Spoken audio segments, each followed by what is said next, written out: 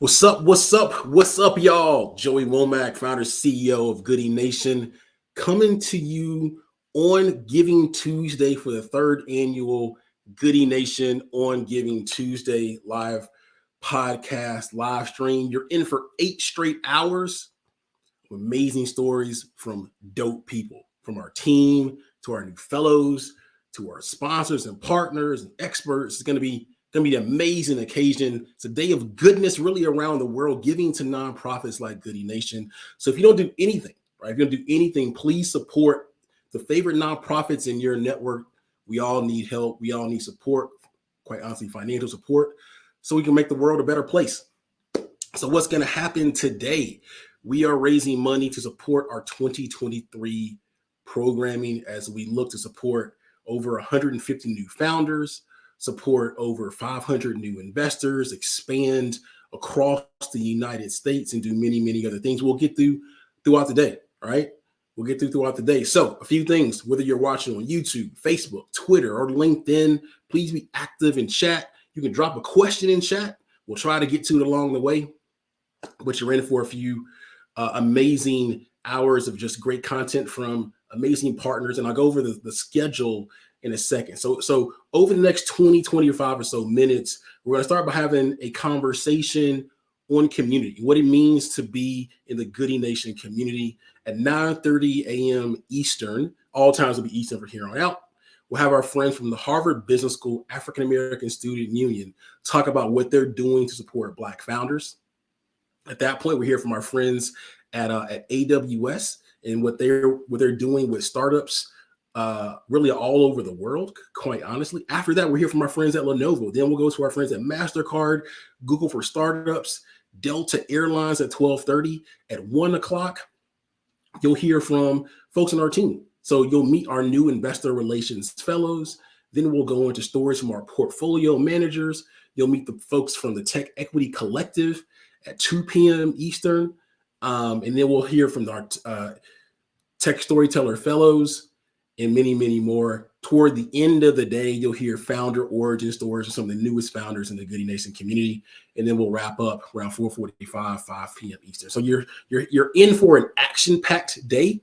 If you want to support Goodie Nation, there's a number of different ways you can do it. You can go to our website, goodienation.org, or you can simply text Goodie to 707070. Again, text Goodie to 707070. Make a donation of any size. We see you, Brad McAfee, with your recent contribution. Thank you out a ton. So enough for me. Want to kick it over to some of our amazing team members. You can hear from them before we go into a conversation on community. I'm going to kick it over to Tamisha from our team. Then we'll go to Kathleen. Hello, everyone. Happy to be here. My name is Tamisha, but I go by T these days. I am all things program operations, events, and community for Goodie Nation. I'm just excited to be here. This is my first time doing the Giving Tuesday event. And yeah, thank you for having me. Awesome. Good morning, everybody. I am Kathleen Curry. I'm based in Atlanta, Georgia, and I'm a senior portfolio manager at Goodie Nation. So what does that mean? Well, I work with about 30 founders across 3 huddles, and I facilitate and work with founders in a health tech huddle, as well as a cross-sector huddle, and those are early stage companies. So most of them have already raised seed money. They're putting that to work. Some are going seed plus. And then I also do a growth huddle, which are companies that are on their way to $5 million in annual recurring revenue. So welcome. We have lots of stories here today. Welcome to our community. Awesome. Next up, we'll kick it over to Antoine and then to Kevin. Hey everyone, good morning. My name is Antoine Woods and I'm a senior portfolio manager here at Goodie Nation, and very excited to be here for this third annual Giving Tuesday. Awesome programming that's going to happen, and it's a pleasure to be here. Hi, everyone. Good morning. My name is Kevin Williams. I'm the research manager here at Goodie Nation based out of Atlanta. Like T, this is my first Giving Tuesday, so very excited to be here. In terms of my role here at Goodie, I focus on finding capital for our founders, be it accelerators, pitch competitions, non-dilutive capital grants, anything that can help to accelerate their business and get them a piece of the pie. Awesome. And we have one of the newest members of our team. I told you all you're in for a treat.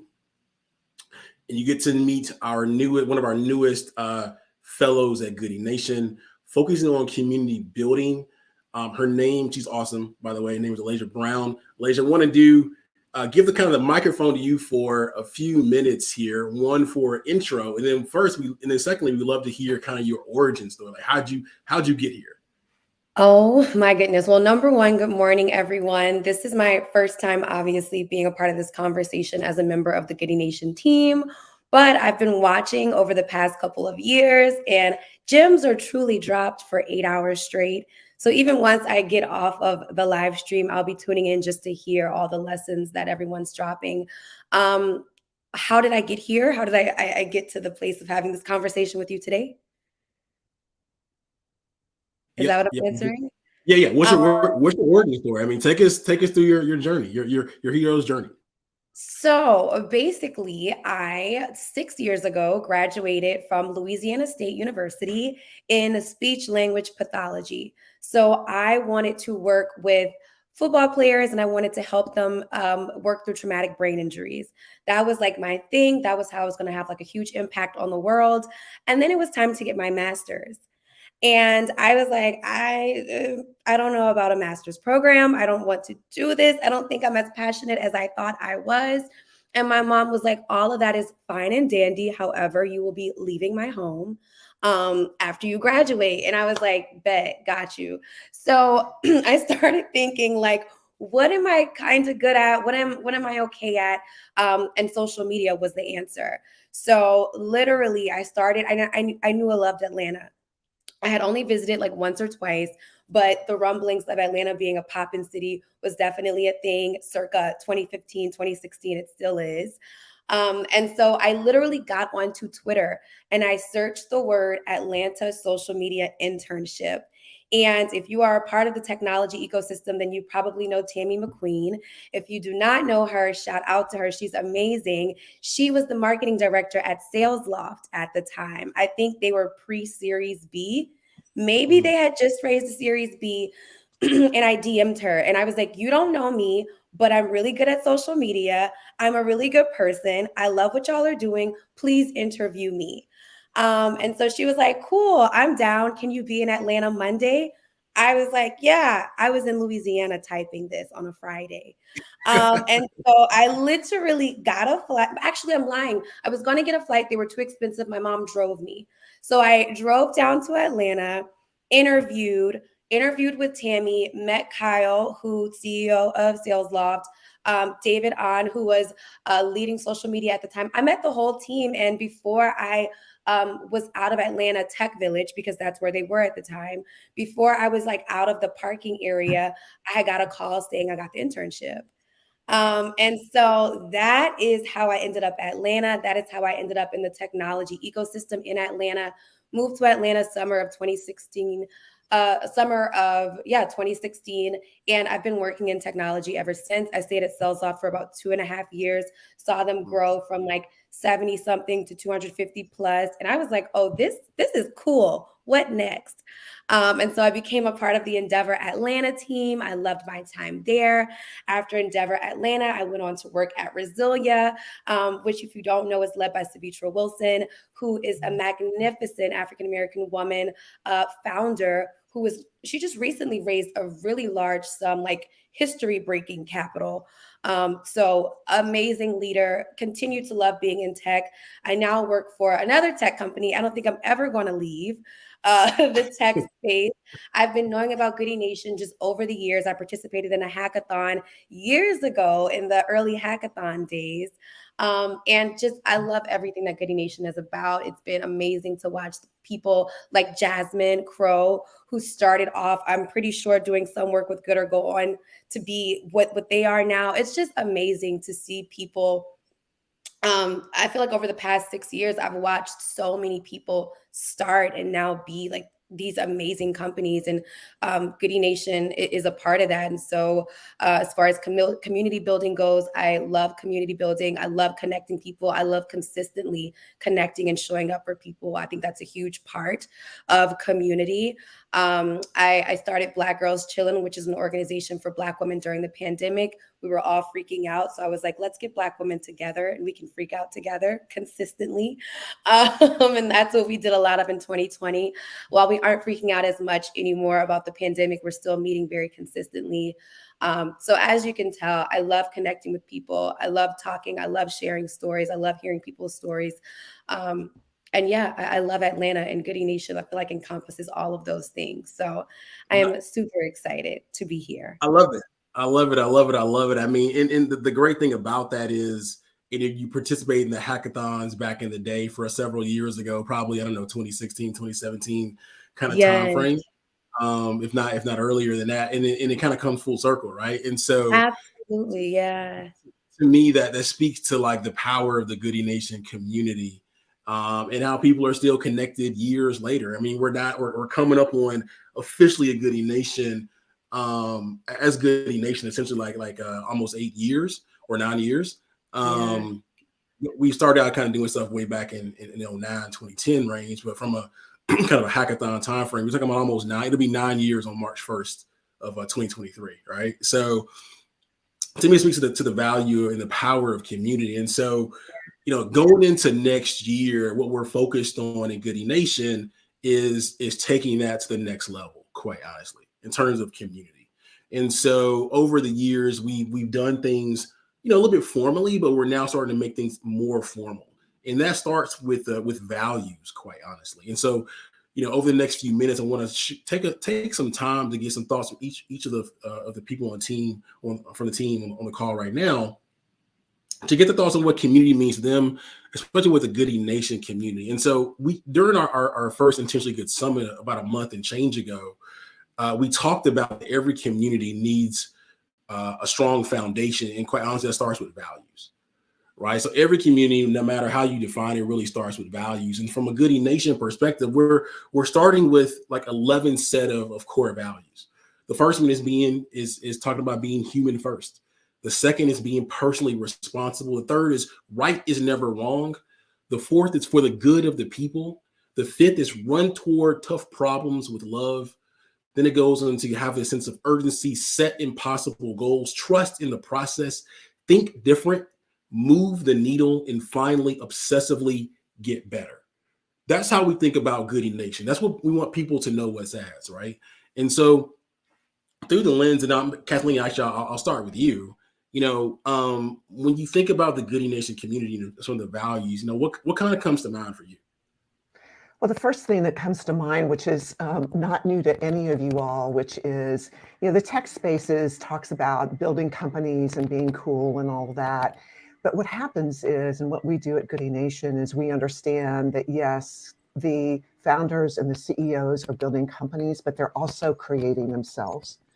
So, and that's really, really important, particularly for all founders, but particularly for our diverse founders. And, we actually walk with them, not only having the hard conversations, you've got 4 months left of runway. Now, what are you going to do? And let's talk about this. And, we also we have deaths in the family. We have children. We have all kinds of things that happen. We've got, things that the founders face every day in their CEO role, because they're growing as people, they're growing a company, and they're growing as CEOs. And I think the last thing that really is incredible is that for all the founders in the last years that I've met at Goodie Nation, have walked with, every single one of them has a connection to their business, a personal connection to their business. So an example is Mark Peterson at Ziscuit.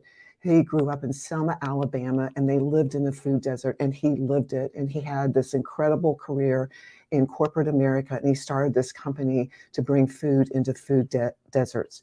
We have a CEO in the health tech space that he and his father, his uncle, his grandfather all died of the same disease before they were 50. And he said, before I'm 50, I'm going to have access for diverse communities into clinical trials. So those are the kinds of things that we have, and it's just really incredible.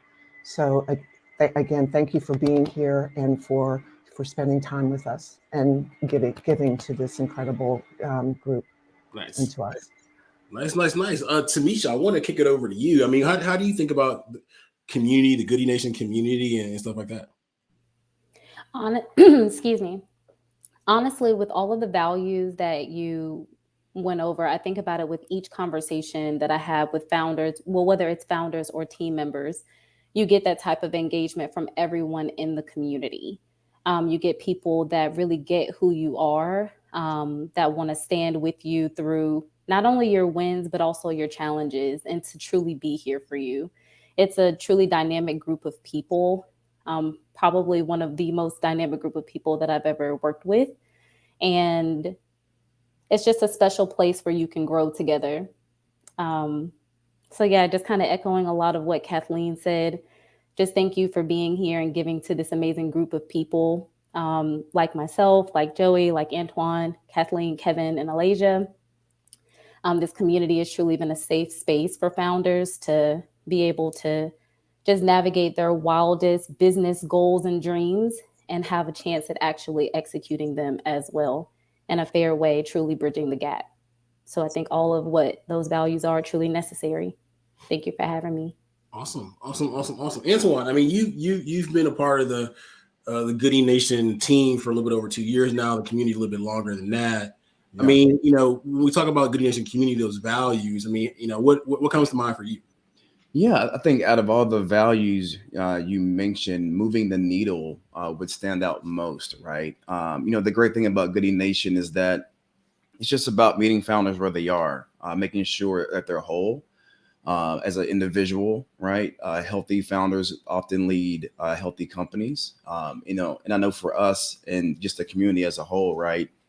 It's moving the needle, which oftentimes could be a slow grind, but it's a process. And one thing about the programming, right, that we offer is that it's about going step by step, and small steps lead to big progress, and just coming together, working together, right? And just the community as a whole everyone's a doer, and people are just really operating in humility. But just one of the key parts of our team here at Goodie Nation, but that also flows into the community. And people are just here to get better. No one's holding intros or resources. And everyone's trying to move the needle, not only just individually, but as a group. And we know that's where the real impact is. And everyone here is working for one common goal. And that's the beauty of the community and what is Goodie Nation. Joey kind of leads that, by example. And it's great to be a part of this third Giving Tuesday, and just great programming, just adding value, which is awesome to be a part of. There it is. Kevin, I mean, you're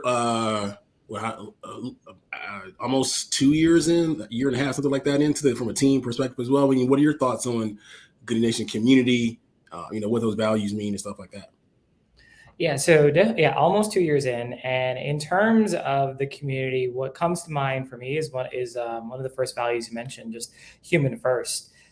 Every interaction that I've had with a member of the community, be it a part of the team or be it a founder, we've always been able to connect on very human core values, and it all boils down in terms of how they build their business or how they interact with their family even. So really experiencing that over the past 2 years and realizing that while we do amazing things and while we're a part of this grandiose world, at the end of the day, we are all human and we can all connect on the various things that make us human. So I would say that's it for me, but also in terms of just always showing up, be it a small thing or a large thing, I've realized the power of this community is showing up even when you don't have 100%, even if you might have 40% on that day. Someone in the community is always willing to show up for you in any type of capacity. There it is. And Alasia, so I want to kick it back to you, right? I mean, now after hearing some of the values and hearing what some of the team members, said, but also kind of seeing it from a different perspective. I mean, what do you think about community? What do you think about Goodie Nation community? Yeah, I think for me, a huge part of community is being consistent about discussing like shared trials and experiences. And I think that ties back to the first value that Kevin also mentioned, being human first. Beyond the hackathon, one of the first things that I remember learning about Goodie Nation was about the founder therapy group sessions. And I thought that was amazing. I mean, mental health has always been extremely important just across the board, across regardless of which sector of business you work in. As of late, we've been hearing about it more, but I remember founders therapy was a thing before mental wellness was I'm not going to say a fad, but founders therapy has been a thing. And a lot of people are just getting on board with that. And so it really is a testament to, again, this human first element.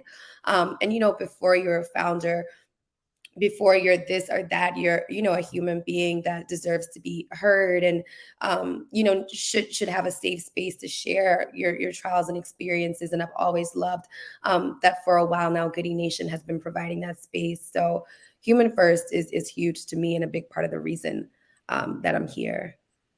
There it is. I love it. So in about 9 minutes, we got our next segment coming up with our friends from Harvard Business School's African American Student Association. But I love the fact that y'all are focusing on human first. So I want to take a few minutes to share in real, some real stories of or former members, or really there always will be members of the Goodie Nation community in some way, shape, or form, like how they have influenced how we've built community here. Before that, I do want to recognize some of the recent donors, Jaquita Thomas and Philip Hart. Thanks for your contribution. So I'm going to take a few minutes to kind of share some stories on some of these values, especially around human first for the good of the people and running toward tough problems with love. So the first person is Hank Williams from Platform. So if many of you all probably, especially now, have never heard of Hank Williams, Hank is what I consider the godfather of all the diversity and tech conferences that go on today. So a few years ago, really around 2013, he created this diversity and tech conference called Platform. So think of like TEDx or TED for diversity and tech. And the first one happened 2013 at MIT. The second two happened 2014, 2015, actually in Atlanta, held on the campus of Morehouse College. And just an absolutely amazing set of influential people around diversity in tech, having the stage to share their thoughts and conversations. Just first class conference through and through.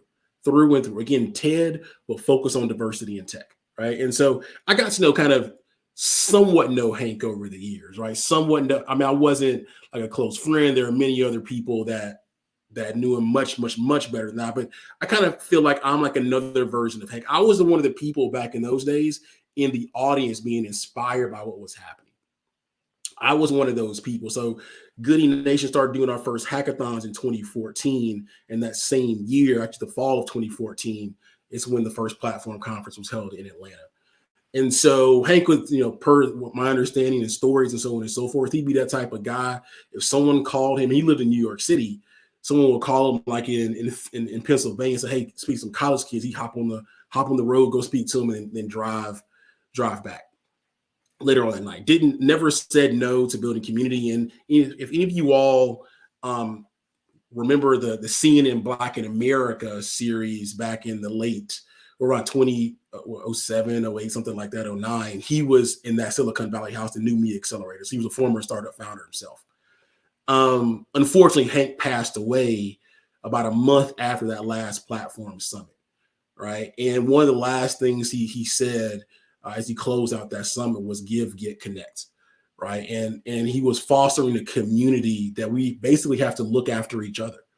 We should give first. We should be human first and give first. That's how we move together as a community as it relates to diversity in tech. And unfortunately, I feel like his spirit kind of lives on, generally speaking, in some of the other kind of major diversity in tech conferences. But it's our mission at Goodie Nation to honor him and a few others to make sure that the newer generations that come into tech never forget how this stuff kind of started. And so as I've built the Goodie Nation kind of organization, I never forgot Hank and kind of put in some of his values into what and how we live this life into what we do right now. The second person is Theo Cavanis.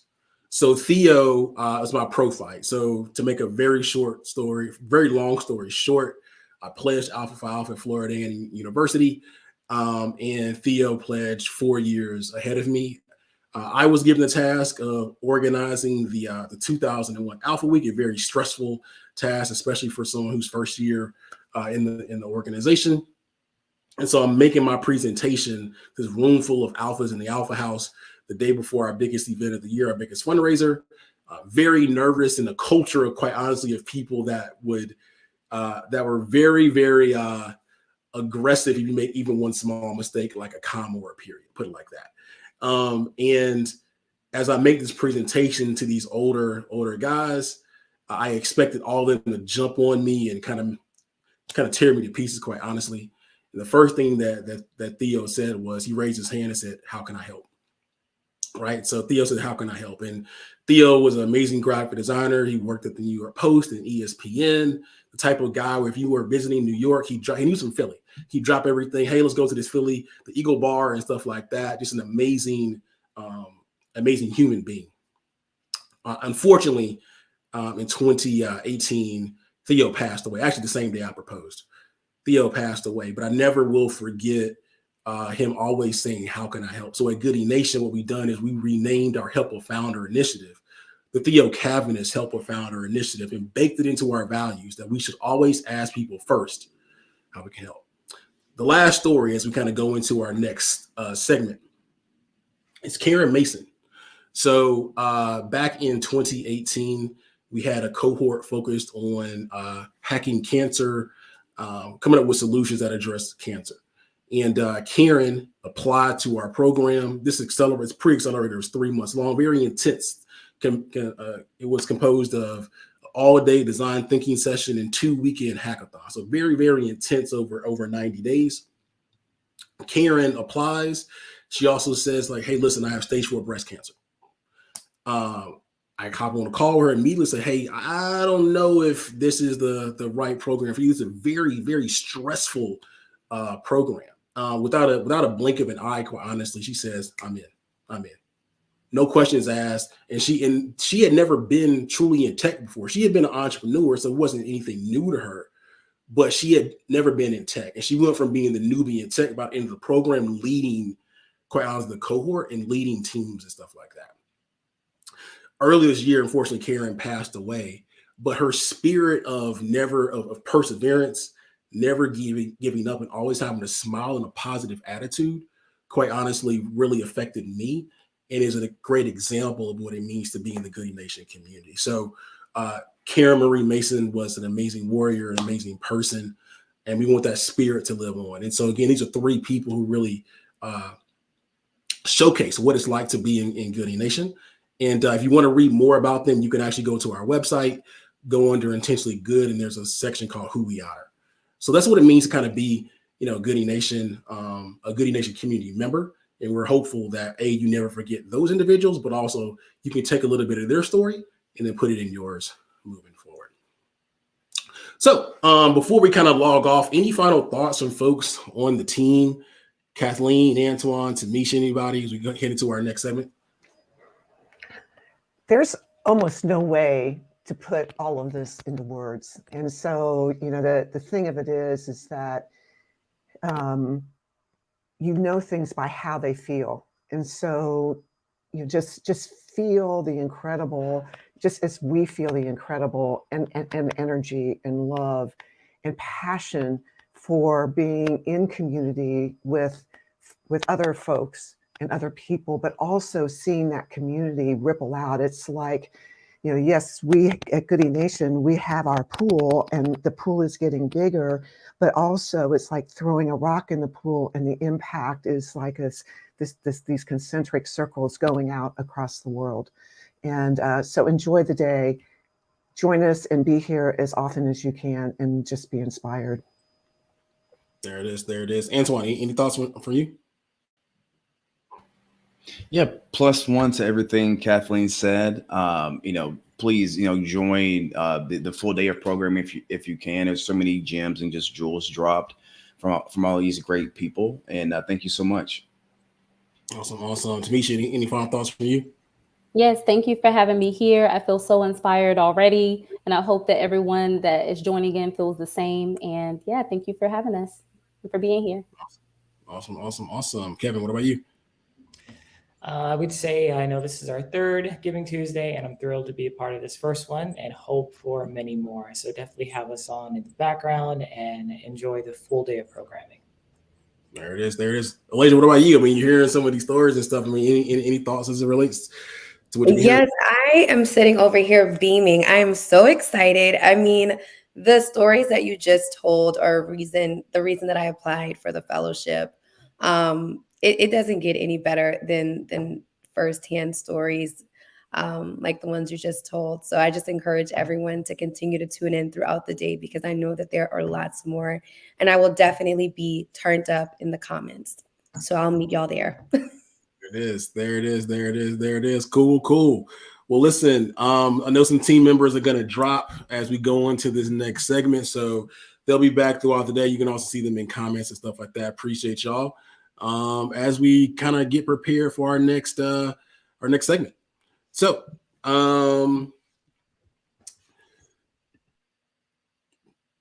as we kind of prepare for the next one, so the next one is from our friends over at the Harvard Business School African American Student Union. But before then, kind of want to reset the room and make sure everyone understands what's kind of happening throughout the day, right? So we're going to have a great conversation with our friends from HBS. After that, we will go into how we support founders, right? More into how we support founders from our friends from AWS, Lenovo, MasterCard, Google for startups. And so again, we are raising money to support Goodie Nation's programming in 2023. Looking to do a few things. Support about 150 new founders, expand into markets like New York, LA, DC, Chicago, Miami, and more, and do even more work here in Atlanta, Georgia, where we are based. We want to produce more founder therapy sessions, as Elijah alluded to earlier.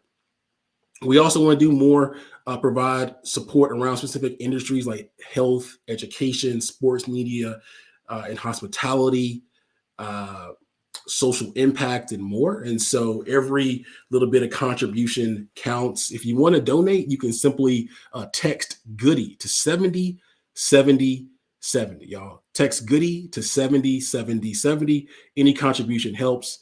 Again, I want to give a shout out to some of our recent contributors. Milton Walker, Philip Hart, Jaquita Thomas, Brad McAfee, Concrete Rose Foundation. Truly thanks a ton for your support. So we're going to kind of get right into it. We're going to have guests kind of flowing in all throughout the day. So you're going to see some people kind of pop on screen and stuff like that. But I'm truly excited for this, for the first person that's going to join us today from Harvard Business School. Want to kick it over to my guy, Daniel Wilson.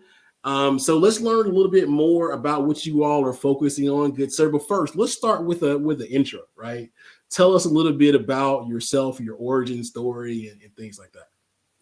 Awesome. Well, first of all, Joey, thanks so much for the opportunity here. And the work that Goodie Nation does is almost unparalleled. So just really appreciate the opportunity and the partnership. So intro to me, where to start. So originally from New Jersey, grew up with very humble beginnings, family of a Jamaican heritage, and was very had an early introduction into entrepreneurship, helping my uncle clean carpets when I was 9 years old. So family businesses was very core to what I've been doing since I've been really young. And having starting work super early, realized that I always wanted to dive into entrepreneurship and wanted to actually figure out how to impact diverse communities like the ones I grew up in and create value, some way to actually boost wealth creation for folks that wouldn't typically have those opportunities. And eventually went through my, I'm not sure if I'm having technical difficulties. Some on my end. Let's keep talking. Oh, I'm good. Okay, great. Yeah, like from there, like continued to work and eventually went to college at the University of Pennsylvania. Focused on business because I knew that I wanted to create my own eventually. Had to sit in consulting and at Netflix afterwards, but had a startup that focused on digital advertising, trying to help folks save money in the long run by mapping them to the best deals or things that they wanted to buy, somewhere like a Honey, or we called it Prebates, similar to what Ebates or now what Rakuten does. Wasn't the most successful startup, but did get to like a revenue or a cash flow positive situation and had an introduction to VC, which wasn't the most friendly. And this kind of made me realize that there is some work to be done on the having more diverse folks in those rooms and being able to have better access to capital for folks who maybe have more diverse backgrounds. So applied to Harvard, now at Harvard, as you mentioned, I'm a part of the ASU community, the African American Student Union, which really focuses on empowering Black students here at the Harvard Business School, but then also just the wider Black community, which is mainly focused on improving access to opportunities, capital, and learning resources, which is also what we're doing in my role at the Black New Venture Competition, which is Harvard's largest student-led pitch competition, regardless of affinity, focused on Black founders specifically within the US and abroad that are growing any type of venture. It's the 4th year running in 2023. We actually have apps open now. I'm so super happy to talk about that and the partnership with Goodie Nation that we have in store. Dope. So listen, let's get a little bit more into the the competition, even like the week. So the pitch competition or the competition happens during a week or weekend of activities, right? Or a few days of activity. Can you talk a little bit more about that summit and stuff? Absolutely. So the pitch competition is part of our ASU conference, the African American Student Union Conference, the 50th annual conference.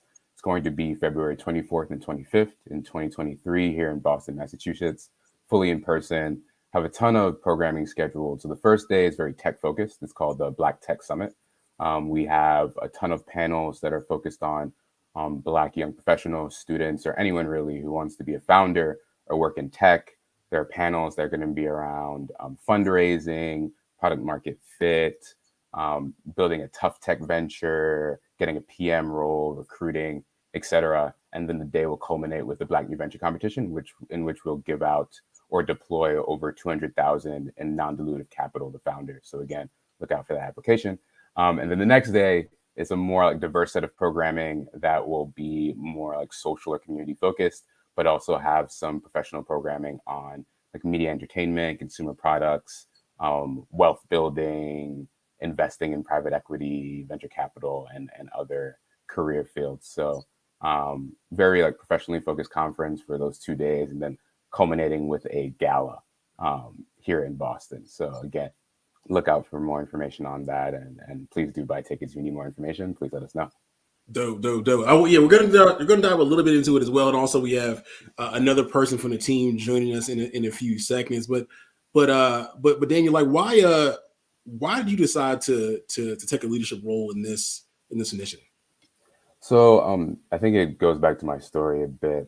Like I mentioned, entrepreneurship is super important to me, and I think critical to like filling that like wealth gap that we see in the U.S., particularly for like diverse communities and those that are non-diverse. So me being involved, I really just wanted to have an impact and create value for founders that are trying to build their ventures. I think, though obviously we're a very small competition, I think we have like very long-lasting value with the founders that do get to participate and win. And candidly, it might be even transformative in many ways. And it's being able to be a part of that, and it's humbling just to be able to have that type of impact on folks and take a part in their journey. So it was just super important for me to be involved in that, particularly given my background and my career aspirations. Cool. So listen, so one of the things that I actually am really like super impressed about from students from Harvard is their dedication to make stuff happen no matter the circumstance. I'm actually going to bring to the studio another person from the team who is in the airport right now and is dedicated to making this stuff happen. So his name is Daniel as well. So we're going to go with Applewhite and Wilson. Applewhite, I want to give you a few seconds to talk like about your origin story, right? Like a little bit about yourself. How did you get to where you are right now?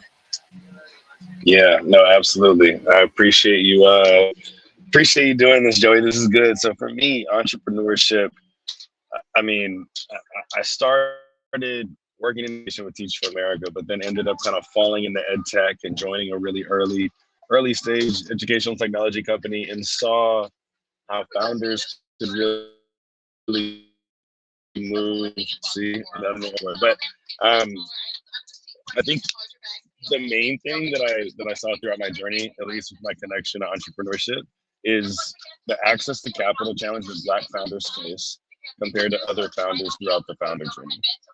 And I think what I've found is through a combination of pitch competitions and communities, we've been able to bridge the gaps that really exist where other founders are raising friends and family rounds. And so those are kind of like the first couple $100,000 that these companies raise that really get them on the track to raising institutional funding. And I think for this competition, the reason we focus on entrepreneurs who have raised less than 500K is we want to make sure that they're able to access these real institutional rounds, these seed rounds, these pre-seed rounds, where you need a lot of traction to do so. And so I think the important thing to draw from this is like traction's everything, data's everything. And that can either be with kind of the customer growth you see month over month, it can be the revenue growth you see kind of from quarter to quarter. But ultimately, you want to kind of get that early seed funding out the way so you can get the momentum rolling, and then you really just want to pour gasoline on the fire. And for me, I was managing and running and designing accelerator programs in New Orleans through an organization called Propeller. Before Harvard Business School, I was working with students on the Bay, and so just really excited to be a part of this and give back in a meaningful way. Nice. So here's the thing. At Goodie Nation, we talk about what we call the relationship gap. And so this is like the lack of connection between entrepreneurs, particularly in tech, and influential people in business, particularly in tech. So think like investors, venture capitalists, people at large tech companies or big tech companies and stuff like that. And what research has found, particularly around from the K-Poor Center, who's one of our funders that helped us launch this intentionally good program, is that diverse founders, particularly Black founders, Latinx founders, and women founders have a greater or have more difficulty getting connected with influential people in business than their counterparts, really because of the way society's been set up, quite honestly. And so what it leads to is a lack of access to venture capital. What it leads to is a lack of access to customers, leads to lack of access to talented people to hire. And it leads to higher stress levels for founders. So I want to drill down a little bit into like how they define influential people. What they found is that generally speaking, this revolves around networks, particularly around people that work at some of these big tech companies and people that go to some of the top colleges and universities in really quite honestly in the world, particularly the US. In Harvard, particularly Harvard Business School, has traditionally been considered, and what I think still is, one of the top places for education in this conference. I'm sorry, in this world. And so I think it's an amazing opportunity for founders to get connected, particularly diverse founders, to get connected to this amazing student union, African American student union, which can lead to a lot of amazing things. So, Daniel Wilson, I'd love to kick it to you. You want to talk a little bit more about, how we're looking to work together moving forward between, your organization and Goodie Nation? Absolutely. So like I alluded to earlier, we have the Black New Venture Competition, a yearly competition here at the Harvard Business School, focused on Black founders in the US, but also abroad. And as Applewhite mentioned earlier, folks who have raised less than 500K mainly. So folks very early in their process, whether you have revenue or don't yet with your venture. With Goodie Nation, we're super excited to actually be partnering for folks who make it to the semifinals and finals round for BNVC, being able to opt into Goodie Nation's resources. Like Joey mentioned, a lot of the resources that these founders need are going to be very relationship based, getting connected to capital, getting connected to mentors and folks that will help them stay accountable on their building journey, getting connected to other talent they can bring into their ventures, et cetera. And I think Goodie Nation provides a ton of that. So being able to not only deploy capital and give them some resources that I think allow them to grow their business, but then giving them the support alongside that, that can take them and propel them to even higher heights. So we're super excited about that. it's the first year that we're doing it, and at least in informal conversations with some of the founders that were involved this year, it's been super fruitful, and we're even hoping for more impact going forward. So I'm super duper excited about it. Yeah. So one of our core beliefs at Goodie Nation is we have everything that we need to create the change that we seek. We're just not efficient in how we're utilizing the resources. When I say we, like the world, essentially, right? And so what I love about what you all are doing, you all are identifying some of the top Black-led startups in the country. Obviously, there are organizations like Goodie Nation and some of our friends and partners can funnel them to you. You all do an amazing job of vetting them, selecting them, and then ultimately you're going to pick semifinalists and finalists who represent some of the best, and then they can come to us, like you said, for additional support, and then we can help to connect them to additional people as well, which includes other founders. So to me, this is an example of building relationships between two organizations, and then obviously turning those relationships into an ecosystem. So we can send amazing founders your way, you can send amazing founders our way, and then we send those founders to some of our amazing partners and stuff like that. And so I think that's how we move forward as a community, by being efficient in how we utilize what we have access to, right? So I get super excited for what you all are doing, super excited for the summit, and I'm definitely looking forward to coming up there to Massachusetts in a few months. No, yeah, absolutely. And like you mentioned, super happy to have Goodie Nation as a partner. I just want to give a quick shout out to some of our others, particularly on the venture side: General Catalyst, Coastal Ventures, Strive Capital, Goldman, Grow with GS. I'm super excited to have those folks be involved. As I think I mentioned earlier, still looking for other partners as well. So if folks are interested to give or participate as partners for the upcoming competition, please let us know. I think we can follow that information through Joey, or happy to chat offline, but we're available and willing to chat with anyone. So super grateful again for the opportunity, Joey, and how grateful for the platform, and looking forward to the impact that we'll have on founders going forward. There it is. So I know we have a few extra minutes. One, if you're watching out there, if you have any questions, please drop them on the platform that you're watching on, whether it's Facebook, LinkedIn, YouTube, Twitter, or whatever. We'll see if we can, if they come up, we'll go ahead and try to get those answered. Two, I want to dig a little bit more into the impact that you all have made. So you may have mentioned this earlier, but of the folks who have participated in the past with the competition, how much money have they gone on to, approximately how much money have they gone on to raise, and any success stories and stuff?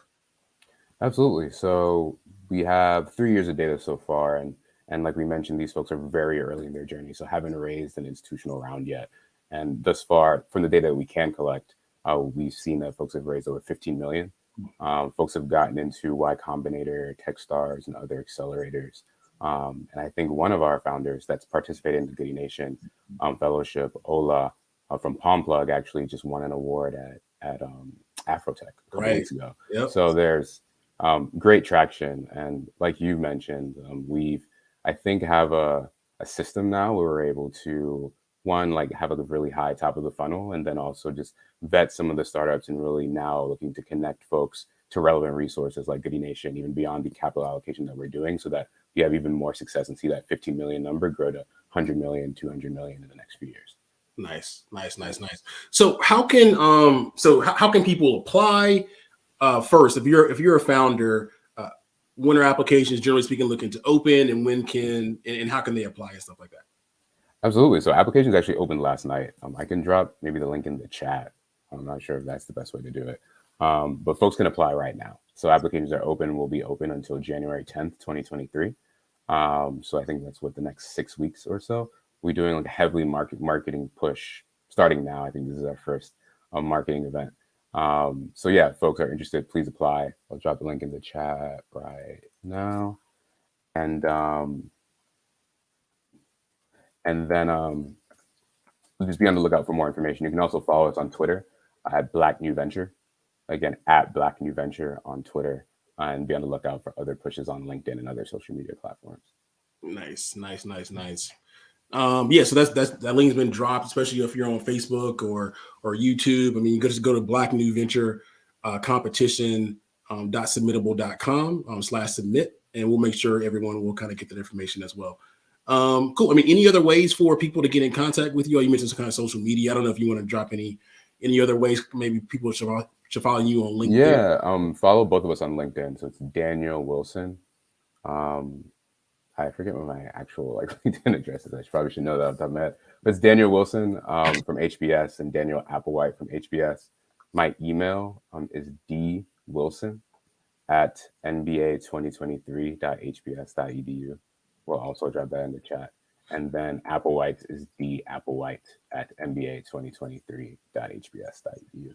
Reach out to us there. We also have an email, hello@blacknewventure.com, which might be easier to remember. Yeah, maybe so reach out to us there as well. Okay, yeah, good stuff. Yeah, I'm super excited. I mean, I know last year some of the winners talked about how they got to connect with some of the best Black VCs in the industry. Some of them were on the judging panel and stuff like that. So super excited. And if you're a Black founder out there, if you raise less than $500,000, that is an amazing opportunity for you. And how much is from a cash award perspective? What are the prizes again? So we're still finalizing the pot. Last year we gave out $275K. The largest check that we deployed was $90K to the revenue winner. This year we know that we'll be giving out over $200K and hoping to finalize that number soon. Nice. So be on the lookout for more details there. Good stuff. So listen, again, if you're a Black founder, it's an amazing opportunity for you. Please look if at minimum, just kind of Google it. You'll find the form. Please apply for it. If you're a sponsor or anybody else in the space, please strongly consider working with them, and also kind of attending the conference and stuff like that. So super looking forward to everything in our partnership moving forward. I don't know if there's any kind of final words you have or any kind of call to action or anything like that. No, Joey, just thanks again. This has been super helpful. I think both of us and everyone here at HBS is super passionate about impacting Black founders in any way we can. So hopefully folks will apply to the competition. Again, Black New Venture Competition .submittal.com/submit, or just reach out to us at hello@blacknewventure.com. I would love to be in contact. And if there's any other way that we can support, please let us know. Cool. Well, good stuff, sir. We'll be in contact soon. Have a great day, and let's make some stuff happen next year. Absolutely. Thanks again. All right, buddy. See you later. Awesome. So that was Harvard Business School's African American Student Union. All right, African American Student Union. Please go and please support them moving forward. Again, Black founders, please apply for the competition. It's an amazing opportunity. All right. So we're coming up on 10 a.m. Eastern, and we have our first set of corporate partners coming to the stage shortly to be our good friends over at AWS. Before then, kind of quick reminder as well that this is Giving Tuesday. As a nonprofit, Goodie Nation is looking to raise money for our programming in 2023, looking to expand across several markets, including LA, New York, DC, Chicago, Miami. We're raising money to support about 150 new founders. We're raising money to produce more mental health sessions for founders as they are super stressed out. I want to give a quick shout out to Lawrence McHugh for the recent contributions. Thank you, good sir, for the quick donation. And again, if you're looking to support, please text Goodie to 707070, or you can go to our website and goodienation.org and make a contribution there. Also want to give a quick shout out to some of the recent donors, including Milton Walker, Philip Hart, Chiquita Thomas, Brad McAfee, and Concrete Rose Foundation. So as we wait for the next kind of guest to come on, I figured I'd share kind of my origin story with everyone. Again, I am Joey Womack, founder and CEO of Goodie Nation. So I'm kind of a natural convener of people, kind of naturally build communities and turn them into ecosystems. Some people may call me a force multiplier for good. Originally from Mobile, Alabama, I went to Florida A&M University, where my last year in school, in business school, I launched a startup. Graduated, kept on doing it full time, even though that was not my intention. I felt like I had no choice graduating, quite honestly, in the recession. This is like 20 years ago, quite honestly.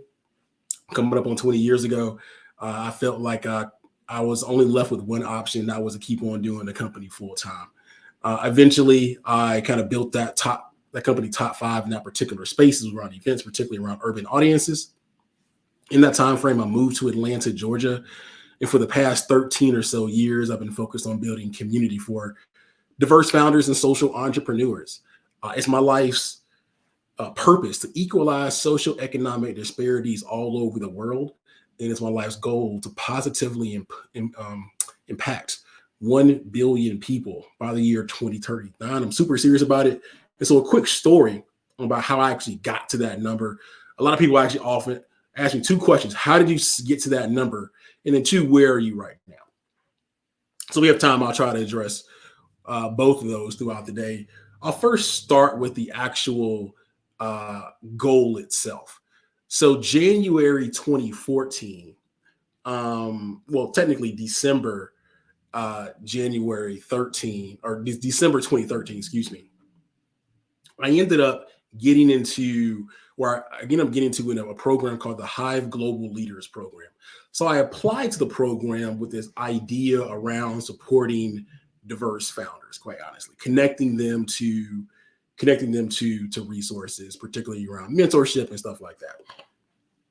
Well, I get into the program, and between the time I get into the program in December 2013 and we start MLK Weekend 2014, I had actually come up with a new idea to do these hackathons for good. So we ended up calling it Goodie Hack. It was alluded to a little bit earlier in the show. We would take local entrepreneurs, developers, designers, marketers, people like that, and put them in a weekend-long hackathon to help out local nonprofits. And so it was a hackathon for good, right? Hackathon for good, and that's me in Atlanta, hip-hop influenced, Goodie Mob, decided to call the hackathon Goodie Hack, which eventually went into Goodie Nation. So I had this idea for Goodie Hack at the time, between the time I got into the program and the time the program started. So the program was out in San Francisco, actually was at the change.org offices, about 30 people from all over the world. In the first day, the founder of the program asked us, how can we impact change, or how can you impact change for 1 billion people? Now, in this group of 30 or so people, you had a person who was on the same swim team as Michael Phelps and was an Olympic gold medalist. You had a person whose father was a pretty high-ranking official in Nepal, and she wanted to become the first woman prime minister in Nepal. My actual roommate out there was about 30 years old at the time. I mean, he wanted to become the prime minister of India, quite honestly. Like, these are people with like world-changing ambitions. At the time, I'm living in Atlanta down by the old Turner Field. And I started doing the math, like, okay, hackathons in Atlanta for local nonprofits, minority entrepreneurs in the Southeast. I'm never going to get to this 1 billion person goal. It's not going to happen. The math is not mathing back then. Like, I immediately kind of came to that conclusion. That being said, by MLK, this was on a Saturday. By MLK Day, by that Monday, I had a plan to help out 1 billion people by the year 2039, leveraging the power of relationships and producing programming that would connect founders and nonprofits to the resource they need to grow. And it goes into what we do with Goodie Nation, quite honestly, right now, right? And so a little bit later on the day, I'll kind of get into where I am and how I think about the actual number, but that's kind of how that number of affecting 1 billion people kind of came about. It actually goes into one of our kind of sub themes for 2023, which is dream big, but build bigger, right? Dream big, but build bigger. And while we're on the vein of dreaming big and building bigger, it's time for our next segment. Our good friend from AWS is here. We're going to learn a little bit more about them. So going to bring Denise to the studio, to the stage. And we're gonna get right into it. So Denise, let's let's talk AWS, how you all are supporting founders. But first, I want to hear, or we would love to hear a little bit more about you and your origin story. How did you get to AWS? Yeah. Hi. Good morning. Thanks for having me, Joey. Good to see you. Gosh, we've been connected for years, so it's nice to have a conversation with you today. So I am at AWS. I lead our global programs for startups, and been at AWS now for almost 5 years. So few months shy of 5 years, and my role, as long as with everyone else on my team, is to build programs that help entrepreneurs dream, build, grow, and launch their businesses. And so we have a number of programs. Happy to chat with you about those programs at AWS. And yeah, we're excited to be here to chat today a little bit more about that. Well, let's get right into it. I mean, let's talk about some of the programs that you all have support founders. I think earlier this year, you all, I don't want to jump the gun because I don't know everything you all do. And I'm sure everyone wants to know as well, but then you all had programs to support Black founders. But not sure, I mean, I know there's other programs that you all have done or are planning to do, but what are some of the ways in which you all support founders? Yeah, so one of our keystone programs is AWS Activate.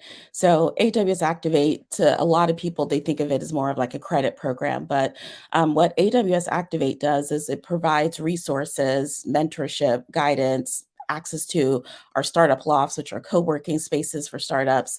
It gives them a lot of access that they can just kind of grow and launch their business. Startups can join it. They can get credits as small as 1,000 AWS credits up to 100,000 AWS credits. We support startups, and we contribute to $1 billion a year in our Activate program. And so startups that join Activate, which it's free to join, can get up to $1 million in credits and resources. And services. So it's a huge commitment that we make on an annual year. And so it's $1 billion, and we invest into startups every single year in the Activate program. And part of my role is to build some of those programs that kind of support AWS Activate. So our startup lofts, we have physical spaces across the globe. In the US, we have one in New York and one in San Francisco. And so those spaces, startups can just walk in. There's free co-working, there's free coffee, free Wi-Fi. We do a ton of events in those spaces as well too. So startups have access to the AWS lofts through the Activate program as well. And then, as you mentioned earlier this year, super proud of the AWS Impact Accelerator program. So we launched that earlier this year. We run 2 cohorts for Black founders, and then a cohort for women founders, which we're just at the tail end of the culmination of that. So happy to talk about that. But the unique thing about that particular program is we actually put cash in hand in underrepresented founders. So startups that are accepted into the Impact Accelerator receive $125,000 cash, zero equity. We take no part of their business. And then they also receive 100,000 in AWS service credits as well too. So, and a ton of other benefits. Happy to talk more about them, but we're super, super proud about the AWS Impact Accelerator supporting startups that are often overlooked and often counted out. So it's one that we're super, super excited about. Nice. Okay, so before we go into that, I want to learn more about the Impact Accelerator, but I want to go back to the startup lawsuit because that's like super cool, right? So you said New York and is LA or San Francisco? San Francisco. Okay. And so how can people get a part of that, the Activate and stuff like that? Yeah, I'm happy to drop a link into the chat, but if they Google AWS Activate, it'll come up and they can click on it. There's an application where they apply. And as long as they are an actual startup and they're a business, they will get accepted into the program. So it doesn't cost them to apply for anything. And then once they get accepted into the program, they get access to all of these additional benefits.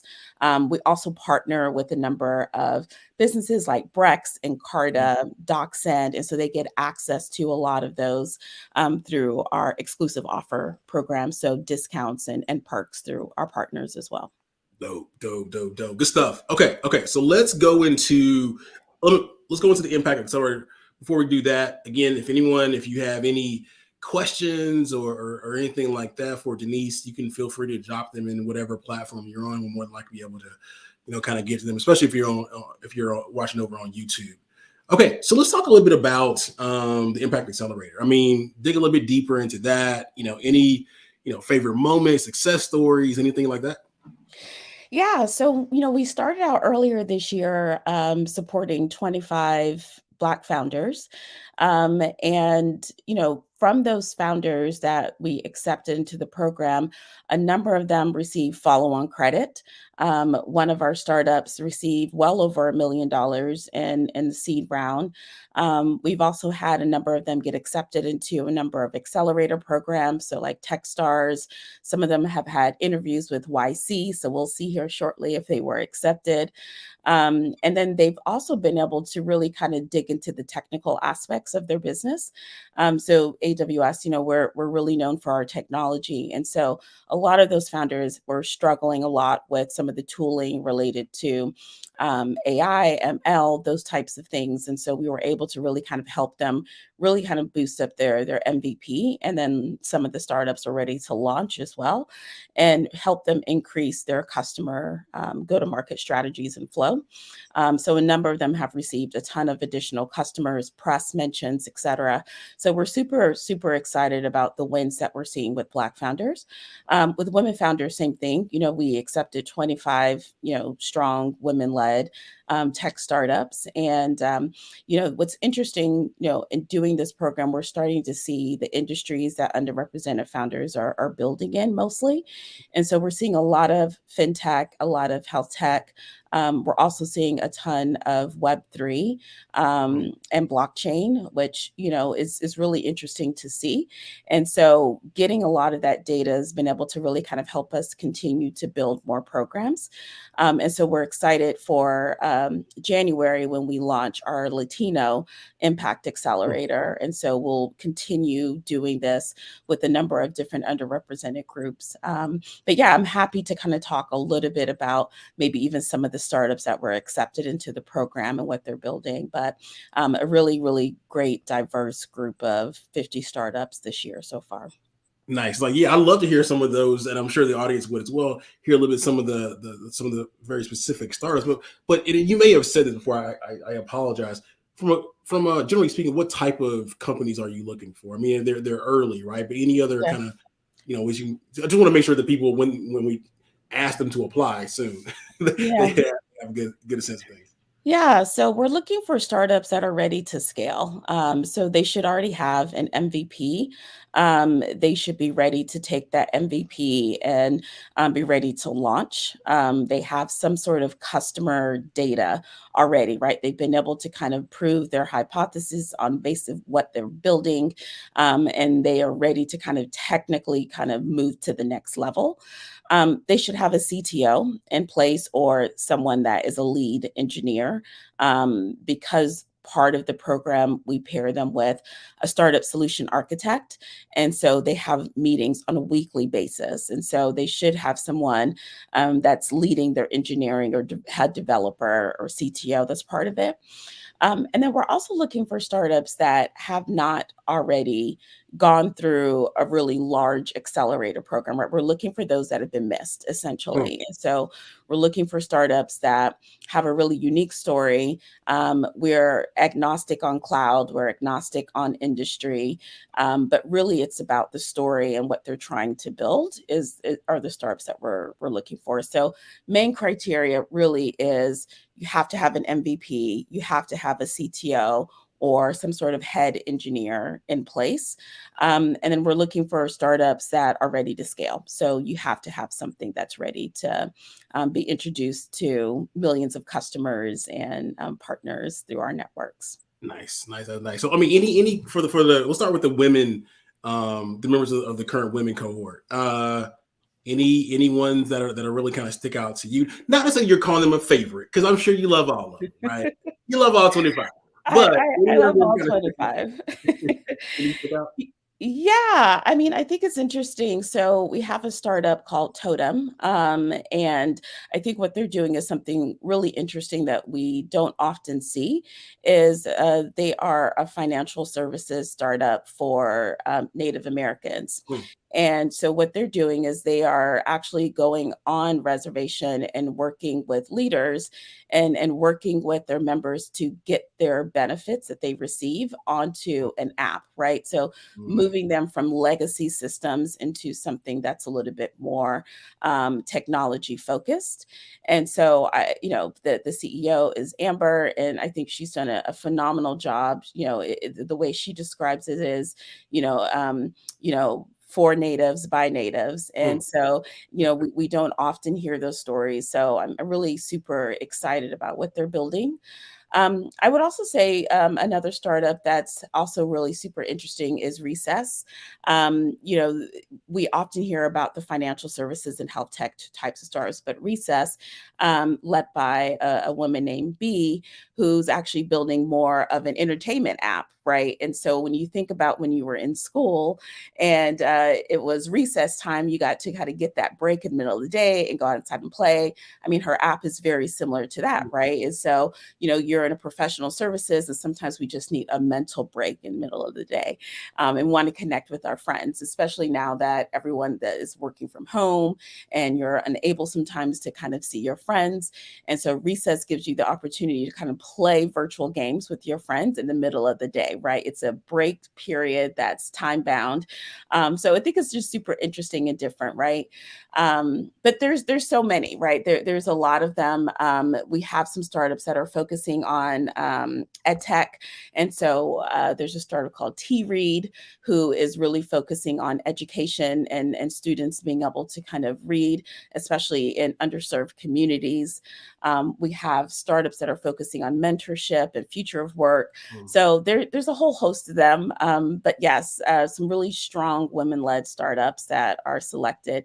And I'm happy to drop in the link in the chat to our announcement. And anyone that's interested should go take a look at those 25 startups. Yeah, please do. Please do. Let's move on to the Black founder cohort. All of them, we I know you love them all equally, but any of them doing anything maybe some like unique or different or something like that? Yeah, I would say one that's really super unique is a startup called Church Space. And so Church Space is the way that they describe it, the Airbnb for churches. And so they are working with church owners in their underutilized space. And so think of it as if you're planning an event or if you're leading a charity and you need a space to utilize to run it, you can go onto Church Space and search just like you would for Airbnb for a place to stay for vacation and use it as a space for your event. So they've been able to really help churches, especially during COVID, when a lot of them went online and were shut down. And from a financial standpoint, we're struggling. They've been really able to kind of help help church owners be able to find another way to kind of monetize during those downtimes. So I think Church Space is super interesting. I know that there is a startup that's part of your community as well, that's doing some really interesting things with the ability for sellers. So Rush Roto is doing something really interesting for those that are independent sellers. When we think about sellers, we think about Amazon. Folks that are selling on Amazon, they need to be able to do a picture really quickly. So Rush Roto has developed technology that allows them to be able to take a picture really quickly and load it. So yeah, I mean, there's so many of them, and then we have some startups that are building in the security space, which is something that we take a lot of pride in at AWS with being secure. So a startup called SciDeploy, Black woman led startup, who's actually in Vegas with us for reInvent this week and is speaking. And so she did a full migration. She's loading a ton of AWS services. And I would say SciDeploy is doing something really interesting in a security B2B enterprise space as well. And then I would probably say Hubble IQ. They received a ton of funding right after the Impact Accelerator, and they're also with us at AWS reInvent in Vegas as well. And they're really focusing on the future of work, right? And so that is drastically changing every day. We see layoffs happening. We see recession, this potential recession happening. We're still in this pandemic phase where folks are working from home. And so Hubble IQ is doing something really interesting in that space as well, too. So yeah, it's hard to pick and choose, but those are some of the interesting different ones, I would say. No, I love it. I love it. I love it. I mean, I first heard about the the church space this earlier this year, actually, ironically, with the people who were on before you, just before you. So the Harvard Business School African American Student Union Black New Venture Pitch Competition. So met them there, and again, this is I think a great example of what it means to create like an efficient kind of ecosystem. They go from there, they go to your program and stuff like that. Yeah, no, I love it. I love to hear. So I love to hear all those stories. I hadn't heard of actually most of those companies, so that's good stuff. Yeah, and I think that's really what I'm most excited about, right? These are individuals that are building something different and building in spaces that are already hot markets, but they're being overlooked, right? And so that was really kind of how we thought about making our selections. Through the application process, we received thousands of applications, and picking out 25 per cohort has been extremely, extremely tough. But it's one of those things where we really wanted to shine a light and amplify voices that we know we're building amazing tech startups, but they haven't been able to kind of get that next step to be able to kind of get in articles or be in press announcements for you and others to hear about. And, what I thought was really interesting that we learned, like we knew, but we didn't really know for sure. Working at Amazon is such a privilege because, we're one of those, large companies where if I call someone, they're going to answer the phone. And I've worked at companies in my career where that wasn't always the case. And so, when we were able to select our 25 and put out the announcement, all of those startups received phone calls from investors and from media that, they've been trying to get meetings with for a while, and they hadn't been able to. And so, for me, it's such a level of responsibility that I feel I have working at this company to be able to use that privilege and shine a light on startups that are often overlooked, often counted out, never get a chance to get that call back. And so it's been, for me personally, very rewarding being able to do that. No, I love it. I love it. I love it. I love it. I mean, I know you all see your experience, obviously in business and stuff like that, and in all the applications and stuff, and even working with the founders now. I mean, are there what are some of the, if you had to give any advice to founders, what would it be? Just, I mean, that could go in a number of different ways. Maybe the first thing that kind of pops to your head. What are some of the things that you see that it makes for good founders and stuff? Yeah, I mean, I use myself as, an example. I was a former startup founder, and non-technical. And so I would say it's possible, right? If for me, building a startup that started out more as education conferences, but then it started to pivot into more of a SaaS platform, right? I had no idea how to build something like that. My background is marketing and business, certainly not, technology to be a developer and to code something. But I would say putting yourself in the right places to meet those types of individuals, from co-working spaces, like I mentioned, our startup lofts, or other spaces like WeWorks, et cetera, and being able to network to find a community that can kind of help and move you to the next level. I would say for me personally, that was the key for me. But I would say, what we see in those that make it are startups that are really understanding and defining a challenge. And they've been able to build something that's solving a really big issue in a really differentiated way, I would say. So figuring out what the problem is and really tooling it to a point of you're separating it from other places or businesses that have tried to solve that problem, and you have a personal connection to it. I think those that have a personal connection and can tell that story to investors oftentimes have a longer journey, and they'll be able to tell that story in a really different way. So from my perspective, I would say those are probably some of the two or three things to kind of take away. Nice. Okay. So, can you talk a little bit more about the upcoming, we got about 5 more minutes left. Can you talk a little bit more about the upcoming accelerator for Latino founders? Yeah. So for Latino founders, we'll launch in January.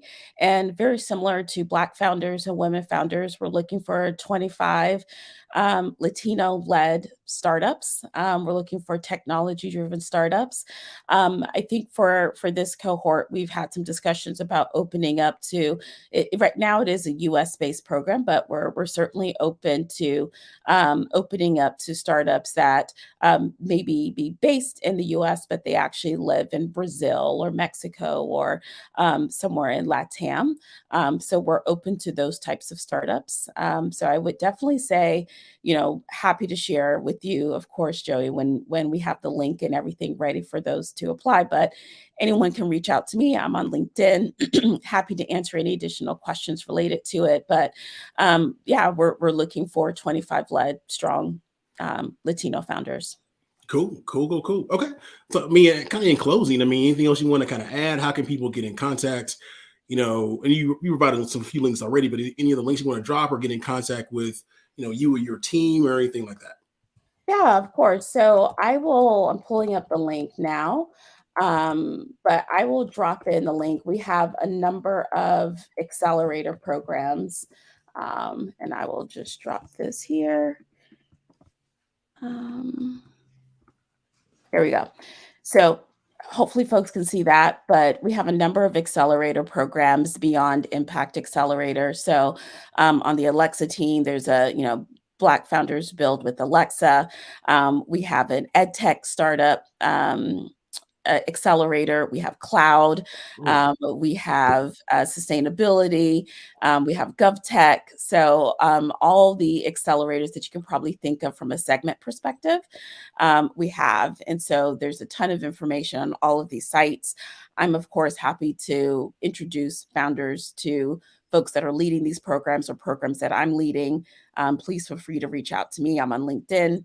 And I'm happy to share my email address too. So yeah. Cool. To be honest, this live stream is all gonna be. You can drop the email if you want to. I just want to let you know, just quick. Okay, LinkedIn works perfectly then. LinkedIn, there it is. Well, that's good stuff. Yeah. That's good stuff. So listen, at Goodie Nation, we talk about being intentionally good, and Denise just not only talked about the upcoming accelerator for Latino founders, but several other type of accelerators as well. Within the kind of the Amazon ecosystem, GovTech and cloud and all kind of other stuff. So if you're watching out there, if you're a founder, I highly encourage you all to go ahead and apply if you fit within the criteria. More importantly, I'm pretty sure that you know somebody who can benefit. And so when we say, being intentionally good, what that tactically means is sharing this information with people in your network. That's how we move forward as a community. That's how we bring more support for diverse founders. That's how we're more efficient and create the change that we seek. So, Denise, I don't know if there's anything else we want to kind of say in conclusion, but this has been amazing. Yeah, no, I would just say I love that you're ending on that note. And, I shared the link to the 25 startups for Black founders and women founders. And I would love for everyone to just check out those startups. This is an opportunity for them to get some additional exposure as well too, and introduce what they're building to you, and vice versa. I also know that some of the startups that got accepted into Women Founders, they were super proactive, where they reached out to some of the Black founders that got accepted and was like, hey, how did you get in? Can you help me with my pitch deck? And so I would say that, that's what we see, and that's what we're looking for in these really early stage startups, and that, it's not about competition. And that's what's so different about our program, is that it is very about celebration and startups that are building and working together. And so on a Giving Tuesday type of event, I would definitely encourage those to remember to look back and to help and support each other, and then take a look at the 50 startups that are trying to get to the next stage, and see what they're building. There it is. Well, good stuff. We truly appreciate you for the work that you and your team is doing. What I'll say is, behind the scenes, there are people like Denise that are doing their thing to make sure diverse founders get opportunity, and they don't get the. I'm not saying because you work with any of it. I'm just saying that just in general, they don't get the. I think the praise that they need. Quite honestly, I'm not going to say this about Denise or her team. But what I'm saying, working with many companies over the years, is they're putting, in many cases, their careers on the line. They fight for opportunities, and with these conversations on Twitter and these other, and in conferences and stuff like that, sometimes these large companies get bashed.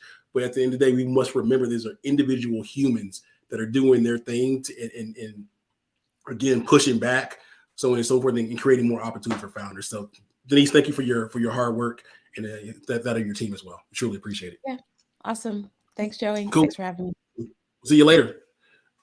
All right. Before we have our next set of guests coming on, another amazing partner, Tamisha, you've heard, now from two straight organizations with Harvard Business School's Black Student or African American Student Union, and also AWS. I mean, how they're supporting founders and things of that nature. We'd just love to hear your thoughts for a few minutes. Awesome. No problem. No problem at all. Honestly, I haven't had the opportunity to be as immersed with both groups, just because when I first joined the organization, I was only working with program events with Goodie Nation. So it's really nice to get the behind the scenes, just the information, just seeing the superheroes that are behind the scenes doing the work, and seeing how they're really helping our founders, and the fact that Goodie Nation is just affiliated with these amazing programs and organizations is just mind-blowing to me. But at the same time, it's Goodie Nation and it's Joey, so you kind of expect for the magic to be there. So yeah, I am just ecstatic to be here, ecstatic to hear about it, and ecstatic to hear more as we hear up next from Lenovo. Gotcha. Come on, man. Come on. Now, I mean, so thanks for that. So, kind of resetting the room before we bring to the stage our next set of amazing partners. This is Goodie Nation on Giving Tuesday. It's a day traditionally for nonprofits to raise money for their programming and operations, kind of moving forward. At Goodie Nation, we're raising money for our 2023 programming. What that technically means is we're looking to support about 150 new founders in our community. We're looking to do more work locally in places like New York and LA and DC and Chicago and Miami. We're also looking to go to several other kind of special event weekends and conferences. So think South by Southwest, Afrotech, and the list goes kind of on and on and on. We're looking to bring in many more investors and coaches to our community, but we need your support, right? And so if the spirit comes over you, please donate by texting Goodie to 707070. Or you can go to our website, goodienation.org, and make a tax-deductible contribution. We truly appreciate it. Again, we've had some amazing donors in like the last hour and change, from Lawrence McHugh and Milton Walker and Philip Harp and Chiquita Thomas and Brad McAfee and Concrete Rose. So yeah, if spirit comes over, you want to help us expand and support more diverse founders and social entrepreneurs, please consider making a donation, no matter the size, right? No matter the size. So super excited for this next group of amazing individuals. And so we'll share maybe a little bit of a story a little bit later on, depending on time, how this partnership kind of came to fruition. But I'd love to bring to the stage our good friends from Lenovo, Alexis and Mo, to talk a little bit about kind of Lenovo, their roles, and talk a little bit about Evolve Small and how we're working with them and things of that nature. So first, I guess I'll kick it over to Alexis. Let's start with some origin stories and intros and stuff like that. Alexis, I'll start with you. You want to kind of give a quick intro and an origin story, like how you got to where you are right now? Yeah. Well, first of all, good morning. Good to see you, Joey. Good to see you, Mo, and Tamisha. I'm happy to be here. I'm serving in the capacity of a Lenovo ambassador for our Evolve Small program, but my day job is an inside sales manager at Lenovo. So my team supports K-12 school districts across the Southeast buying Lenovo technology, hardware, and software solutions. It sounds like a lot, but really we just show up for schools, right? We show up for kids and we help put in plans and technology to help them thrive, whether it's virtually or in person. So that's what I do at Lenovo. But in this particular role, I'm honored to serve as an ambassador who really helps connect business owners to the resources that our Evolve Small program is trying to make easier for them to find and access. Nice. And Mo, go ahead and kick it over to you, like, role and also kind of origin story and stuff. No, thank you very much. First of all, good morning to you, Joey, Tamisha, and of course, Alexis. I'm always thrilled to have an opportunity to speak on Lenovo's behalf. But anytime I get a chance to join forces with Alexis, it's always a pleasure, right? So, she's a very dynamic, intelligent, and a very strong representative of what we're trying to do at Lenovo as a whole. So I'm really excited about this and excited to be here with the Goodie Nation family. So my name is Maurice McGregor. Like Alexis, I'm a spokesperson for Lenovo's Evolve Small mission. But I'm also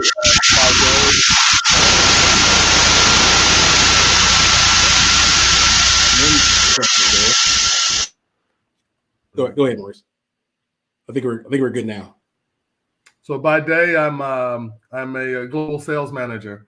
So I manage a team of sales reps located around the country that address Lenovo's infrastructure solutions business or data center business with our Fortune 500 clients on a global basis. So very excited about that mission, of course, but certainly the community outreach efforts that Lenovo's undertaken with the Evolve Small campaign is something I'm really proud of. So thank you very much for having us this morning. Yeah, no doubt. So actually, let's talk a little bit about the Evolve Small, and let's come back and you see if the audio issues are there. Can you take yourself off mute? Okay, it's still happening a little bit. Let's kick it over to back to Maurice for a second, and talk a little bit about Evolve Small in general. Sure. Well, Evolve Small, yeah, I'm excited about Evolve Small. I will tell you, Evolve Small is a mission that Lenovo started in 2021. It was our first year involved, and the idea was it was a campaign put together, to address what we've identified for a number of years as a technological and financial and support gap for small businesses, right? And especially minority-owned businesses, ethnic minorities and gender minorities, right? So Lenovo realized that was happening and decided, hey, what do we want to do about it? And coming through the pandemic, we realized there was a lot of opportunity for larger organizations to get involved and help pave a way for small businesses that we all recognize as the backbone of America, right? Small businesses are where most of us got our start in business. So most of us, developed a dream about where we wanted to be in life based on a connection or an involvement with a small business along the way. So Lenovo, identifying this gap, wanted to come together and not only provide financial support, but also technological assistance, through financial grants and technology grants with hardware and software and services, but then combine that with the mentorship, the networking, which brings us here with Goodie Nation, the mentorship and networking required to help a small business survive in a landscape that we're in today. It's very challenging for small business owners to move the needle and drive their business, because there are so many things in our current environment and the economy today. Costs are high.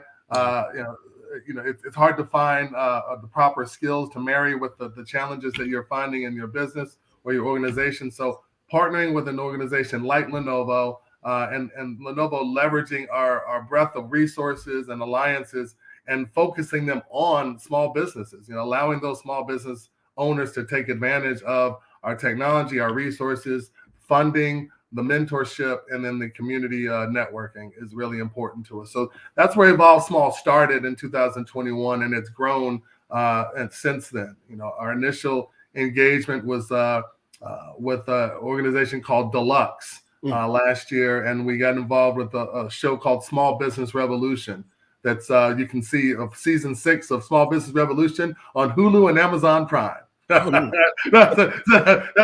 was me getting back in the mode. That's something we mentioned a lot last year, but this year I've had the pleasure of linking with Alexis and Megan and some of the other folks within Lenovo to drive the effort even further. So this year we're focusing specifically on minority-owned businesses. A lot of those are Black and women-owned businesses that we've had a lot of opportunity to leverage our alliances with Carolina Panthers and so many other organizations to help us to drive and bring focus on the initiative, which is really, hey, listen, don't just talk about working with small businesses. Actually spend your money with a small business, providing people with opportunities and data points where they can leverage and go out and find out, okay, we're in this holiday spending time. I'm looking for healthcare products. Let me find some that are minority owned, right? Businesses that I can help drive individuals to shop and just grow those organizations. No, that's dope. So here's the thing. Like in many cases at Goodie Nation, we oftentimes work with like scalable tech startups. Those are looking to raise venture capital. But the reality of the situation, what you kind of alluded to, is small business drives not only this country but this world, right? And one of the things, as we'll talk a little bit more about how we're working together a little bit later on. But I'm super excited for the opportunity to work with traditional small business owners, because they don't get the support that they're quite honestly their startup, the scalable tech startup counterparts get. Which again, if we believe that they are the backbone for this country and this world, then actually they should probably get more support than the scalable tech startups get. No shade to my startup friends, right? But Alexa, I want to kick it over to you first to see is everything cool with the mic and the audio? Could you just take yourself off mute for a second? Yeah, can you hear me? Or yeah, you're good now. You're good now. Yeah, would love to hear your thoughts on Evolve Small and the work you're doing and stuff like that.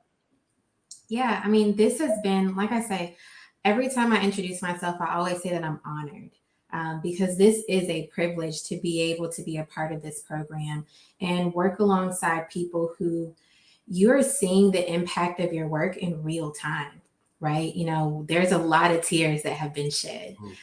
There are a lot of emotional moments. And when you talk to these business owners, many of them talk about how hard it is, right? How many hats they wear that they never imagined wearing, right? They might be the CEO or they might be the business owner, but they are marketing, they are sales, they are customer service, they are tech support. They wear so many hats. And being able to be a resource to them, being able to take one of those hats off of their plate, giving them community, which might have been another thing that they had to do for themselves to get themselves off the ground, putting them in touch with mentorship and giving them guidance and advising on how tech can really make things easier or at least streamline. It's powerful work that we're doing, but what I'm most proud of, and this is just a Lenovo thing, we're focused on sustainability. So it's not just about providing resources for today. It's about helping businesses figure out a way for them to exist tomorrow and the day after that and the day after that. So our resources aren't just something that it's a one-time thing. We're here today and gone tomorrow. We're building relationships, we're building partnerships, and we're also trying to create an example to our tech counterparts and corporate counterparts that collaboration with small businesses is the way to go. We're not here to compete. We are all in this together. And Like you mentioned earlier, small businesses are the backbone of our community. They drive employment rates, right? A lot of times, and this isn't spoken of enough, but they also provide safe employment for differently abled employees. So our small businesses need to thrive in order for our communities to thrive. And if they're not at the forefront of the conversation, our community probably isn't as healthy as it could be. So the work that we're doing is meaningful, and I'm just honored to be a part of it. Anytime that I get an assignment, anytime that I am able to connect with a small business owner, whether it's LinkedIn or in person, I'm just honored to do the work, because giving back is what we all are supposed to be doing anyways. Exactly. I couldn't have said better on Giving Tuesday or the Good Nation. Is there something you want to add or anything? Me myself, no. Just to highlight what Alexis mentioned. It's Lenovo's effort is to be an example to other organizations out there that, hey, you can address your organization's needs, and at the same time, be a real force in driving small business owners and providing opportunities for more people around in the communities in which we work and live, which is significant, right? Because people are always looking for ways to get engaged, and I think if the organization within that you work in, the organization that you go to every day is already involved in these community outreach opportunities, it provides an outlet and a path for those employees to get engaged in community projects as well. So it's really important, as Alexis mentioned, that other organizations see what Lenovo is doing and follow suit. So we're really happy to be a leader. As Alexis mentioned, we're not competing against anyone, but we do want to highlight the very good work that Lenovo is doing to drive sustainability and opportunity and smarter technology for all. Absolutely. There it is. So let's talk a little bit about kind of how we're working together. So about 6 weeks or so ago, we announced our partnership. What was it? Goodie Nation with Lenovo around these grants, right? These Evolve Small grants. So $10,000 will be awarded to 30 small businesses across the U.S. and Canada that have either physical products, right, or physical locations that are the primary part of their business, not like an office space, but a restaurant, a bed and breakfast, or something like that. Right?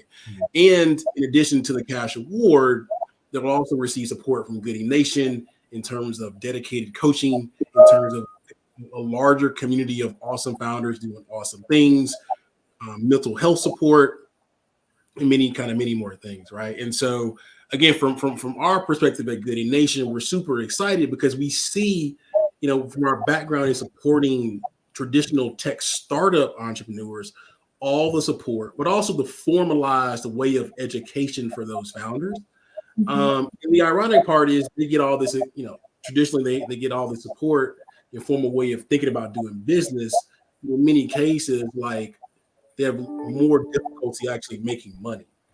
Whereas the traditional small business owner, they don't have the traditional kind of entrepreneurship education. There's not a lot of accelerators and stuff like that for them, but they're usually making money from day one because they have no choice, right? So I think the opportunity is for the tech startup entrepreneurs to learn from the traditional small business entrepreneurs about how to make money. And then also the traditional small business owners learning from the tech startup owners about some of the formalized ways in which they think about, doing their business in their overall kind of business model. So I'm super excited for this. I think, quite honestly, this is, or taking small business owners and putting them in the kind of the entrepreneurship kind of pathways is the key to growing small business, really the U.S. economy, quite honestly. Yeah. It is the key. Yeah. Go ahead. You're right, Joey. Not to cut you off, but just to highlight what you're saying. That's the motivation for Lenovo and partnering with Goodie Nation is your focus on driving meaningful conversation and closing that gap. Providing networking opportunities for small business owners. Helping people overcome challenges that are unique to them, but perhaps not as unique to Goodie Nation. Things that you've seen before that have worked in one aspect or one area for one organization, you can now share with another. And that's why Lenovo wants to, these partnerships and alliances aren't just here for kicks and giggles, right? It's great to be on the podcast and to get to meet yourself, Joey and Tamisha. But the purpose is meaningful, driving meaningful change in the way that small businesses are addressed and the support that they receive, and collectively coming together as a community, and leveraging our independent resources together, in a collaborative effort to give these businesses a chance. And I think that's really important, right? Because as you mentioned, some organizations, they have the know-how, they know what to do, they have the resources. They're just having a hard time making money, providing that service or product that people want to buy. But then you have others that they're making money hand over foot, but they have no idea what to do next. Like, wow, I've got 30 people want to order my product on day one, but I don't know how to accept their orders. My website's shutting down, or I'm having connectivity issues, or shipping and labeling is a problem for me. And so helping them overcome those challenges is really the purpose and the intent behind our partnership with Goodie Nation. So I really applaud you for what you're doing there as well. And Joey, another benefit that I'm predicting coming from this collaboration is some of the business owners that we talked with talked about how they didn't know the need for data collection, how it could be so important. And for their businesses, they have had to learn how to do that. They have had to learn not only new ways and innovative ways to collect customer data, but also to interpret it for what does it mean for their business. So this could be predicting buying trends. This could be predicting inventory needs for upcoming holidays and specials. This could be understanding customer favorites, right? So which of your products do customers lean towards and why? So I'm predicting that in collaboration with the tech startups that you currently work with, the new business owners that would be selected in the program would really gain that type of insight from you. Another thing is we've been giving out laptops, and to hear from some business owners how much it meant to them, because sometimes of the embarrassment of them having to use their work allocated laptop to run their business. Yeah. And, of all the things that they have to pay for, a laptop was a little low on the list, though it has a lot of purpose for their business. And so just being able to give them that, like I said, taking one thing off of their plate is what we're here to do. So those are two of the top benefits that I really see from our collaboration that we can give that is direct impact to their business and changing the way that they operate for their employees and their customer base. I want to drill down on that laptop point for a second, and I got a quick story. But yeah, I mean that's I had totally even forgot about stuff like that. We kind of take it for granted in the startup space, right? But you're a traditional small business owner. Usually, you have an idea. Maybe you've been thinking about it for a while, or maybe it just kind of comes to you. You're like, go. I got to make it happen, and you utilize whatever resources you have, whatever tool on your toolkit or your tool belt to make it happen. In many cases, if you need a laptop, you work for someone else, they're going to give you all the training about why you can't do it, or depending on like the level of company, large or small. But you hey, I got to make it happen, right? I'll figure it out later, which, probably isn't the best, but that's an entrepreneur's thing, right? We'll just got to figure it out later, right? And yeah, if you have an opportunity from an amazing company like Lenovo to get you to have your first laptop kind of to use dedicated for your own company purposes, I mean, it can make all the difference in the world. I remember when I first started my company, my reality is I got the idea. I heard a voice in my head, technically leaving my last class today at Florida A&M, and I went home and started typing up the business plan for my startup. Now, the reality is that startup, that actual laptop, the company's no longer around, but it was given to me, my first ever kind of laptop from my mother and uncle and stuff like that, right? I mean, for school purposes, that's the reality. For school purposes, I went to school, right? And whatever I had that laptop for 4 or 5 years later. I remember typing on it, keyboard missing keys. And it was running Windows. I'm probably 2 or 3 versions behind.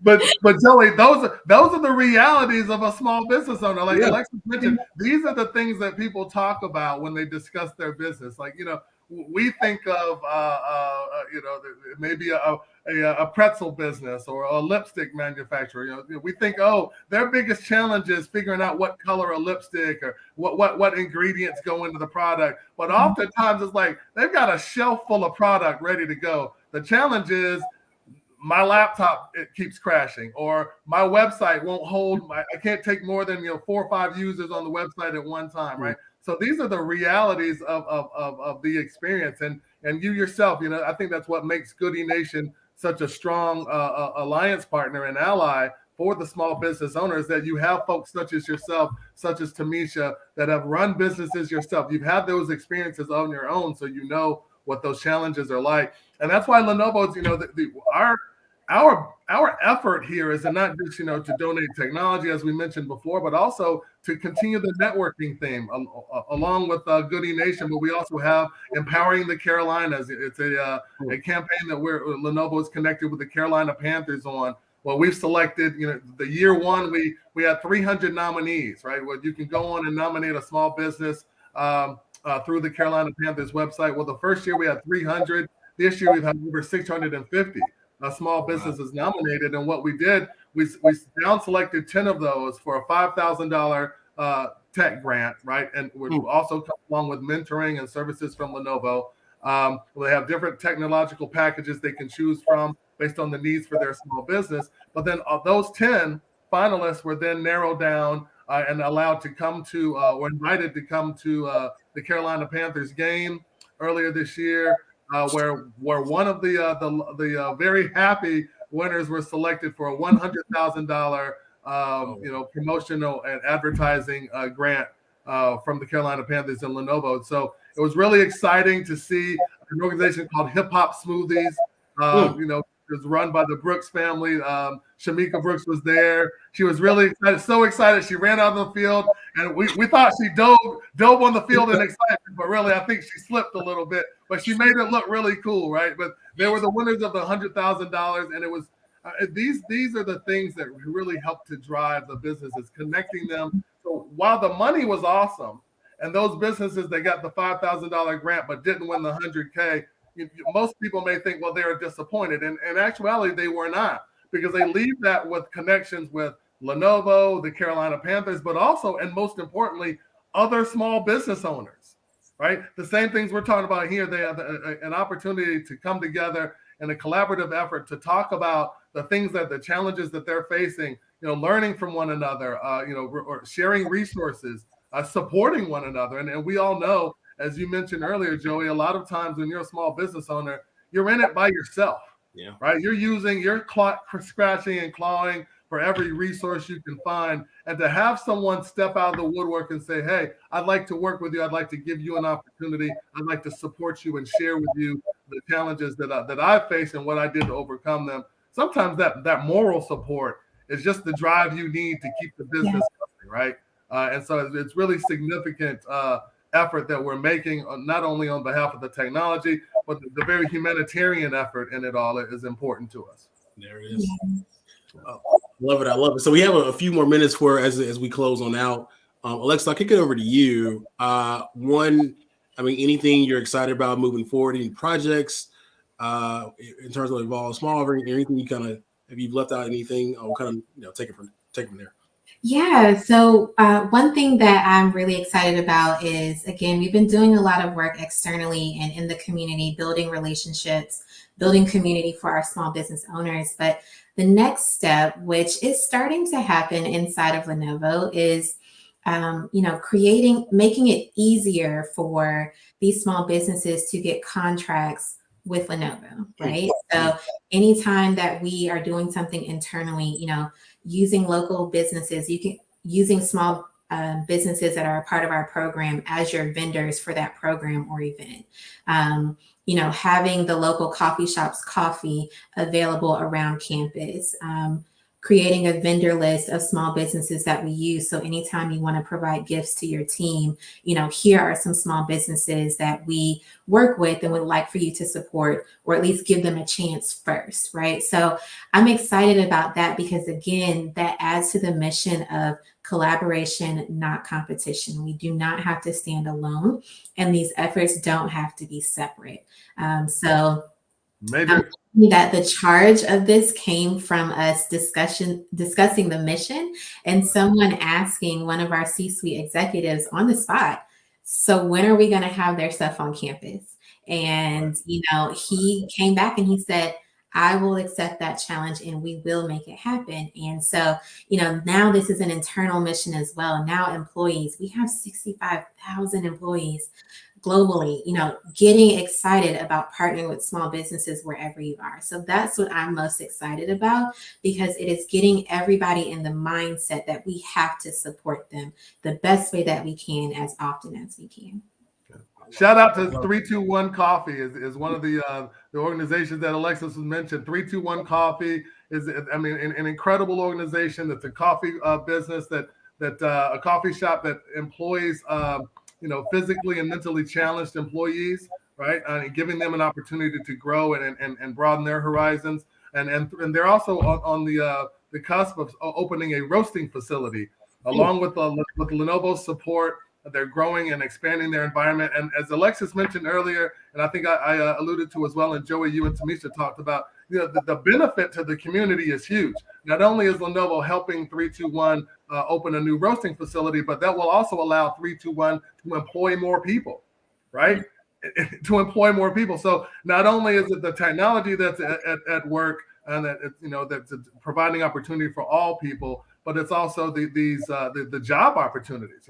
People need work. This is definitely the environment where you don't want to be unemployed. So it's a huge benefit all around. And so I appreciate Alexis for mentioning that. Lenovo's just trying to do major things and set the example. And I think it's really great. There it is. 321 Coffee and hip hop smoothies, I think is what it is. Hip hop smoothie, 321 Coffee. We got Black Dollar Corp is another organization here in Raleigh. Johnny Hackett's one of the representatives there that runs that organization. It's almost like a small business incubation organization where so many businesses, come there, they collaborate, they leverage the resources provided by Black Dollar Corp, whether you have a printing business, but you don't have a printing machine. Well, Black Dollar Corp has that available. Say you're a photographer, but you don't have a studio. You have a studio there. You can rent space from them and utilize that space to grow your business. So the networking, the theme that Goodie Nation has, is really something that we find alive and well in many pockets of the community. And we're so excited to be a part of bringing it all together, right? I love it. And also shout out to Cynthia Curry from the Metro Atlanta Chamber, who loves your comment, Alexis, around co-opetition. So another one of our partners. So even we'd love to make a connection between the Metro Atlanta Chamber and maybe Lenovo and stuff like that. So kind of as we close out, I'll say this before we kind of get to maybe how folks can get in contact with you all, Maurice and Alexis.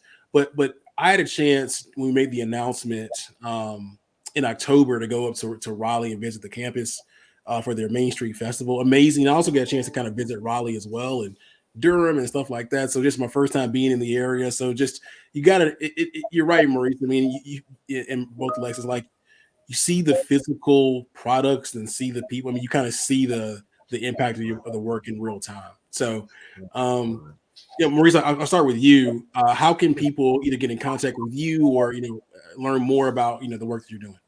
Well, you can go to Lenovo.com. Alexis, I don't know that we have a. You can go to Lenovo.com. I think there's an Evolve Small. You can search for Evolve Small on the website. Small. Yeah. Yeah. So Lenovo.com/Evolve Small. Go there. We have a lot of opportunity, and I would also invite. We've teamed up with Queen Latifah. Is one of the things that we're doing this year that's been huge, right? Queen Latifah is the queen of small. She has her own small business initiative where she focuses on minority and LGBTQ community-owned businesses, right? So it's really important to us to help drive that. She's joined forces as a spokesperson through our website, small business owners can go and actually create a mini commercial for themselves where you can leverage Queen Latifah's image and voice for your small business. And so this isn't just something that Lenovo wants to do for small businesses with which we are in constant contact. This is something we want to do for all small business owners, especially those that are owned and operated by minorities and women. So we're really excited about what we're doing. There's a lot of opportunity out there. I encourage everyone to go to the website and get engaged and get involved. This is a great time of year. We're all spending money on holiday gifts and travel and things like that, services. A great opportunity to find out where you can leverage small business services and products in your season. The other thing, Joey, is you can also follow us or find us, connect with us on LinkedIn. We're constantly posting resources, constantly posting articles and links to other things that small business owners might find helpful. So don't hesitate to reach out. We love to hear from you, especially if you are on the Evolve Small site and have questions. Let us know, and we will get our team involved as soon as we can. There it is. There it is. And then what I'll also say is there's still time for small business owners to apply for the grant that we're partnering with Lenovo on. So you guys just go, these things, maybe just go to our website, goodienation.org, and apply for that. You have until December 16th, vying for $10,000 cash award or grant, and also support from Goodie Nation. So if you're in the US or Canada and you have a physical product company, like traditional small business physical product company, or a physical location is the primary part of your business, not just the office. So again, think restaurants, bed and breakfast, kind of things like that. You're eligible to apply for the grant by December 16th. All right. So Alexis, Maurice, this has been amazing. Everyone, please give it up for our good friends from Lenovo. We'll be in contact with you all a little bit later on. Yes. Have a good day. Thanks, really excited. Thanks for having us. Thanks to the Goodie Nation family. Thank you all. Thank you for joining us. Thank you for having us. Thank you for having us. Okay. Peace out, y'all. All right. Take care, Joey. All right. You too. All right. We have our next guest coming to the stage. I know, Tamisha, you're probably going to roll off and go backstage. So we'll see you a little bit later on. Okay. So before we bring our next amazing partner to the stage, I want to kind of reset the room a little bit. This is Goodie Nation on Giving Tuesday. Goodie Nation on Giving Tuesday, a day where people from all over the world support nonprofits in their mission.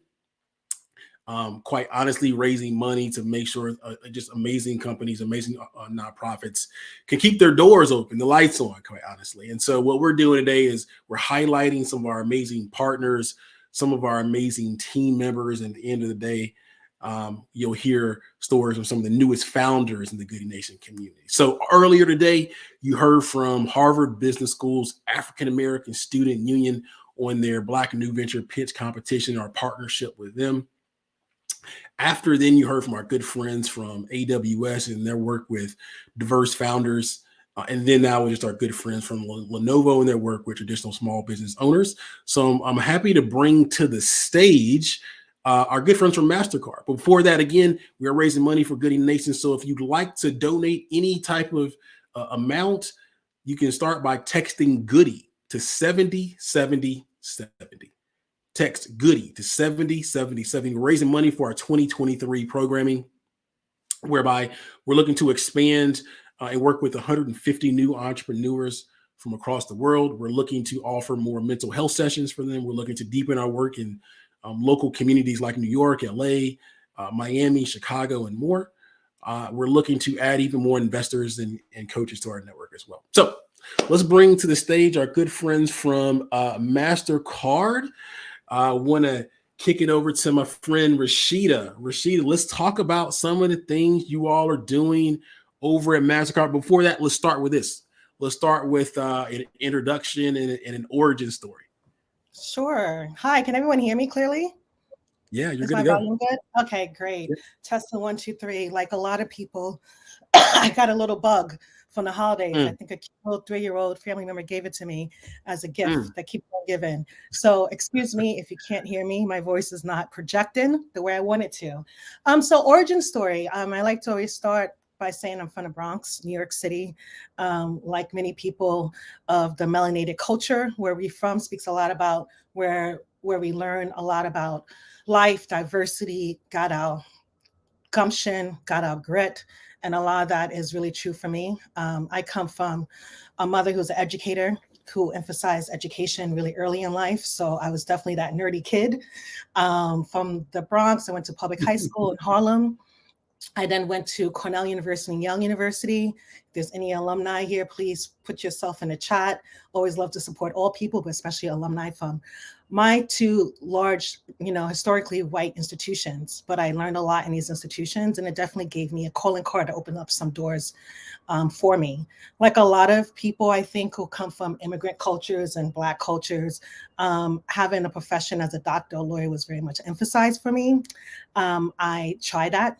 Didn't work out. Somehow found myself doing what I'm kind of doing now, do a few kind of pivots in my world. I realized I really like starting new businesses. I really liked innovation and technology. I tried to do that in-house as an innovator. I also went out and did my own entrepreneurship ventures with a partner about 10 years ago. So I've been in an entrepreneur founder seat. I have launched 2 that have failed. And then one thing I just realized I had a unique talent for is that because I have worked so much in corporate America, I really still like and understood the founder journey, what the innovation that's still needed, and technology. I saw there was an opportunity to merge the 2 together. And so that's kind of how I got into this work that I'm doing right now. For the last, I would say, 8 years, I've been doing a mixture of corporate investment, so strategic business development, strategic innovation, and direct investment with startups. And I've also done working directly for VCs. What I do right now at MasterCard is really just an anomalation of what I've been doing for a while. I've always been drawn to, because of my professional experience, to the SaaS enterprise market. I've always been, I know, super sexy, SaaS. I find SaaS to be interesting. SaaS enterprise, I've always just been a little bit more comfortable with the B2B marketplace. I think I've also noticed about when I used to work for a very large drug insurance company, and we did inorganic growth, I noticed that all the entrepreneurs and the companies were actually doing like acquisitions. None of them looked like me. I didn't see any Black or Latino or any other brown melanated faces. And that disappointed me, and then recognized what I think everyone on this call probably knows, is that because there's a gap in the earlier stages to help these companies raise capital early, build and grow sound teams, and get strong business development early in their career, they never came to the point where I was looking at companies for them, which is as a Series C buyout. And I really decided I wanted to make sure my focus moving forward was on the earlier stage with companies. And I do that now with MasterCard. So I work for MasterCard. MasterCard, I always, it's a very interesting company. A lot of companies misunderstand what we do.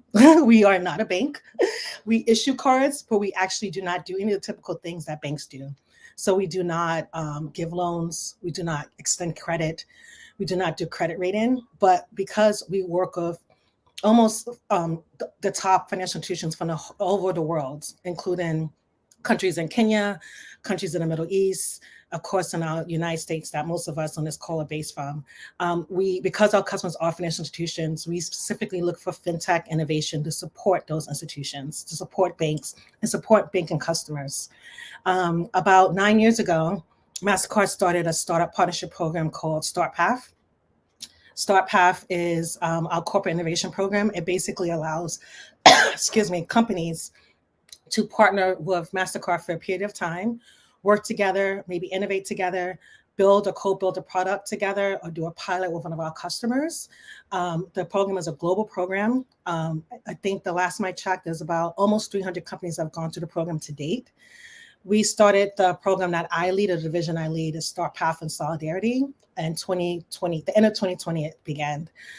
First class really launched in 2021. And so far, we've had about 20 companies go through them, including the 5 companies we're about to announce tomorrow. So check your email, check out Twitter. And what we really do with the startups that I work with, and they're mainly Black and Latino startup founders, is in early stage founders. And I define early as, post MVP, but early in traction, maybe early in capital fundraising, Series A bridge and below, but not definitely early in that these are not companies that are not going to be our next unicorn and stars that we're reading about in all the TechCrunch and other Black enterprise in the magazines. But these companies are a great turning point where having a partnership with MasterCard and working with MasterCard and having access to subject matter experts from the tech side and the business side might actually help them get the introduction to a new customer or build the asset that customers need so their business can exponentially grow. And so that's, what I do at StartPath. Before the end, my call to action will be people who are founders or who know founders or who want to find founders in the fintech space. Please reach out to me. I do find that we are always looking for more diversity in the space. I think it's not easy for companies to sell to banks. So before my other part of my career, I used to have companies that sold to health insurance companies and pharma companies, and now selling to banks. They're all equally hard. The sales cycle to have a conversation to sign in can be anywhere from a minimum of 2 to 3 months to a year plus. And that, I think that challenge sometimes makes it additionally harder for Black founders and Latino founders to get capital because people just might not understand the nuances of scaling in this market.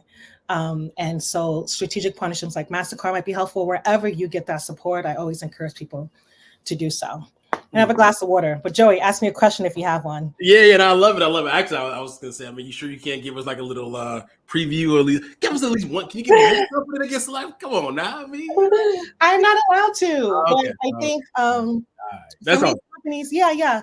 I will. I would just say I can talk about what they do about that. So, like one of the companies is really kind of bridging a gap of the crowdsourcing of the family and friends round for Black Latino founders, whether they're tech founders or brick and mortar founders. Another company is really helping gamer studios all the way from the small gaming studios to the large ones get access to data so they can grow and learn more about the consumer behavior while the gamer is on their app and outside their app. That's a new area for MasterCard that we're excited about. We have another startup that is working really well with in the esports or basically the creator market. One thing and trying to make sure creators have more ownership of their social media outlets. We know there's a lot of interesting things happening with Twitter, Facebook, etc. I don't think it's a surprise to anyone, but Black and Latino people in America are the creator of global trends. We're the creator of the music, we're the creator of the dance moves that is seen from every corner of this earth. But we don't always have ownership of that asset, especially if that asset is shared on social media. So they're trying to solve for that problem. And why those companies be like, they don't sound like fintech companies. To me, a lot of these companies are solving an issue that I always ask myself, are these companies trying to get Black and Latino consumers from being consumers to being creators and ownership of that, of the money and the equity and the economies that they are driving? Are there transactions in that process that it'll be a beneficiary for those creators to have access to? And some of the companies that we're looking at are kind of just expanding what reducing the racial wealth gap looks like, what financial security looks like, and what diversifying economic channels look like that we might not have ownership of before. And that's some of the companies we're working with. No, I love it. I truly appreciate it. I think the view. Okay, cool. Okay. Cool. So let's talk a little bit more about the program, like kind of some of the details of the view here. So kind of walk us through the experience. If I'm a fintech founder, you're going to announce the companies tomorrow. What does the program look like for them? Yeah, good question. So we are now although I said we've been on for 9 years, my program is newer. We in ourselves are kind of a startup. The StartPath has always had the approach that we didn't want to be like a typical accelerator program, and we don't call ourselves accelerator program just because it initially was created for companies that were Series B, Series C. So companies way beyond the accelerator stage. So it really is an engagement program. I say that to be every startup has a unique experience. It really is what that startup makes out of it and us coming together. But what we're doing right now is I'm having some programmatic, like 1 hour subject matter experts speak around certain themes that I notice almost every startup founder encounters, especially when they're at a juxtaposition or growth stage or peak in their company. So that is, hiring, enterprise sales. So how do you sell to these banks? So we do sessions on that. We do sessions on, how to not only hire top tech and executive talent, but how do you retain them? Because that is a major issue I think a lot of companies have. We also just want to make sure our companies are really familiar with the trends happening in payments. There's so many things happening in the crypto market. Although some of our companies might kind of their transactions they're working on are both crypto and fiat, mainly fiat, traditional money. It's always helpful to know what's going on there. So we definitely have programming around trends. And we're going to start doing some more program where I, luckily enough, have worked with investors, have been on the investor side, have a lot of investor friends, kind of like a little closed door, ask an investor anything. So people can have a little bit of opportunity to ask some of those questions to investors before they pitch to an investor, or have those questions to investor without having that added burden that, oh my gosh, this person's going to use this against me if I ask a dumb or simple question. So that's just an example of some of the program we have. And usually our term for the startups are right now 4 months from beginning to end, with some break over the holiday season. And a lot of the time is really spent is having conversations bilingual with myself and their business mentor, who will be an executive for MasterCard, and really just working throughout different projects or strategies or problems that they're trying to address and they want to solve in a period there. So I think that's really the main gist of it. It's not so much the programming and the speaker, it's those opportunities to have those as much as weekly, bi-weekly, just having a resource on the front door to MasterCard.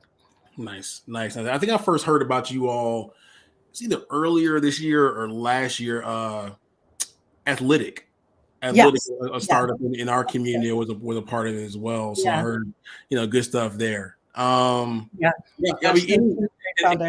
so I asked the same question to the person from Denise from AWS. So other startups, this is around, I'm not going to say they're your favorite, because I know you love all of them equally, right? Yeah. Any companies stick out to you? Any ones that are kind of unique or doing interesting things? These are some of the graduates I'm referring to. Graduate of the program. Yeah, there's some. Like I mentioned before, we start to have some focus, not focus, but like a partial focus on a creator space and the intersection of fintech.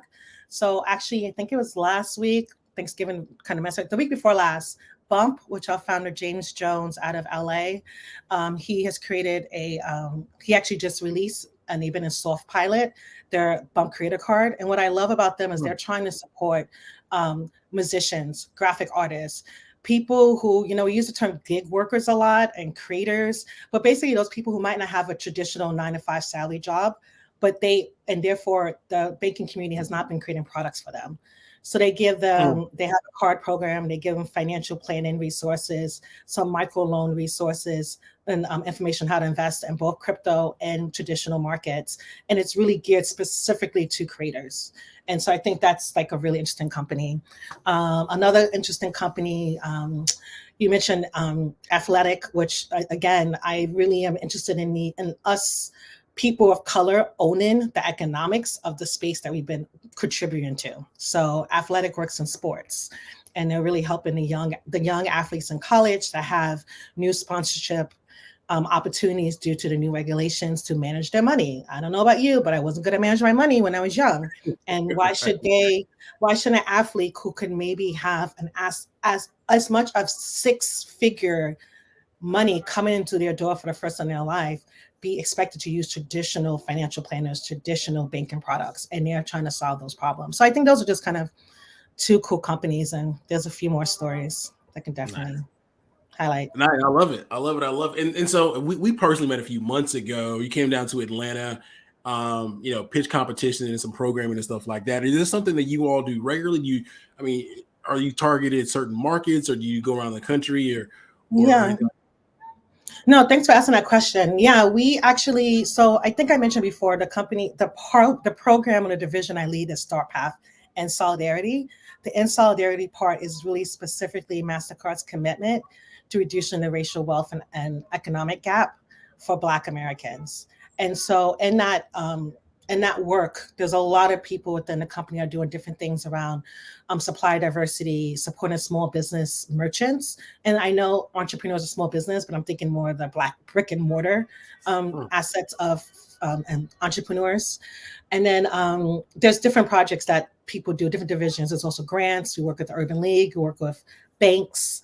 We work with CDFIs, which are community financial institutions, Black-owned financial institutions. We also have given money directly to investors. So all that different work is happening nationally. We have also made a concerted effort to focus a lot of our work on 7 major cities. Love that you asked us. I should know these cities off the top of my head. I'll try to do an alphabetical order. Atlanta, Alabama, Dayton, St. Louis, didn't do alphabetical order. Birmingham, Alabama, sorry. St. Louis, LA, New York City. I think I have them all. New Orleans, that'll be the last one, not alphabetical order. So of course, MasterCard is not as big of a company as people think it is. And although we might not always have boot on the ground in all those cities, we actually have boot on the ground in most of those cities, but not all of them. We are intentionally working with local partners within those cities. So that's why I was happy to support the Goodie Nation Summit. It feels like forever ago, but I think that was just October last month. I know. A lot been going on in Atlanta, because not only because Atlanta's a strategic city, but we all know what Atlanta means for the Black economics and the Black community. And there's a lot of interesting things happening on. So I personally believe, and though I'm a born and raised New Yorker, I'm really proud of that. I don't think the talent and entrepreneurship needs to come from the coast. I think if you actually want to get some really stellar operation-focused talent for leaders, you should look in the Southeast and the Midwest and the South. I think with some amazing companies are coming from there. And if you look at our companies, actually, I think a smaller group of our companies are actually coming from New York and California. They're not coming from these other states, which is cool. Nice. Okay, so we got about 5 minutes left. I want to shift gears and talk a little bit more about, obviously you're going to announce a new cohort tomorrow. Yes. Let's figure out how to support them and kind of what's next, right? And so if you had to make an ask to the Goodie Nation community, people watching and stuff like that, I mean, what would it be around supporting, these companies? Yeah, that's such a good question. I guess one of a few asks, if there are any other people that are like me, who are on the strategic side for a major corporation, especially the financial side, or any other, like I mentioned, we have some gaming companies, companies in the music space and the sports space, reach out to me. I'm a power networker. I'm not as good as Joey, but I try, but I don't know who I don't know. So it's always nice. I'm always trying to build a relationship with other people who are intentional about diversifying tech founders and working with major corporations, because corporations are just so big. We need people who are really leading the innovation in the corporate investment space to reach out and say, hey, I would love to meet your startups. So that's, I guess, one big ask. Always happy to share the profiles of the startups with them. And other asks is I always want to have, we are going to probably start looking for new companies to apply in February. I want to have, so right now we keep our application open, but we do kind of do it in different rounds. So I would always like to have people apply online to the application. I'll put that in the chat so people can have that. And then that's, always apply in there and just know, we want all applications. If I also look back at applications because I like to see companies where they have grown. It's really key for us to have companies that are just at the right point, that are post MVP, even if it's not on the market yet. But that's just always really nice. What other things would I like? I don't know, and I guess I like talking about this topic. Any opportunities to kind of within means, especially virtually, I can do a little bit more. As some people know, I'm still injured. I'm not walking properly. Little ankle injury that's been setting me back. But there's opportunities to bring some of the startups to speak to a group of other businesses. That's always great. Or myself, of course. Nice. Cool. Okay.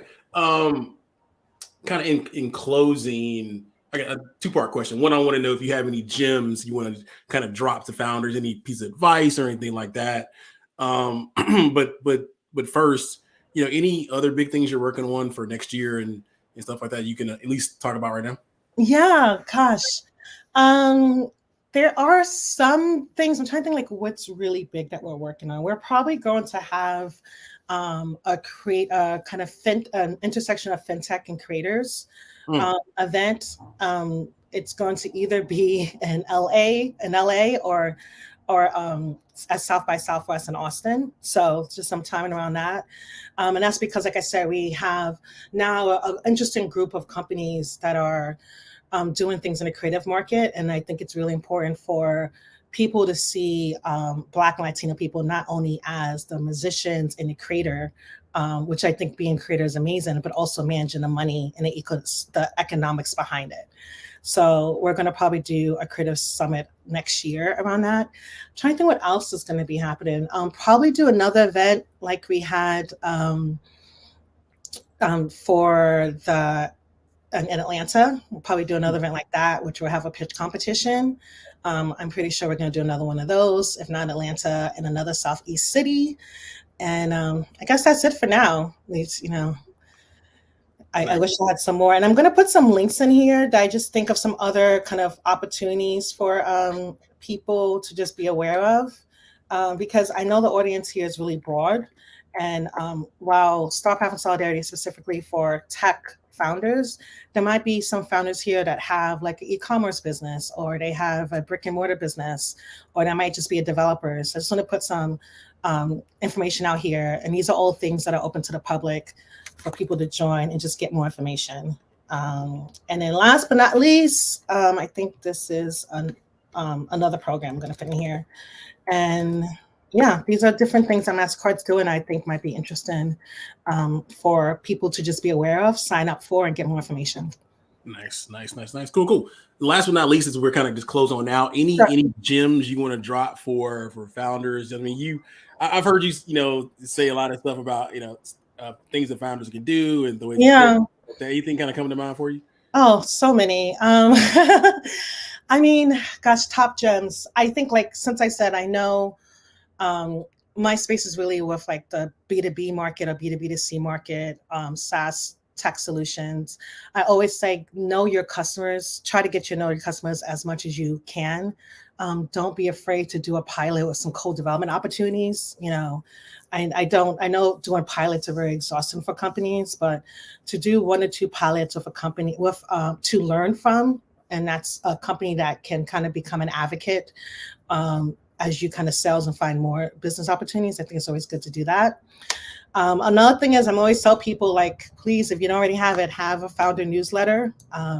People like me, I meet so many founders all the time. A lot of founders, I'm like, oh, I really, really like that person, but I just forgot about them. If I get in my inbox a newsletter with a quarterly newsletter or bi-monthly newsletter, it really it helps me know what that founder is doing, how the company is growing, and keep them in mind for either something that I'm leading or something one of my colleagues are leading, whether it's at MasterCard or elsewhere. So I always think that's a kind of good thing to do. Good stuff.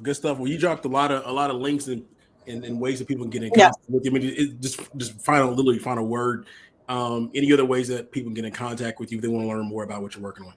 I would say follow me on LinkedIn. I try to post things. I'm not as good at Twitter. I try, but now Twitter is a mess. So no, I shouldn't say that, but I think we're allowed to say that because it is. So I would say, follow me on Twitter. And my Twitter is, here's Start Past Twitter. And then my Twitter is Miss Bob1. And that's probably the best way to get in touch with me. And then LinkedIn, and just follow me on LinkedIn. I try to post some things on there too. And I think those are probably the best ways to reach out to me. Cool. Well, good stuff. Well, Rashida, truly appreciate you dropping a lot of gems, and thank you for the work that you're doing. Again, I said it before for some of the previous guests that people like yourself that work at large companies, I don't think get enough credit for what you're doing behind the scenes to make the world better for diverse founders in particular. Thank you. Goodie Nation community, please give it up for Rashida Bob from MasterCard. We'll be in contact, Rashida. Yes. Peace out. Have a great. Thanks for having me. Happy welcome. holidays, everyone. Keep giving, keep doing, keep growing. There it is. Appreciate it. Bye. All right. So we are nearing the midpoint of our day. Giving Tuesday with Goodie Nation, all in effort to raise money for our 2023 programming. I am Joey Womack, founder, CEO. We've heard from some amazing people about how they're supporting diverse founders, and super excited for the next group of people coming to the stage, our good friends from Google for Startups. But before that, again, we are raising money for our ability to support founders next year. And so if the spirit comes over you, if you want to support no matter the amount, feel free to text Goodie to 707070. Text Goodie to 707070, or you can go to our website and drop a donation there. So without further ado, going to bring up our friends from Google for Startups to the stage for an hour-long conversation there. Victoria, I know you're joined by some colleagues. Yes. You want to call them out to make sure we have the right people coming up? Yeah, definitely. So happy to be here. With me today, we're going to have a few of my teammates. We're going to have Kai and Danny. We'll have Tony and Sam cool, our first panel. Nice. Cool. I think we're still waiting on Danny, but I want to go ahead and kick the everything over to you. Kind of take it from here. I'll kind of be backstage as well if you want to kind of take it from here. Definitely. Before I get started, I have to just say we're so happy to be here. Thank you so much, Joey, for inviting us to this Giving Tuesday. And as everybody watching is thinking about giving, think about all the savings you've already had over Small Business Saturday, Black Friday. Take everything you saved and give it to Goodie Nation. I mean, it's just win-win all around. So with that, super excited to be here. During this portion, we'll give you a little inside scoop of how Google for Startups goes about in really thinking about the founders that we're investing, both in terms of what that looks like for our community, in terms of the evaluation and application process. It's a very exciting year. This year, for the first year, we've had two funds. We've had our Black Founders Fund, our Latino Founders Fund. We're truly grateful to have 100 founders in our community. And what's really exciting is for 2023, we are going to be launching open applications. So this is really a chance to have an inside scoop into the minds of some of the reviewers, which are on the call here today. So with that, Kai, I kick it over to you. Awesome. And thank you all so much for the opportunity to come and share about what we're doing at Google for Startups. I'm super excited with our esteemed panelists here. We have some really great questions lined up for everybody. So without further ado, I'd love to kick it off with just quick introductions. My name's Kylan Kester, Program Coordinator with the Google for Startups team. I'd love to popcorn it over to Sam if you wanted to do a quick introduction as well. Sure. Can everyone hear me okay?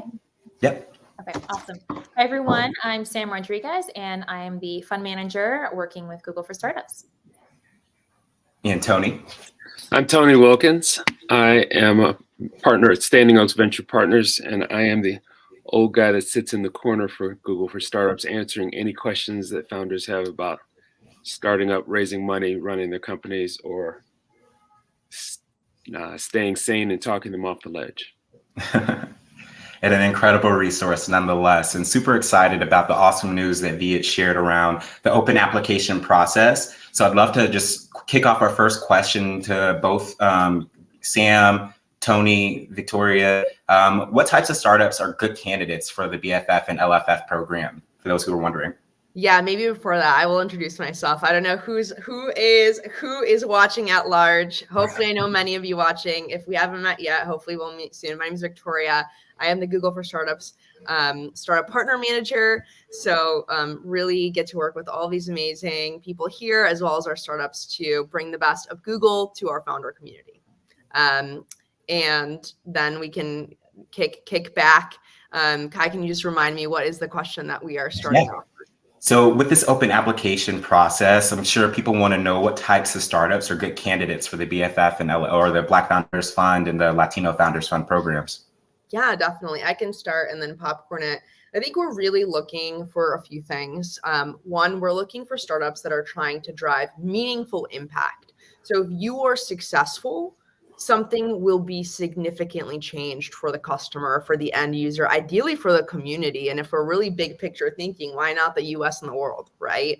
So we're really looking for those startups that have that impactful vision. Secondarily, we're looking in terms of stage for startups that are post-revenue. The companies can be early post-revenue, but when we think about what we as Google for Startups are really well positioned to do in terms of our resources, our connections, it's to help accelerate that revenue. So big vision, impactful vision with already some demonstrated traction. I love it. And I see we also had Danny join as well. Danny, we just kicked off with some introductions, and I'd love to also pop a question over to you. Do you want to start with an introduction and then tell us a little bit more what we're looking for good candidates for the Black Founders Fund and Latino Founders Fund? Absolutely. Nice to meet y'all. I'm Danny Navarro. I'm on the Google for Startups team, where I lead our marketing efforts. Been at Google for about 12 years now, so quite a while, and have actually been a part of our funds since day one. So I'm very intimately involved in the selection process and also a lot of the storytelling of what the funds, how we actually talk about what this is, and how can we help shine a light with Google's voice, its platforms, its brand on the recipients. I've had a chance to be a part of the selection committees for the past few years now, and I guess if I were to share sort of a few different tips or things that I've seen that have not helped make really solid and quality applications stand out to myself, but also a lot of my peers that are also reviewing the applications. A few things come to mind, and I'll kind of give some thoughts about each of them. Succinctness, holistic application, and then sort of a clear articulation of why Google. I think the first bit, succinctness, is this is pretty self-explanatory, but and this is a good thing, is there's lots of applications that we have to review, and that we spend quite a while looking at very deeply and very intensely. Applications in which founders are very clearly able to explain with brevity of what they're working on and why they're working on it. They go a long way because they're able to kind of implant or burn, usually a couple lines in the reviewer's head as to when we move on to the next application, what is that single message or that you want to leave with, that you want the reviewer to leave with, because they're going to go to the next application and the next application, and you can kind of create sort of an imprint in their mind around your application. Brevity and succinctness are a good way to do that, because when you use too many words and sort of or just don't get to the point fast enough, that message might get saturated. The second is a holistic application. Paint the complete picture of what makes you a great applicant for the programs. I've seen great founder teams that are just the makeup of the founders are incredible, but what the solution is might not actually make sense, or what the market looks like might not. I might not understand why the founders should be working in that space. Even if that's not true, and maybe I'm missing something, I think the onus is on the founder, the applicant, to be able to tell the reviewers, why they are the team to be working in that space with that novel solution. And the questions that we have in the application will absolutely set the applicant up to do that. But as it's kind of similar to the succinctness, just make it very clear that what that story is, and just continue to repeat that story throughout the various questions that you're being asked. So that way the reviewer just has that, 1 to 2 lines of, this is why this company should be selected, is because this. You get to kind of control what that storyline looks like. Just make it very clear across the spectrum of the application. And then lastly, a clear articulation of why Google. I think something that's very important to us for our founder funds is that the program is more than a check. It's more than some credits and some cash and see you later.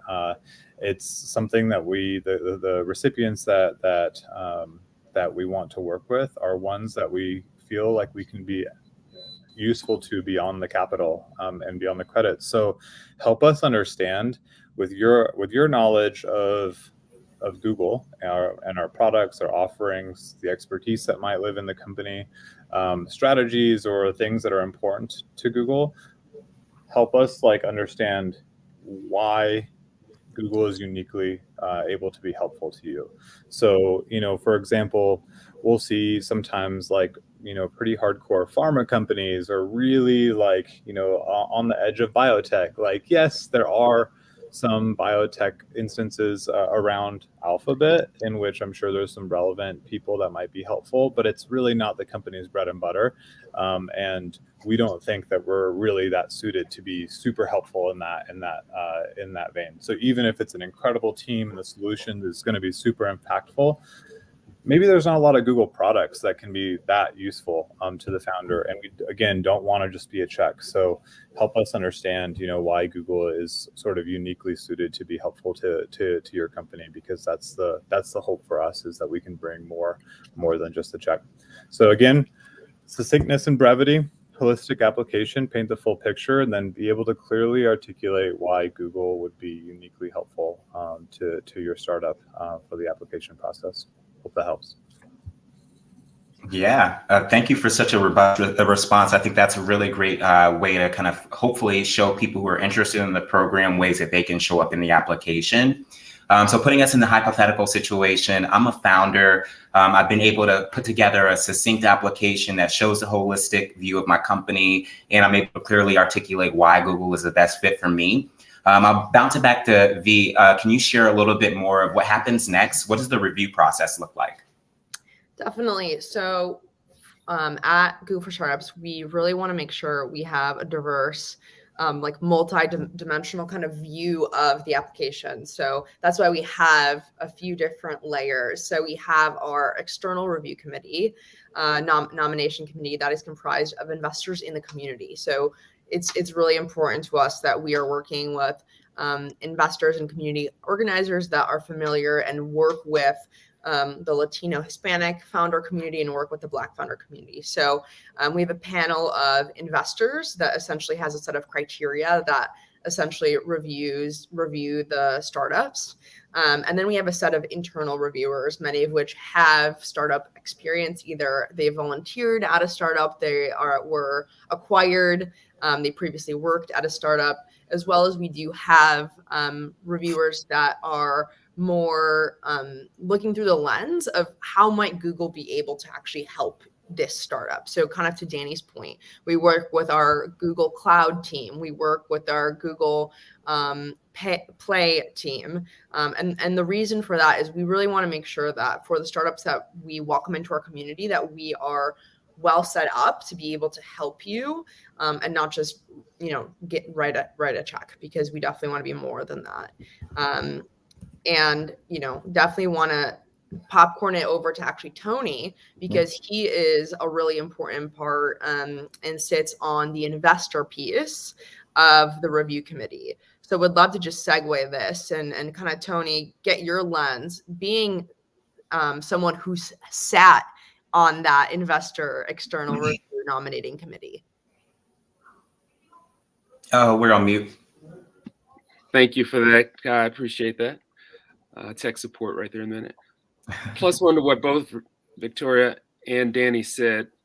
And what I will add to you is that we are looking for, as an investor, as the external person, I'm taking what Google wants to do, and then I'm saying, but can we be successful? And can we be massively successful? And understanding that there will be companies that will pivot. There will be companies that will pivot to a better outcome, and there will be some that pivot to zero. We understand that. But we want to hear, at least upfront in the application, your voice and your sense that this is something that you're passionate about, and this is something that is going to be big. In the early stage space, I like to say we're looking for intelligent lottery tickets, which means you have to believe as an applicant that what you're doing is truly impactful and significant. I like to say revolutionary, not evolutionary. Google's a big company, got a lot of resources, and with the external support that we have, there are an incredible, almost limitless number of people who can pitch in and help make your idea a big reality. And that's really what we're looking for. If you think about a record label, you think about a movie production studio, we are looking for hits. And we're aiming for the stars. So we want you to demonstrate to us that you and your team think that you're stars, because hey, if we fall a little short and wind up on the moon, that's cool too. So I think to Danny's point, we want to hear your voice.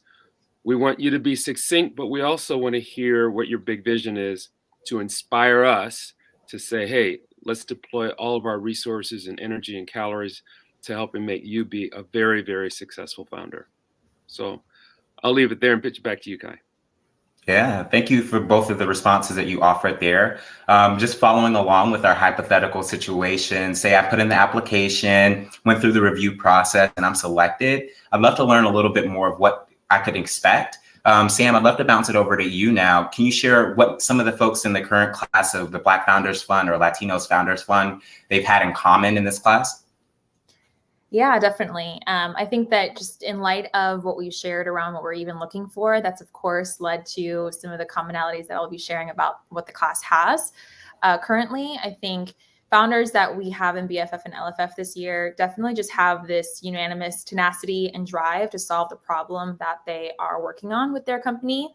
I think that's the first thing. There's definitely been a couple of, in-person gatherings where folks have been able to knowledge share some of their passion, solve problems together, and I think really just feed off of each other's energy, which has been amazing to see. Other things that you can expect, I think, from some of your peers in the class that we've seen in this class as well, is they are all really focusing on problems that are uniquely impacting their community in some way, or thinking about their community as well as they're trying to solve that problem, whether that's focusing on specifically health issues or fintech.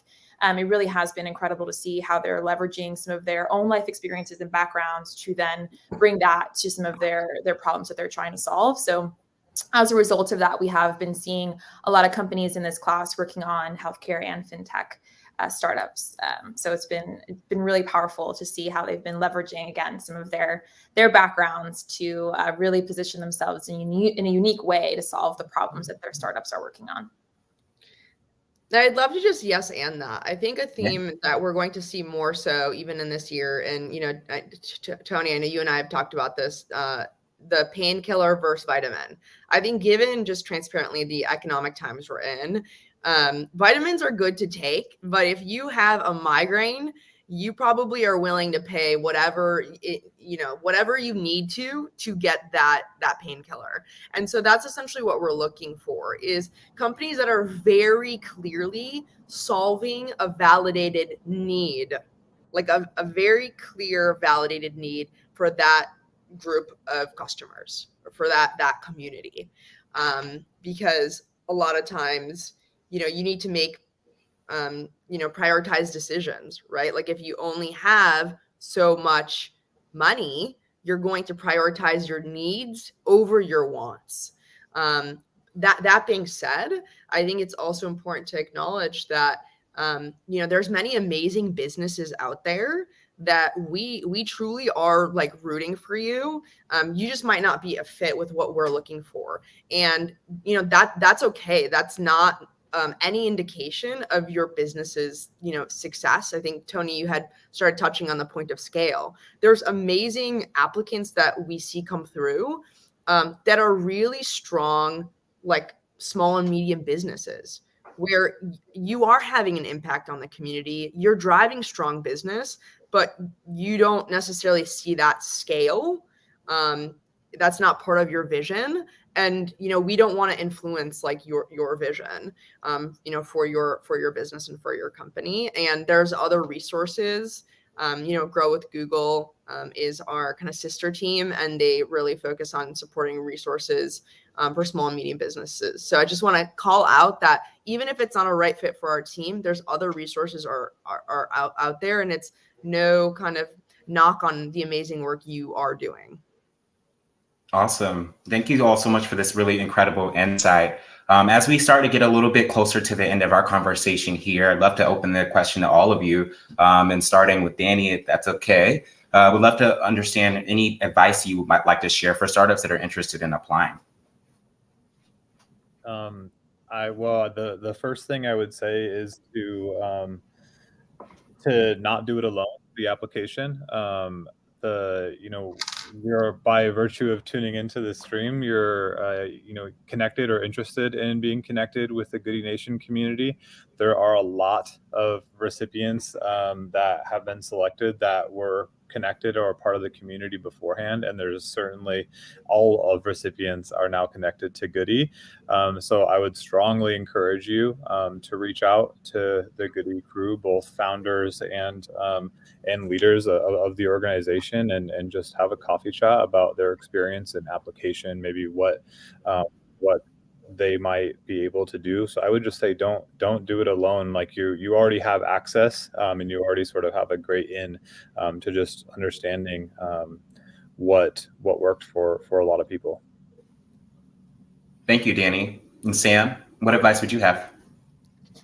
Yeah, I think the advice I would give, and I think Danny may have slightly touched on it too earlier on in the session, but really focusing on telling the story around why you're uniquely positioned and why your team is uniquely positioned to solve the problem, right? I think that that is a part of the application for sure, and there's so many other elements, but I think that understanding why you as the founder and the team that you've brought together, the advisors on your board, or whatever resources you're tapping into, why that packaging, right, is so uniquely positioned to really succeed in the problem that you're working on, I think goes a long way, and definitely something that we find to be a huge part of the conversations we're having, especially since it is very early stage, right, that you're bringing your startup forward. So certainly an important part of the application.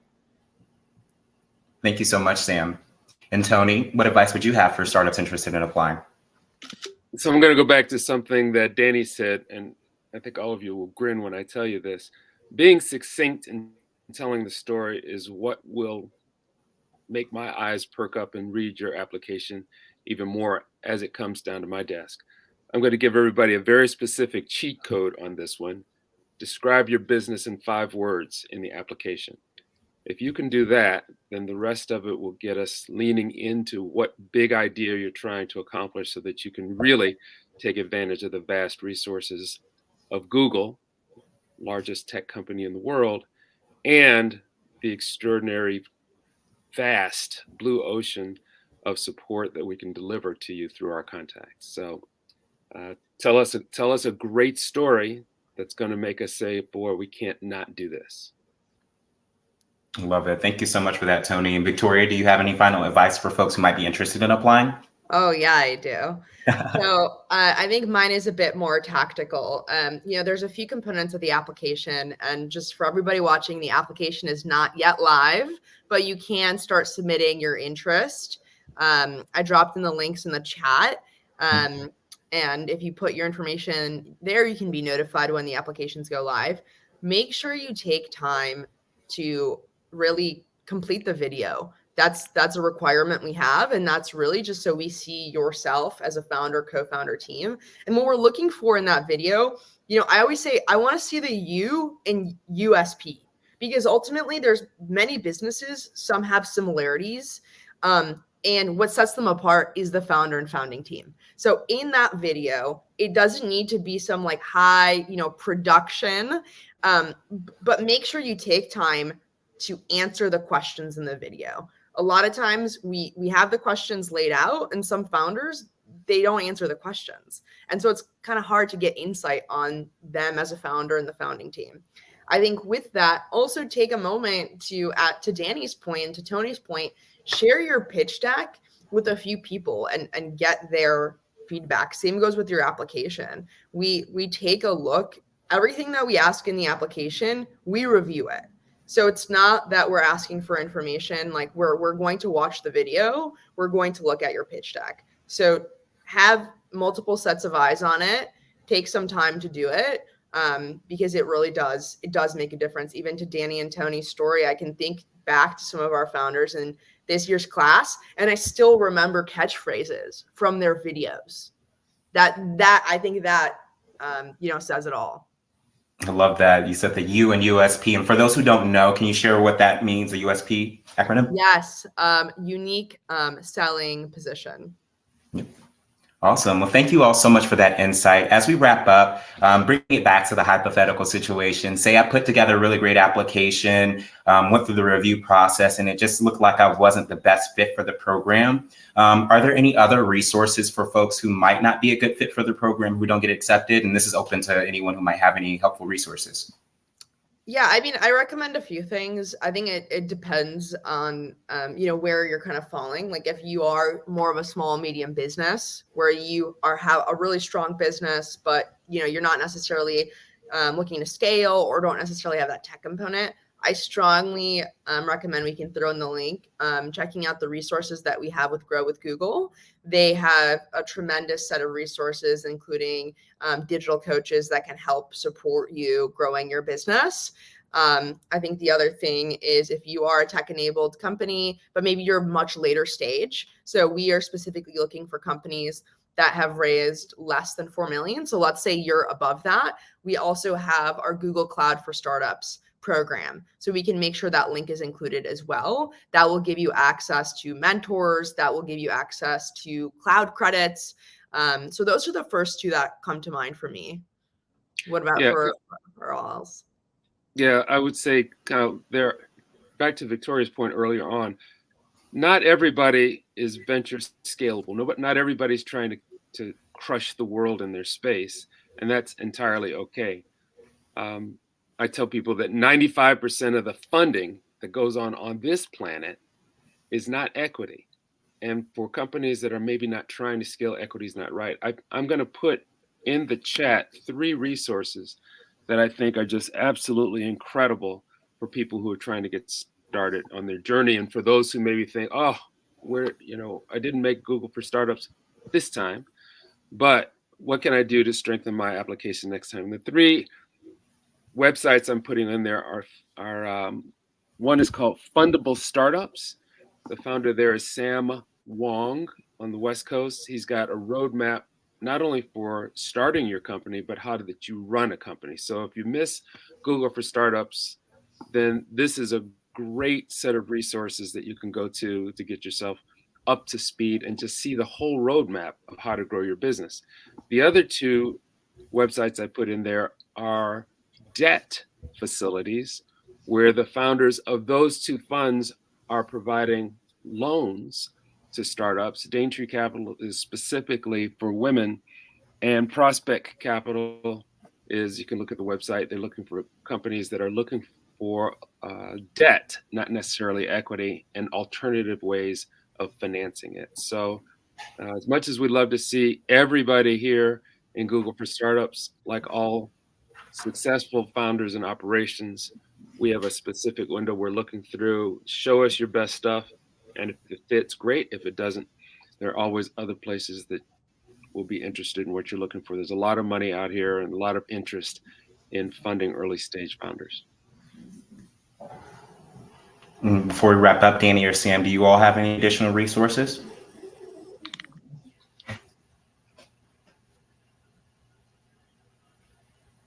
Sam, I think you're on mute if you're speaking. Sorry. Let's see now. Can you hear me now? Yep. Okay, awesome. The 2 that come to mind for me, of course, the ones that I've been mentioned, all incredible. But just to add to those, one, there is a group I highly recommend checking out called Founder Familia. If you are a Latinx founder or identify with that community, I think really the theme of the 2 that I'll be sharing are just generally speaking, building that community, right? Finding other founders that are working on companies as well, who can be resources for you, who can work alongside you, who can share, tips and tricks. That is a great way to spend some of your time if you weren't to get into this program, but also so you can continue to do that. Even if you do become a part of Google for Startups, it's just generally a good thing, I think, to do, is building that community around you. So Founder Familia would be one. Another program I think has a similar community building aspect is a startup leadership program, which I can share as well. They'll help you find workspaces, creating camaraderie with other founders near you as well. And there are several, I think, organizations by city. There's one in Brooklyn as well that I can share. So I'll put those links in the chat, but those would be the two that are top of mind. But just a general theme, I think, of trying to look out for groups in your city or with your work or with your school if you're studying part-time or anything like that, to help build up that network and community of support. So. That's great advice. The only possible addition I'd make, slightly outside of more direct founder support programs or startup communities, is to find a great therapist. One part of our Founders Fund that we provide to recipients, but should not be exclusive to a Founder Fund recipient, is mental health therapy. I will add in the chat an amazing therapist that we currently work with. Her name is Chantel Cohen. She has an awesome team of Black and Latino therapists available on hand. And what's really cool about their therapy option is it's kind of crosses the gamut of business coaching, but also therapy. So if you want to be able to talk about how do you arrange your first offsite, to how do you manage tough disagreements with your co-founder, I think that you should be looking at these great programs that are out there supporting startups, but don't forget to look out for ways to support yourself as well. It's consistently voted among our top benefits to the fund is the ability for founders to look out for their mental health. Victoria, also shout out to Sanarai, Luis Suarez, a Latino Founder Fund recipient, incredible Chicago-based startup that's helping the Latin community in the U.S. Find Spanish-speaking therapists as well. Awesome. Thank you all so much. You've all been a wealth of knowledge, and hopefully you've inspired folks to be excited about the application that's coming up. We'll look out for the application coming out next year, early next year. We'll have a few Ask Me Anything sessions that we're planning up to also address any other additional questions that you all might have. But until the next time we see you, we want to thank you all so much for joining us here. And please remember to give if you can. We want to make sure we continue to support the really great work that Goodie Nation is doing here. Thank you for having us, Joey. And with that, so thanks so much, Tony, Sam, and Danny. We now are going to have the joy of hearing from one of our Black Founders Fund recipients, Austin of Deeper. So I pass it over to Austin. Hey, everyone. Hey, Austin. Good to see so many familiar faces. Well, it's a pleasure to join you all on Giving Tuesday. My name is Austin Webster. I'm the founder and CEO of Deeper. We're best described as Shazam meets IMDb. We are a product suite that's reimagining music data for creators, consumers, and content providers. I think one of the great things about obviously being connected with Google for Startups and Goodie Nation can all get traced back to 2020. I think for us all, that was a year of uncertainty. It was a pivotal year of change with the pandemic and social and racial unrest, but even more so for small business owners and entrepreneurs. There was a time where all of our predicated plans on our projections, our business models, the financial modeling that we had planned for were all shifted. And we had to figure out ways to survive. Some of us did and some of us didn't. We were fortunate as a company to get connected with Joey Womack and Goodie Nation early 2020. And through that relationship and community, we were able to get connected with just the outstanding people such as Jewel Burke-Solomon and Google for Startups through their Atlanta Founders Academy. And from there, we were also fortunate to be a recipient of the inaugural Black Founders Fund cohort. And I have to tell you, all of our plans that were predicated on 2020 were kind of DOA. We were trying to figure it out. We were trying to take a step back and look at the landscape with the new normal and figure out how can we continue to survive, because we believe that the passion behind our company and music discovery and unlocking the creators who play such an impactful role in the music that we love, that story still needed to be told, that problem still needed to be solved. And from there, securing that funding gave us new life. We were able to extend our runway. We were able to bring on external resources to help us analyze the market and come up with a new solution, which we call our Deeper widget. It's a B2B solution that we license to content providers. And from that, that runway and from that extended time of being able in grace to be able to shift our gears and figure out where we want to go next, we were able to survive. So without the Black Founders Fund, without Goodie Nation, there would be no Deeper right now today. And as I talk to you now, we're closing Q4 2022. This is probably going to be our best year yet. We've had 100% year-over-year growth in revenue from last year. We have just continued to build on our product suite. We've created a robust analytics platform for our customers. We have a fruitful partnership with the streaming video service All Black that has just continued to pay dividends and continue to us to tell these stories of the people behind the music. At the end of the day, I tell everyone our journey started as passion and music discovery and turned into purpose. Through this kind of exploration and figuring out and understanding the music landscape, we've identified that there's so many impactful players behind the music that are so often lost in the sauce, if you will. Their stories aren't being told. And if you look at who's really played an impact on the soundtrack of our lives, what got us through the pandemic, what got us through the social unrest, it was the music, the soundtrack, the things that took us back to better times. And we're innovating on that experience. So really excited about that and what the Black Founders Fund and this is a tremendous community that me and my co-founder, Daryl Thompson, have been afforded since being a part of this program. But now I come to you and talk on Giving Tuesday because something that's near and dear to my heart.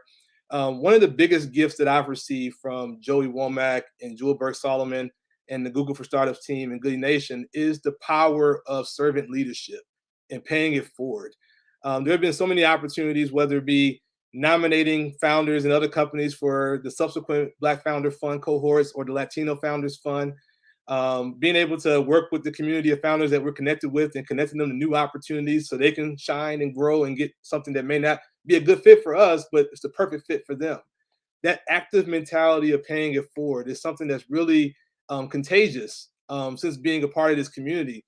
And so when that seed was planted through the Black Founders Fund, that lifeline, if you will, as me and my family were gathering this past year to just figure out ways to honor my late father who passed away 10 years ago, this past June, Amos Webster Jr., we said, how can we honor his legacy, but also do something impactful in the community? And from there, the idea was born that why don't we create a fund that supports a budding entrepreneur or small business owner that's an alumni of his HBCU, Tennessee State University. My father is my biggest hero. He was larger than life, literally. He was 6'6.5". Everybody, when I grew up in school, thought he was a giant. And I never got to be as tall as him, but I'm trying to, obviously he emulated so much in his life through his family, through his giving. He was an entrepreneur and a small business owner. And he just really just paved the way for me to be on this journey that I'm on. So it really does me good to know that we're creating something of impactful legacy that supports him, but also supports the future. And with that, I'm announcing our fund, the Amos O. Webster Jr. Power of Entrepreneurship Fund. It's something that we really are excited about. We're going to begin giving out a non-dilutive grant to a deserving entrepreneur, small business owner from Tennessee State University in June of 2023. You can learn more about the fund at aowebsterfund.org. That's Webster, W-E-B-S-T-E-R. Or you can text AOW Fund to 707070. I'll put those links in the chat. But really excited to be here on Giving Tuesday, to be a part of this great work that Goodie Nation is doing and all of their external partners that they've connected with. It's been an absolute pleasure and a joy to be a part of what they're doing. So thank you.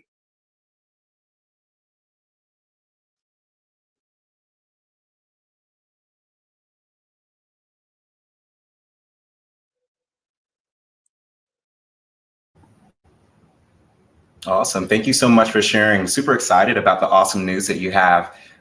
Really excited about all of the really great success coming out of the Black Founders Funds and also just overall what we're looking forward to over the next year. What we have coming up next for the conversation is another panel, and we'd love to invite a few other folks here. We have Eric Alvarez over at Grapefruit, Remy and Julian from Zelia, and then from Black Founders Fund, Jeff from Event Noir, Courtney from Uplevel, and Mark of Ziskit.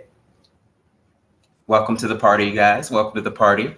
Thank you. Thank you. Yes. Glad to be here. Yes, and I really appreciate you all for being here as well. Would love to kind of open it up with introductions to who you all are. I don't know if you were able to tune into the previous panel we had with leaders from our Google for Startups team. One of the things that Tony had mentioned was having your pitch down to 5 words. And so I would love to hear from you all. If you can all share in 5 words, what does your startup do? And I'd love to kick it over to start with Eric. Yeah, hi everyone. Eric Alvarez. I'm a Latinx military veteran from Chicago, proud CEO and founder of Grapefruit Health. Tony's going to kill me but we're addressing the massive staffing shortage in healthcare today by creating the world's first and only workforce that's composed only of clinical students that we recruit, train, and manage to perform work remotely on behalf of healthcare organizations. So thank you so much for having me. Yeah, thank you for joining us, Eric. Awesome. And who'd like to go next? I'll go next. Hi, I'm Remy Mraz, CEO of Zella Life, and we followed the rules. Coaching platform for BIPOC employees. Love it. And Courtney? Hello, everyone. Courtney Colmer, founder and CEO of Uplevel Communications, connecting companies with communications talent. Love it. Awesome. Here, co-founder CEO of EventWire. We're the gateway to Black culture-centric events. Don't count the 2. Okay. All right, Julian Lewis, co-founder and COO with Zella Life, and Remy already took care of the 5, so I'll just pass it up. Okay. Mark Anthony Peterson, founder and CEO of Ziskit. I'm gonna go over about a word or so. Ziskit is a grocery search engine that saves you money. Awesome. Well, great job, you all. Super excited to hear about your companies, and we would love to hear more about your experience in the Black Founders Fund and Latino Founders Fund. And so I'd love to open the question up. Courtney, if you don't mind being popcorn first, can you tell us a little bit more about your experience in the Black Founders Fund community? Absolutely. I am a person who just boasts of the value that Google for Startups is bringing to founders like all of us on this call and the other, just shy of 100 that are part of these 2 cohorts. I think everyone we love to celebrate and talk about the $100,000 cash award, and it is significant and has huge impact. So my next comments are not to diminish that in any way, but I think there's so many other benefits to it that we don't spend enough time on. We have a Google Success Manager, for example. He is absolutely brilliant and has been such a resource to us. As I talk about how helpful he's been, I have to go into the 100K in Google Cloud credits we get access to. So as we look to bring our platform into the cloud, he's been instrumental in helping us maneuver through that process. Mental health was talked about earlier in the session when Danny joined, the access that the Black Founders Fund has given us to resources there. And just the community of all of these founders who I learn from, who we tap into, we can share best practices, lessons learned. The Slack channels are busy. It's really just such a great opportunity. I feel incredibly blessed and grateful in the spirit of Giving Tuesday and on the heels of Thanksgiving, just very grateful to be a part of this community. So those are a few of my highlights. Thank you, Courtney. And I want to pop it over to Remy. Do you want to share more about your experience in Black Founders Fund? Yeah, Julian and I were going to split this up, but for me personally, as a CEO, and you were responsible for finding funding for our companies, and one of the things that I love the most was having access to Tony and his advisement, but really being a part of this community. And between Google and Goodie, really in the spirit of giving, how they share so many resources, funding resources that are out there that are both, diluted and non-diluted. And there's a myth out there. I'm not gonna say it's a myth. There is a reality out there that there's not a lot available for Black and Brown founders. But what they do in mining all of the opportunities and resources and sharing it within Slack channel is just a godsend. It's just a godsend for us. Julian, you can share your portion. No, I agree, and I also echo a lot of what Courtney said. But one of the things I wanted to mention is part of the community that was important to me is being able to align with other founders that are in a similar lane where it wasn't a competitive thing, but like Courtney said, we were able to share best practices. But something else happened. Synergies were created. We were able to come together and realize that we had similar drives. You know, founders can be looked at by the outside world as being obsessed, and we can see each other and hear each other and understand our struggles, understand and be able to be excited for our victories and create friendships that are long lasting, that'll help us as a support. And a lot of times the support isn't there because you feel alone as a founder, but that's created throughout the community, and we've had an opportunity. It's been a blessing to be a part of it. Thank you so much, Julian. I really love to hear that those really great experiences that you have, and the community is such a huge part of it. Eric, I'd love to turn it over to you. Do you have any thoughts on your experience in the cohort? I do, yeah. You know, I thought about this a lot, and I think really what Google's done in this specific opportunity is really become a conduit of our success in a lot of ways. And so, you know, Remy made a comment there that there are not a lot of resources. That there actually are a lot of resources. I would only echo that because now there are, right? Like now that if you were to be fortunate enough to get into this to this group and be part of, like in our example, the LFF, then those resources are there. So like I am so grateful for having Tony on the investment side, which has been incredible. I've been assigned Juan as a mentor. He's a Google employee. He's been incredibly helpful. We meet every 2 weeks.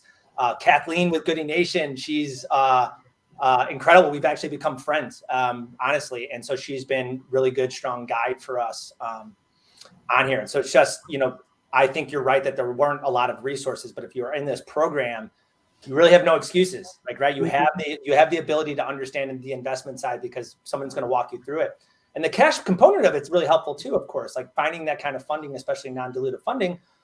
People in both of these funds typically don't have wealthy friends or family. I certainly don't. And so having that early capital too is like extremely, so virtually almost every single component to the challenges of being a founder are sort of being addressed, and Google's acting as the conduit for that success. So it's been the best experience I've had so far as a founder in the last year and a half is being part of this family. So I can't say enough good things about it. Oh, that's amazing to hear. I'm super glad that you were able to make great connections. Both Juan Pablo and Kathleen are awesome, amazing people. So definitely understand why you're making friends out of them. So I just had one last thing on the conduit side, and Remy touched on this too, but it's the community. It's like all the other startups, like we're limited. You give us a lot of resources, and they're a lot, but they're small compared to how many startup founders are in that family. And so it's like that community too. Again, Google's the conduit. You're bringing us together, but it's our job to take advantage of those and to provide value back into the group too. So again, just awesome. So. I love that. Thank you so much for adding. Jeff, I'd love to turn it over to you with a new question. Would love to learn a little bit more of how being a part of the Black Founders Fund is ultimately contributed to the success of your startup. Definitely. So I had a very unique presentation and how I found out about us winning. I was actually at Tech Chicago Week, and they surprised me on stage in front of about 300 people to let me know that we were winners. And so I can only speak to the fact of how much exposure, winning this with the Black Founders Fund and being a part of this community has given us. Really access from press releases to, again, being on stages and panels and multiple platforms. Not only has Google positioned us to win with financial support, but just really the exposure and letting people know about your services by giving us that platform has been amazing for us. Since we won the Black Founders Fund, we've been able to get a lot of inquiries from folks who are looking to partner with us from all over the country who were able to see the announcement. We've been able to invest those funds into us rebuilding our event marketplace. So if you go to the Eventwire discovery page, our new discovery page just went live last week, and now people are really able to filter by category and location a lot better in terms of finding the best events for them. And it's also enabling us to be able to launch our consumer app. So in January, folks will be able to go on and download the Eventwire app, find events in a location, and it's going to essentially allow us to drive more sales and make event discovery easier for our customers. So it's just been such a value add. everything from the counseling sessions to just the community. Just really a blessing, and I'm really excited to be a part of this community, but even more excited about the relationships that we're continuing to build with the founders, the counselors, and the mentors. But for us, I can say number one, exposure. The capital's been helpful for us in terms of developing our tech, and then we have some real goals for 2023 to triple revenue after doubling this year, and the support that Google's giving us with the sales certification that we got is already helping me feel more confident when I'm selling into customers. So just really a godsend, excited to be a part of the community for sure. And that's incredible. And congratulations to all of your success thus far. Mark, I'd love to bounce the same question to you. Can you share some of the successes that you've been able to achieve being a part of the Black Founders Fund or Latino Founders Funds? Yeah, absolutely. I mean, I think when we look at what Google has been able to do for us as a grocery search engine, we're talking to the ultimate search engine on the planet. And being a part of the fund has given us access to both resources and capital that has accelerated the evolution of our business. Now, let's first talk in terms of those resources. As a search engine, we're trying to help people find the best roadmap to the highest quality, low-cost food in their neighborhoods. We've been able to meet with internal Google specialists who've been working on their algorithm from the very beginning, and they've helped us improve our algorithm, help us improve our search results, and then help us think about what next year and the next 10 years look like. I don't get that unless I'm in this fund. So they've improved the quality of what we offer now. And then they've also, as I mentioned, helped us accelerate the evolution of the business. Phase 2 of our business is an auction marketplace where you can put your shopping list and let grocery stores bid on it. Phase 3 are food lockers where we can deliver this low-cost food to underserved shoppers in food deserts. With the funds that they've given us, we've now built the tech for the auction, and we're deploying our very first food locker in Birmingham, Alabama. We hope before the end of this quarter. Definitely by the end of the first quarter next year. That does not happen without the help of Google. So we believe we can do some significant good while also making a profit much earlier than we had initially projected, and that's all due to Google and the support of Goodie Nation. Awesome. And again, congratulations to this wonderful success, and super excited to continue seeing you grow. Courtney, you also shared a little bit earlier how being a part of the experience and how the Google Cloud credits were a huge part of that experience. Can you share any other successes that you've had while you were part of the program? Sure. Someone touched on Sales Academy. I think it was Jeff. Incredibly beneficial and helpful to us as we're so focused right now on revenue and getting more, acquiring more customers. And it's the script, all of those resources, hugely helpful. Also, what other things? We've been able to grow our team. Just the direct use of the capital. We've also put it towards enhancements on our platform, and then growing the team. So, I know one of the things that Google for Startups is particularly committed in is, what are we doing for our communities? I'm an HBCU grad. The opportunities we're able to provide for internships to bring in talent that way, but also to do hiring and help at a time right now where so many are downsizing. We're able to create more opportunities for people. So those are a few of the other benefits or ways that this opportunity has helped to advance our business and the work that we're doing and the impact we're having. I love to hear it. And that's incredible to hear that you're able to also extend that opportunity to others after being able to kind of get a really great opportunity like this one. I'd love to pop it over to Remy and Julian if you all want to tag team this one. But we just had a really great conversation on the application process, what the review process looks like. You all are here because you've been able to put together an outstanding application. You were all selected to be able to be a part of our cohorts previously. Remy and Julian, can you share a little bit more of what advice you would give to founders looking to apply for the Black and Latino Founders Fund? Yeah, I would say just do it. As founders of color, we tend to have more imposter syndrome than most. And so that imposter syndrome will often get in the way. And you may think that you're not ready. I'm not good enough. I don't have enough traction. I'm just not enough of whatever, right? And when we applied, we were just closing our first customer. And it was really about just, looking at this as an opportunity. And, big shout out to Austin from the Black Founders Fund, Austin Webster. He nominated me into the fund. And so, having that support of, of a founder that I know who believed in me and was like, you have it, you can do it. This is needed. It's important. Gave me that encouragement. And again, that just goes to show the support of the community and how founders helping founders. But that's it. It's just take the action. Right. And the key component to that is to not overthink. I think a lot of times when it comes to new founders, we're overthinking the process. We're overthinking where we're at. We're overthinking what someone who's evaluating our application is going to think about us. And none of those things matter, because at the end of the day, they're going to make the decision. And all you need to do is put yourself out there. And if we had not done that, if Remy said, we just closed our first customer and overthought that process, we would not have been able to partake in this cohort, and we would not be in this community. Therefore, we wouldn't have all the access to all the amazing founders and all the resources that we've had. And it's propelled us. It's actually catapulted us to the next level. And I couldn't see those things happening without that. So I recommend just do it. Don't think about it. Fill it out. Let them get back to you. And if it looks like in the video that they're not choosing you, they're messing with your feelings. Yeah, and some of you already know what I'm talking about. But it's exciting, and I'm really happy to be a part of it.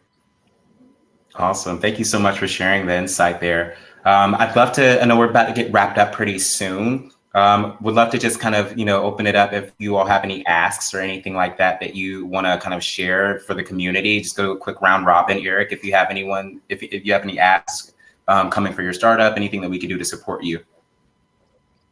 Yeah, I mean, I would love to connect with everybody on LinkedIn, and something I do for all of the other members of the fund is like simply when they post something on LinkedIn, I repost it and share it. And so we're B2B technology enabled services in healthcare.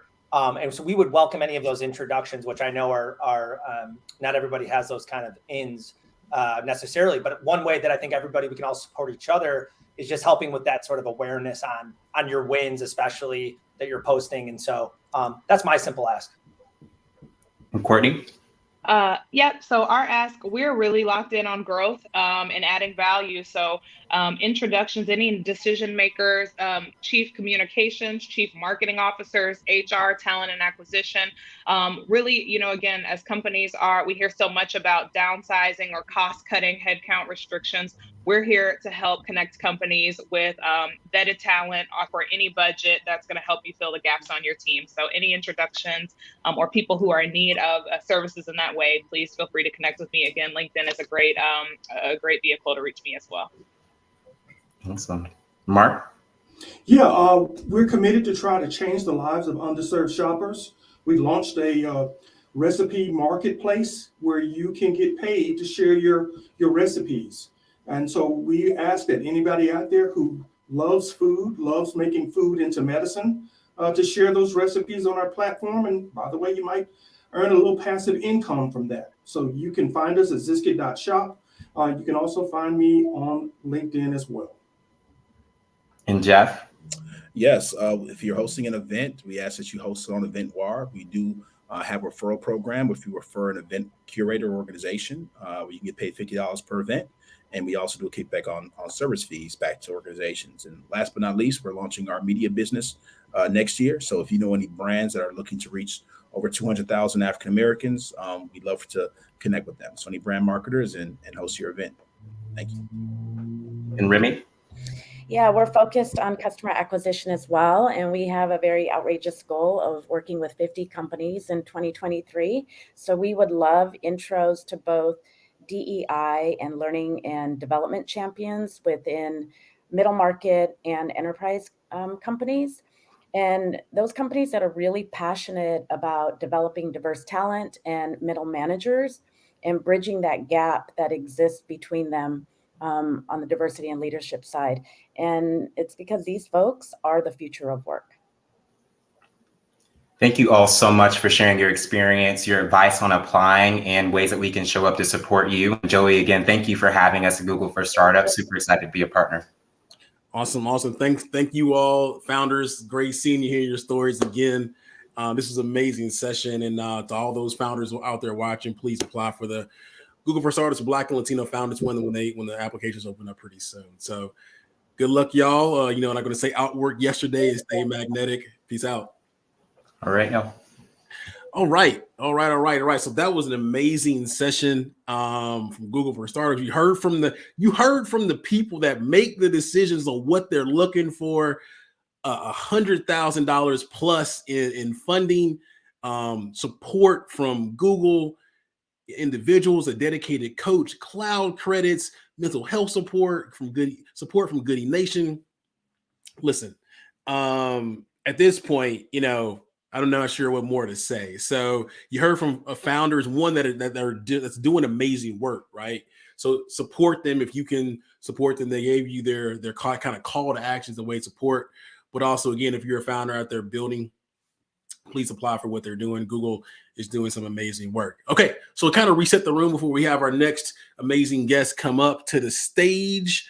This is Giving Tuesday. This is Goodie Nation on Giving Tuesday. We are raising money for our 2023 programming and how we're supporting diverse founders and social entrepreneurs, small backgrounds.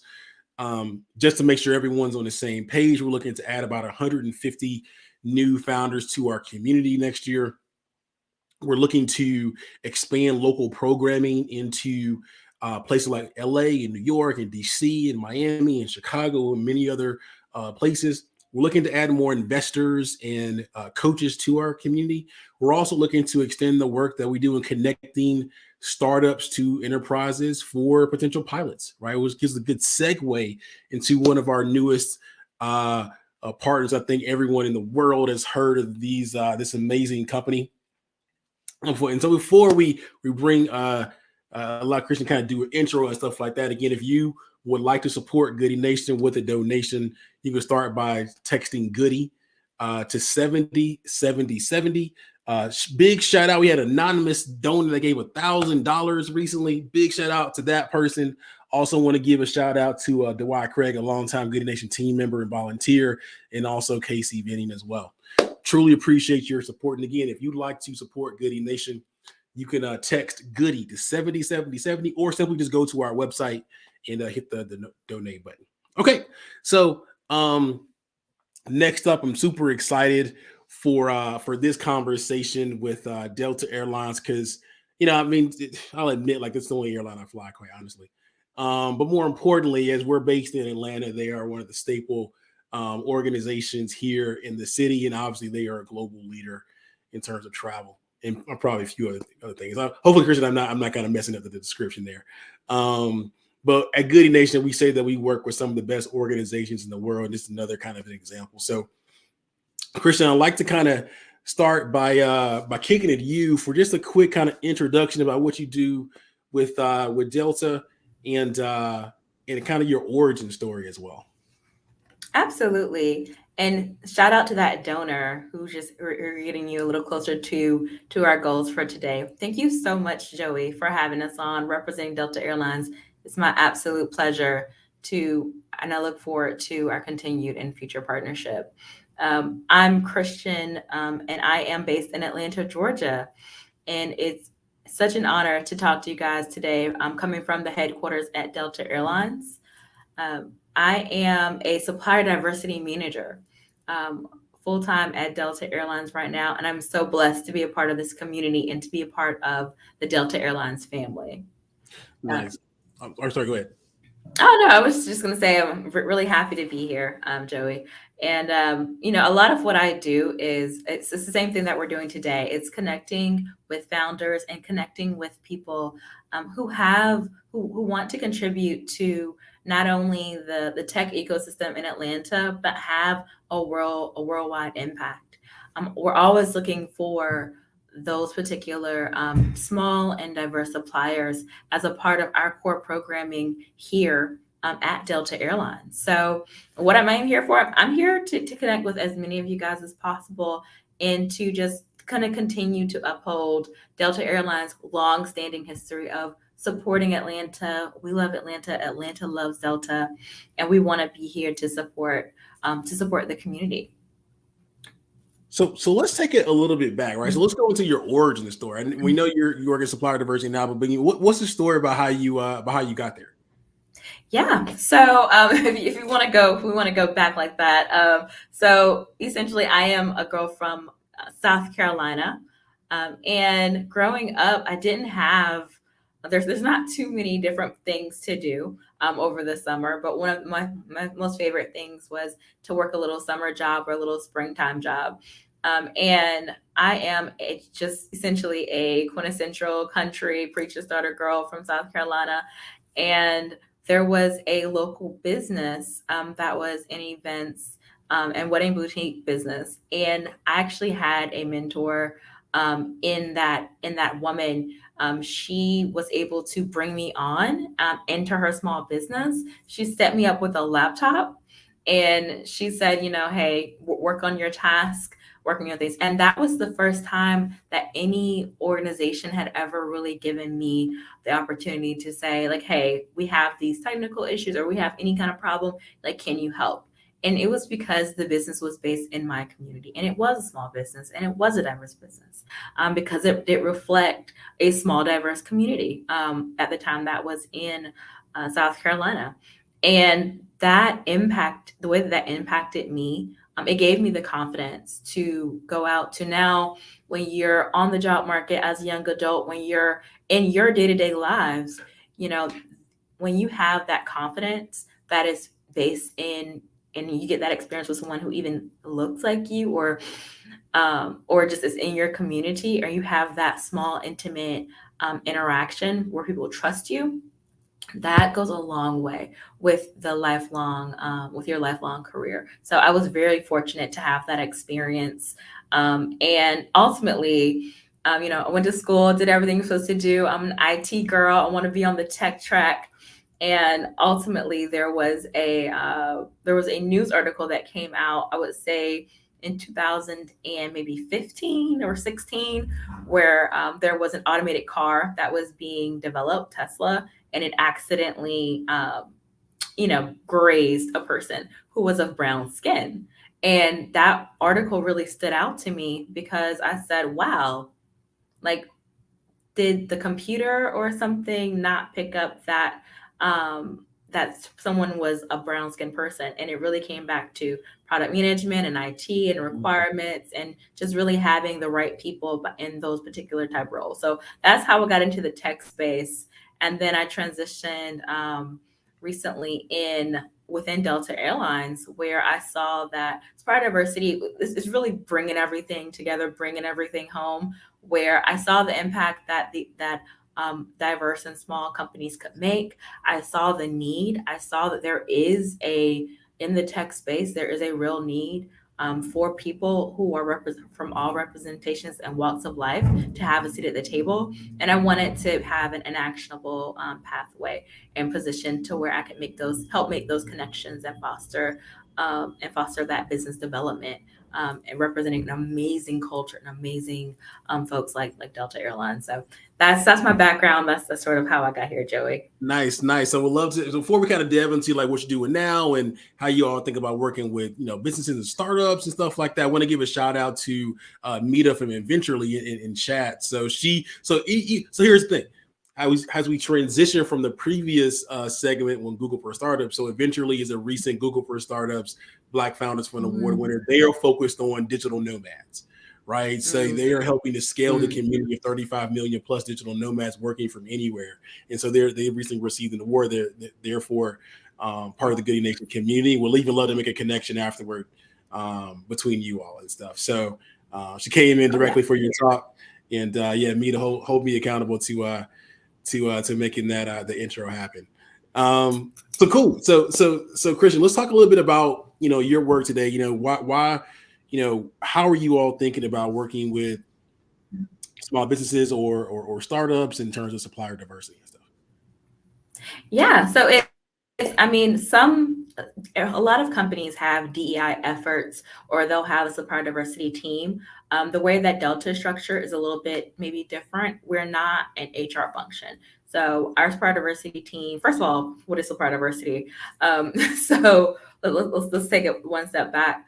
A lot of people, like I said, kind of assume that maybe Supply Diversity is going to be more in the realm of HR or hiring or workforce hiring. And while that it does come into play later on, Supply Diversity specifically is a strategic promise and a strategic vision from one company, one entity like a Delta Airlines to the community. To number one, acknowledge that small businesses you do need small business concern and acknowledging the impact that small businesses can have. So in the piece of the pie, right, we want to make sure that we are considering and including small businesses when we have our day-to-day affairs.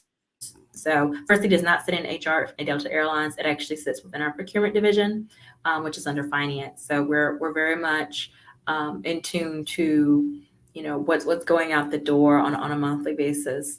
And the vision that Delta Airlines really has for Supply Diversity is to continue to be that partner and to be the source where we can absolutely have a pulse on what's going on with the community. We know that small companies can innovate quickly and they can pivot quickly. And we know that, when we think about the airports of the future and the planes of the future and your onboarding process of the future, there are brilliant ideas that are hatching all throughout the minds of our startup founders. And we want to be here to, number one, develop that. We want to be able to give you guys a little background and input into what actually makes an airline run and what are some of our scaling and requirements and things be, so that when you are developing those things in your head, you can have a great and accurate viewpoint as to what can that future possibly look like for you guys. Yeah. So here's the opportunity. I mean, so what we're doing is looking to work with Delta and providing, again, opportunities for startups to work with them, right? And so give you a quick story. This was actually alluded to in the beginning part of the day. Alasia Brown from our team talked about the work that we did with Gooder and Jasmine Crow, Houston, and how she started the company through Goodie Nation's programming. So one of the underrated parts of it was, outside of Goodie Nation, I was running the innovation program for Atlanta's airports, ATL, right?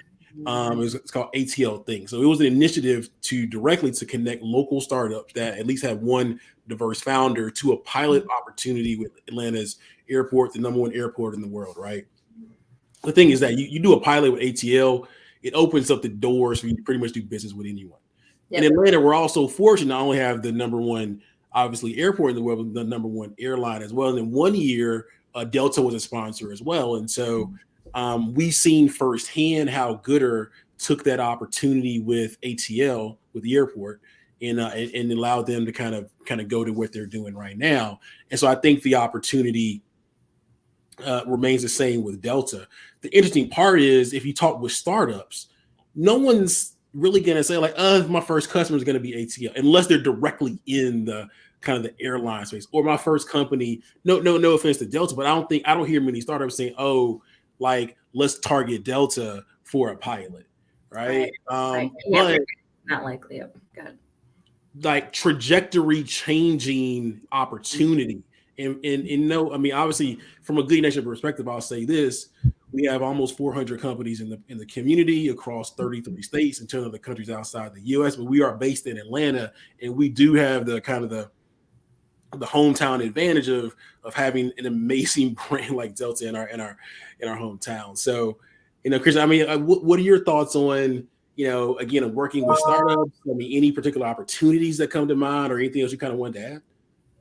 Yeah, I would say we are absolutely here. Whereas for a pilot customer, most likely Delta's not going to be your go-to. However, I do believe that number one, Delta buys a lot of things.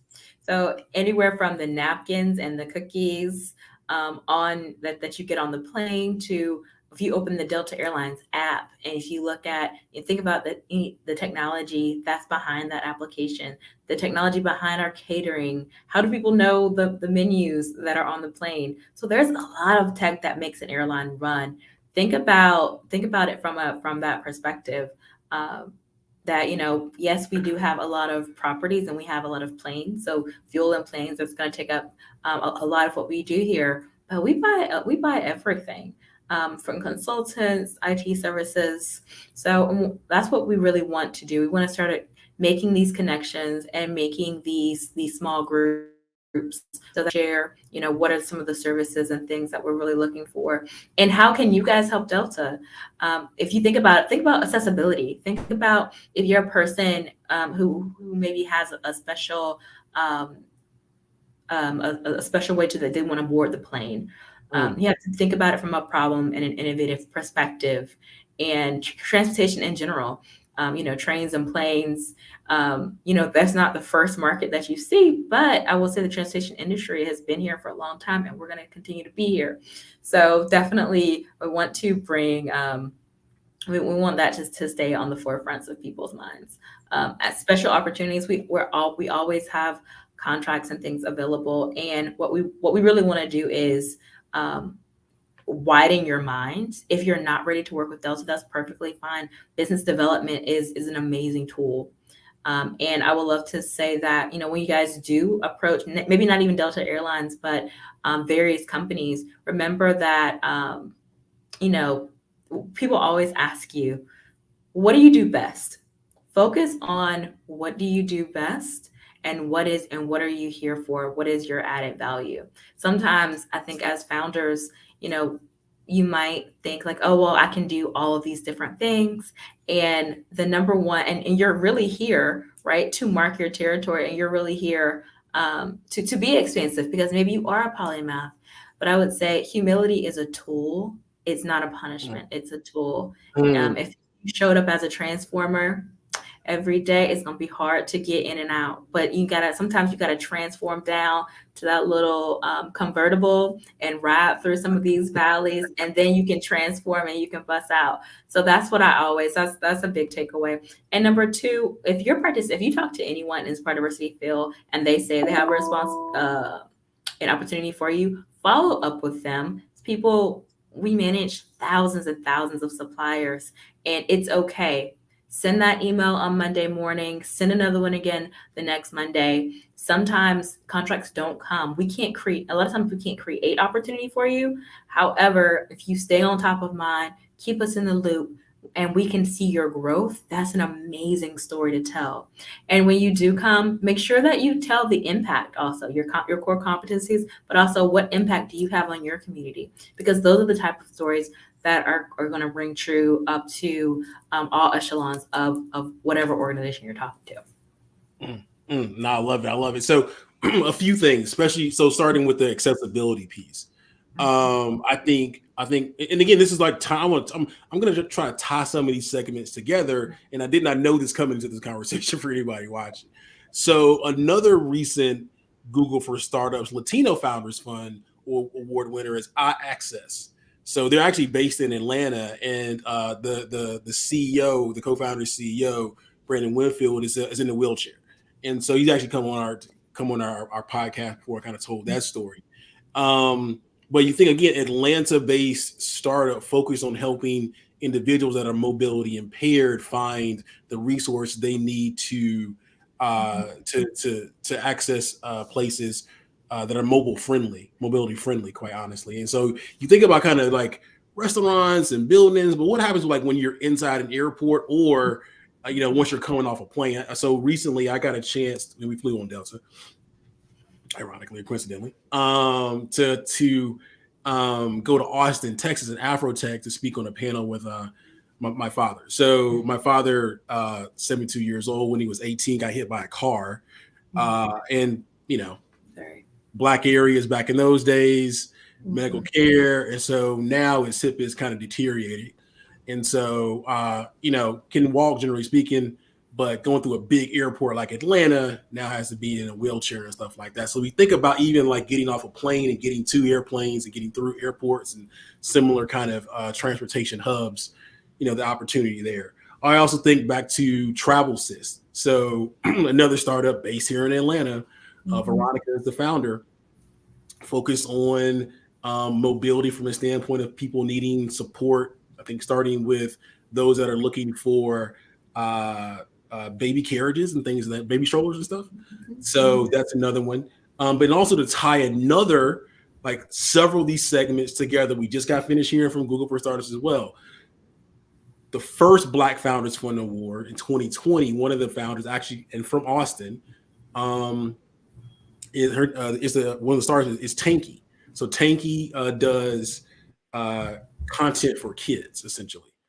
And I'm not sure where it is now, but I know over a year ago, they had landed a contract to provide some of that content to Delta for the in-flight entertainment and stuff. So again, like I said, may not be there now. I haven't. I mean, I'm a dope. I don't really check right there, but I do know. Again, a Black Founders Fund Award winner from Google for 2020.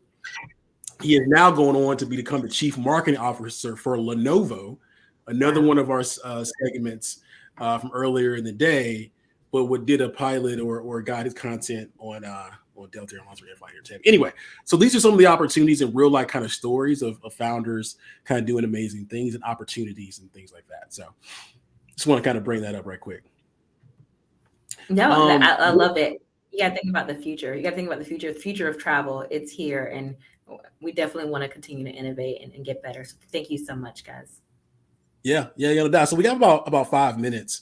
So before we kind of close, I also want to give kind of a quick idea about how we're thinking about working with large enterprises like Delta. So one of the things that we do for startups is, especially like venture back, or those looking to raise venture capital, we put them through a session called investor readiness evaluation. Essentially, it's a mock pitch with an investor for 30 minutes, a typical kind of investor pitch. Afterward, the investor rates the startup, so on and so forth. A few things happen from that. We're able to kind of give the startups good feedback, help them with their planning, and also make the right introduction for them based on the level of progress they've made. So we're extending that concept to do the same thing for B2B companies focused on doing enterprise pilots. And so in this case, and we're literally looking to raise money to do more of this in 2023. So again, text Goodie to 707070 is to host sessions where we have folks from supplier diversity initiatives, those that are familiar with hearing sales pitches from startups that work at large companies, and pair them up with a startup for a one-on-one sales pitch and product demo, right? And then in this case, just like with the investors, the corporate folks will actually give feedback to the startups, and it helps them with their sales pitch, and it may even unlock opportunities for them to go and do introductions and maybe even get pilots and stuff like that. So just want to kind of set the stage for how we're looking to work with organizations like Delta and stuff like that. And Christian, I kind of as we kind of close out, anything that you can add in terms of what you're excited about for next year, anything that you all may be working on or anything of that nature. Yeah, so we're excited for extended research. We're excited to create more relationships and more opportunities to interact with a lot of different companies. And we do love Atlanta, but we fly everywhere. So if you're anywhere, if you're listening to this and you're in any of our markets or submarkets, absolutely, we look forward to kind of continue these type of relationships. If you think about it, from if you even step outside of the direct tech world, if you think of the painters that are needed in every airport, the electricians that are needed in every airport, some of those electrical components. So we look forward to having a lot more events. You guys will see Delta Airlines participate in a lot more things around the city and around the country to bring you guys in and to make sure that we do have that inclusive culture. So I do manage what we basically call the diverse supplier network. And once you do business with Delta Airlines, sometimes it'll take a year or so to even to get in for the opportunity. But once you're in, you are a part of that Delta supplier network. And that's a special app that I manage here on campus in Atlanta, Georgia. And we push those names to our business leaders. So We're really excited about launching and publishing this diverse supplier network internal to Delta Airlines, and making sure that you guys have the resources and tools needed to kind of continue to grow, and the input from us when it's needed, and however we can help. Absolutely, we would love to be a part of those future programs. Nice. So if there are entrepreneurs out there watching, is there like a website or a page that people can learn more about your initiative, or should they follow you on LinkedIn, or what's the kind of the preferred method of contact? Yeah, no, go to just Google Supplier Diversity, Delta Airlines, and we do have the link there. Go ahead and register today as one of our suppliers. I get the email. I'm on the other side. They're always like, oh, where's my information going to go? It's going to go to me. I'm going to see you. Go ahead right now and register, upload your certifications, do your self-certifications. And also you can LinkedIn, Christian Mabry, LinkedIn. Feel free to reach out to me, and I'll drop the link in the comments. And we'll love to connect with you guys and learn more about everything that you guys are doing. There it is. Love to see it. So Christian, definitely looking forward to working with you all moving forward in 2023, and helping founders in a number of different ways. Truly appreciate it. And yeah, so we're looking to support you. So if you're an entrepreneur out there looking at their Google Delta Supplier Diversity, and fill out the form and register today. So Christian, it's been an absolute pleasure having you join us today, and looking forward to connecting the dots between even like some of the previous panels and what you're working on. I think there are some really interesting things that can happen. Look forward to some of these success stories. Thank you, Joey. Thank you so much. You're welcome. Cool. Awesome. So I told you all you're in for a treat, y'all. We are more than halfway through Giving Tuesday, focused on Goodie Nation here. And yeah, we truly appreciate. We actually got some recent donors. They're anonymous, so we truly appreciate that. Also, Chris, you want to drop in the chat like your LinkedIn as well. We'll go ahead and get that out there. So while we're doing that, we're kind of reset the room. Today is Giving Tuesday, a national, really a global day for giving to your favorite nonprofits, and Goodie Nation is a nonprofit. We talk in many cases about the funding gap for diverse founders and social entrepreneurs. Quite honestly, there's a funding gap for diverse-led nonprofits as well. So we are raising money to support our 2023 programming. If a spirit comes over you, text Goodie to 707070. And we will receive that money, and it'll help us along the way. So here's what it looks like in terms of excuse me, a little bit of a cold. Here's what it looks like in terms of what we're looking to do with funding. So one, we are looking to add about 150 new founders to our program. Two, we are looking to expand our efforts in LA, New York, DC, Chicago, Miami. We're looking to do a few more activities or activations in some special event weekends and conferences. So think Afrotech, South by Southwest, and more. We're also looking to provide more mental health support for entrepreneurs. One thing that doesn't get talked about a lot is the stress that founders go through, and all the things and all the ways that it affects them. And so we do monthly group therapy sessions. And then we also connect founders to therapists whenever they need it. Two, we like to, as I kind of explained during the segment with Delta, we're looking to expand our support for B2B companies focused on getting enterprise clients. So, and again, the spirit comes over you. You can donate in several ways. The primary way is by texting Goodie to 707070, or you can go to the Goodie Nation website and make a donation there. One thing that we're going to do is we are going to, you can check chat right now if you're on YouTube or Facebook to get the LinkedIn profile for the previous guest, Christian, over at Delta. So we have about 4 more hours to go. Again, we're like halfway through Goodie Nation on Giving Tuesday. Super excited for this next segment. Super excited for this next segment as we got a few good people that we're gonna bring to the stage. And so here's the thing. Earlier this morning, you met our first fellow focused on community building, Elijah Brown, but we have several more fellows for you all to meet throughout the day. And this next segment is focused on our investor relations fellows. So before I kind of bring them to the stage, I'm going to kind of set the stage for a second and how this whole thing kind of began. We told this at our Intentionally Good Summit here in Atlanta about 6 weeks ago. But here's the story. Around this time last year, we were hiring for a program operations manager, interviewed a person. Her name is Ama. At the time, Ama was a recent graduate of Georgia State. She had graduated 2019 with a degree in nursing as a full-time nurse, but she wanted to get into tech, in particular into venture capital, kind of a non-traditional kind of career pathway for someone that's a full-time nurse. But Ama's amazing. During the middle of COVID, she's a true warrior and got through, helped many people.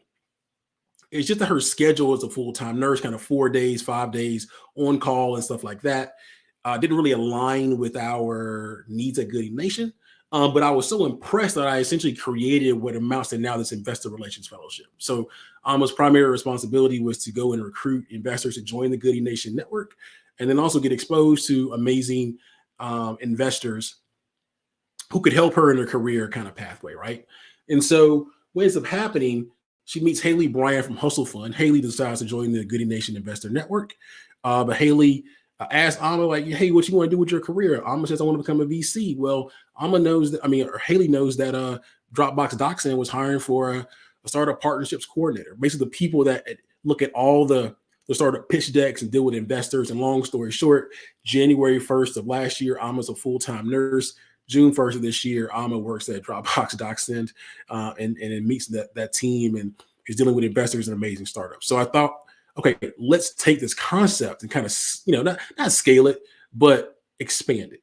All right. So now we were able to offer multiple fellows, multiple amazing individuals, these fellowships and investor relations. And so I believe these individuals represent the future of investing, not only in this country, in the world. So I'm going to bring them to the stage slowly but surely. So first I'm going to bring up Camille and Dennis, and then Alexis. Everyone turn on your cameras there. So we got a few more people. These are just a few of our investor relations fellows. So first publicly announcing some of the fellows today. And here's the thing. My original intention was to do one investor relations fellow. But after we got a ton of applications and after talking to a ton of people and doing some follow-up kind of questions and research, I was like, oh, this is going to be super difficult. There's just no way that I'm going to be able to select one. And also, I'm a sucker for talent. I love talented people with a good heart and stuff like that. So here's an opportunity to learn a little bit more about these amazing fellows. More important, their origin stories and where they want to go. I know some of them have some time commitments and stuff like that. So I think, Dennis, you have a short time, but maybe I can have you go first. So let's do this. Let's kind of get into origin stories and where you want to go. So Dennis, I'll start with you. Do a quick intro and then kind of how'd you get to where you are today? Yeah, absolutely. So first off, thank you, Joey, for having me. So a little bit about myself. My name is Dennis. So I graduated from Emory in 2017 and became a high school science teacher, taught biology and chemistry to 9th and 10th grade students for about 2.5 years. And just seeing a lot of the inequities in the classroom led me to join an ed tech startup based in DC called Legends of Learning. So what I did was sold math and science video games to K through 8th grade school districts for about 1.5 years. And for me, I just want to continue to broaden my understanding of the entrepreneurial ecosystem. So currently right now, I'm in business school at MIT. And what brought me to Goodie Nation was really Joey and the work that he's doing. I would love to be able to continue to increase the amount of capital that specifically Black founders are receiving. That's literally my life's mission. So just being able to have that opportunity with Goodie Nation as an investor relations fellow is something that I definitely couldn't pass up. Cool. Okay, so listen. So where do you? I mean, but then so where you want to? Let's talk about the future, right? So I mean, where do you want to be moving forward? Any thoughts on 5 year? I know you want to focus on getting capital to founders. But any other thoughts on? Because the reason why I'm asking is maybe some people out there could help out, right? Any kind of big, hairy, audacious goals or anything like that? Yeah, absolutely. I still kind of go back and forth between whether I want to be a founder or whether I want to be an investor one day. So I am really interested, obviously, in education, but one of my passions is within healthcare as well. So being here at MIT and being here in Boston and just being able to have a community of people that are also, we're interested in healthcare as well has been such a fascinating part of my life. Definitely want to start a company potentially that is at the intersection of both health tech and again, underrepresented groups. So think Black, Brown, LGBTQ people, women, just helping them to be able to better understand their health and being able to help them within their, their lifespan. So not any big set goals yet. That's something I'm still trying to work on and figure out. But I think through this fellowship, I'll be able to have a better sense of what direction I'm wanting to head in. Nice. Good stuff. Okay, Camille, you're up next. Quick intro, origin story, all that.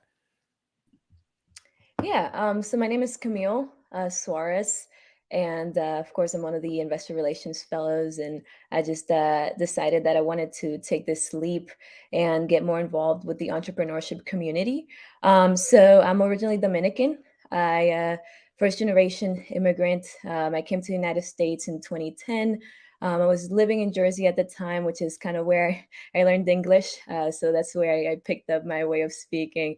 And then eventually moved down to Atlanta, where I went to high school and college. So I'm also a first generation college student. I'm the first in my family to graduate college. And I studied economics. And through economics, I actually discovered investments and kind of got acquainted with investment analysis and became part of my university's investment fund and kind of managed around $350,000 in assets and did that investment analysis there. And then kind of through just my college career, I became acquainted with certain entrepreneurs on campus that were working on projects.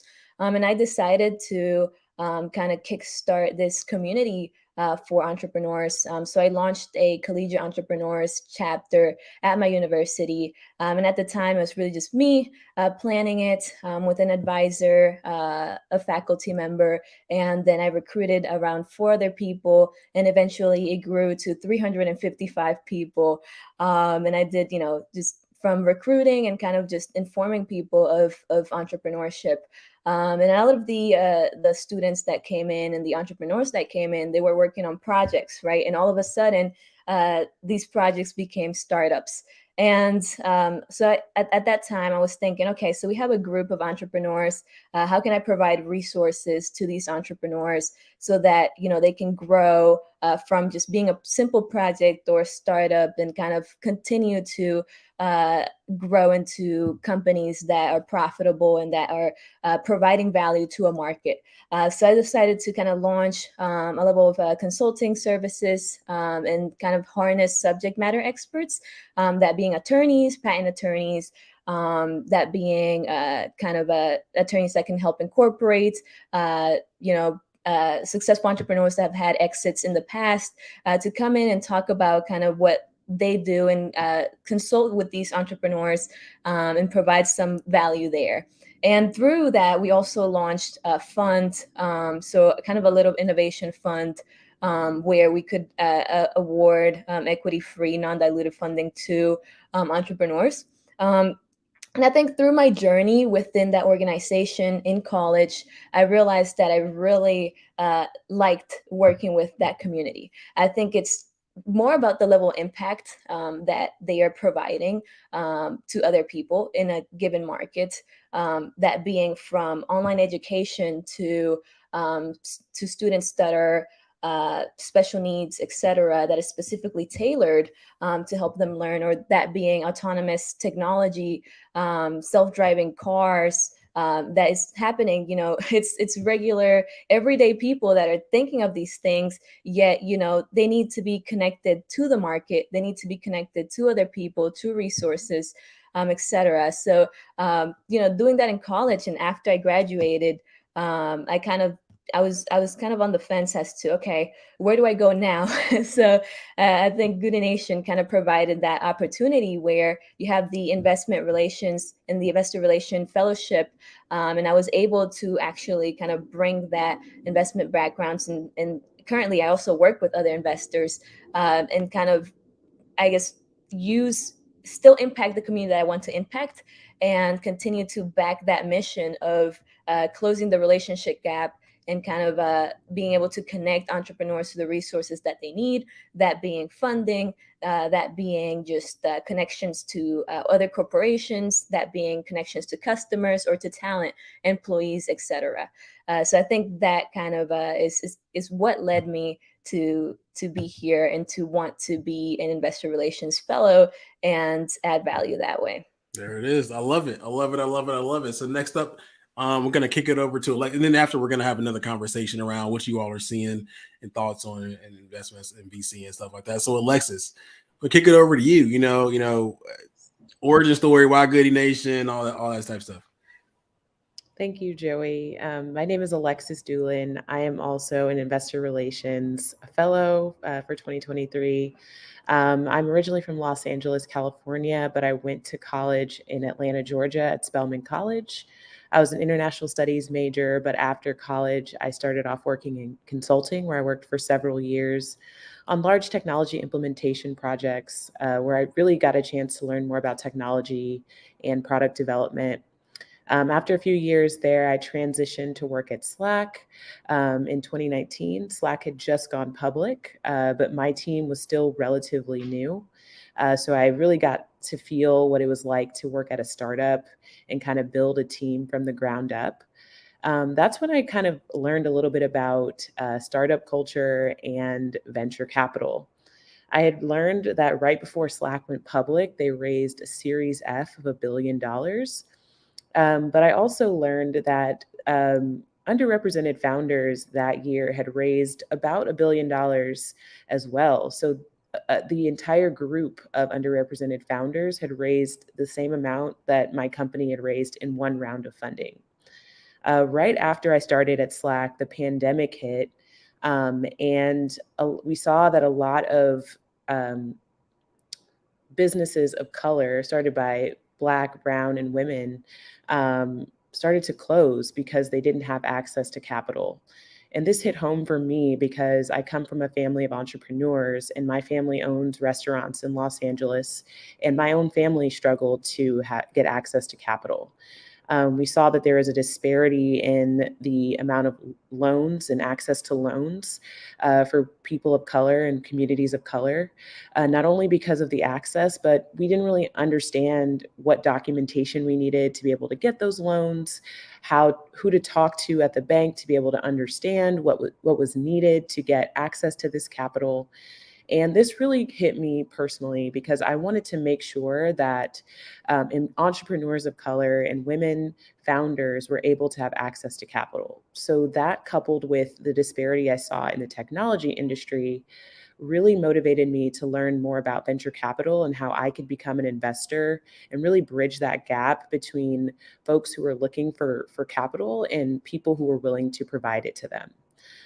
One of my Spelman classmates introduced me to a program called HBCU VC, where I had an opportunity to participate in a fellowship that introduced HBCU students and graduates to venture capital. So we learned venture capital fundamentals, and we actually had an opportunity to meet different fund managers across various stages of funding and impact investors, institutional investors, corporate venture capitalists, and spoke to them about their experiences working in venture and how they could make an impact being a Black check writer and be able to allow other people in the industry to see the power of investing in underrepresented founders.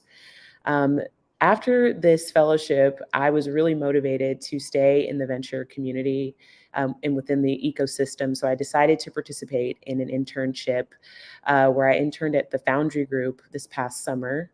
And I had an opportunity to learn more about being a fund of funds. And at Foundry Group, I was able to work with a lot of different fund managers and understand the power of being able to invest in funds that had a focus on investing in underrepresented founders. After that internship, I took all of the things that I had learned, and I really wanted to figure out how I could continue to make an impact, not only in the entire venture ecosystem, but more specifically in the Southeast region. So after my internship, I worked to help build an angel community. And I helped to try to educate people in the Southeast region, specifically Atlanta, about venture capital, angel investing, and how that could really change the way that our businesses grow and get access to resources. Today, I work with founders to provide access to community. And essentially, community is an essential way for people to be introduced to people who can provide them with resources and eventually capital that they need to grow and to sustain their business. So Goodie Nation, when they shared the Investor Relations Fellowship, I felt like that was a great way for me to continue the work that I was doing with founders and to continue to help to build the ecosystem of investors and founders within the Southeast region, within Atlanta specifically, and really provide access to my network of folks that I had met since I've been introduced to the venture capital ecosystem, and really help Goodie Nation grow and work with the other investor relations fellows so that we can make Goodie Nation a prime place for founders to be able to have access to community and capital. Really connected with Joey on the importance of community, the importance of the venture capital ecosystem, and how we can really leverage those two things to make an impact on underrepresented founders.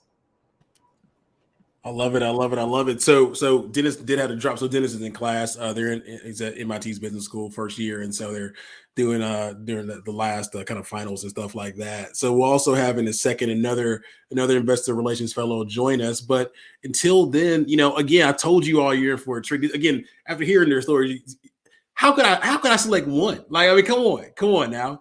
So, but let's talk about maybe what you all are excited about in 2023 as it relates to learning more about. So a few things. One, they're going to be they'll get exposure from our side doing a few things. One, working with more investors. Two, looking at the ways that the Goodie Nation evaluates companies, including working with the Google for Startup Black Founders Fund, Latino Founders Fund, and some of the other initiatives from our partners as well.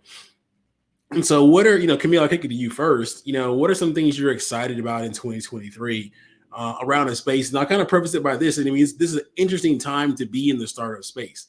I mean, economic climate is not necessarily good for founders of all types, or startups of all types, particularly for diverse founders. But, I do think in times of uncertainty and toughness, like innovation, this is when this innovation comes out, right? And so there's an opportunity there for us to play a role. And when I say us at Goodie Nation and some of our partners and stuff like that, to play a role in shepherding the next generation of startups and other people in tech through this kind of what can be a tough time. So what are some of the things that you're looking forward to in 2023?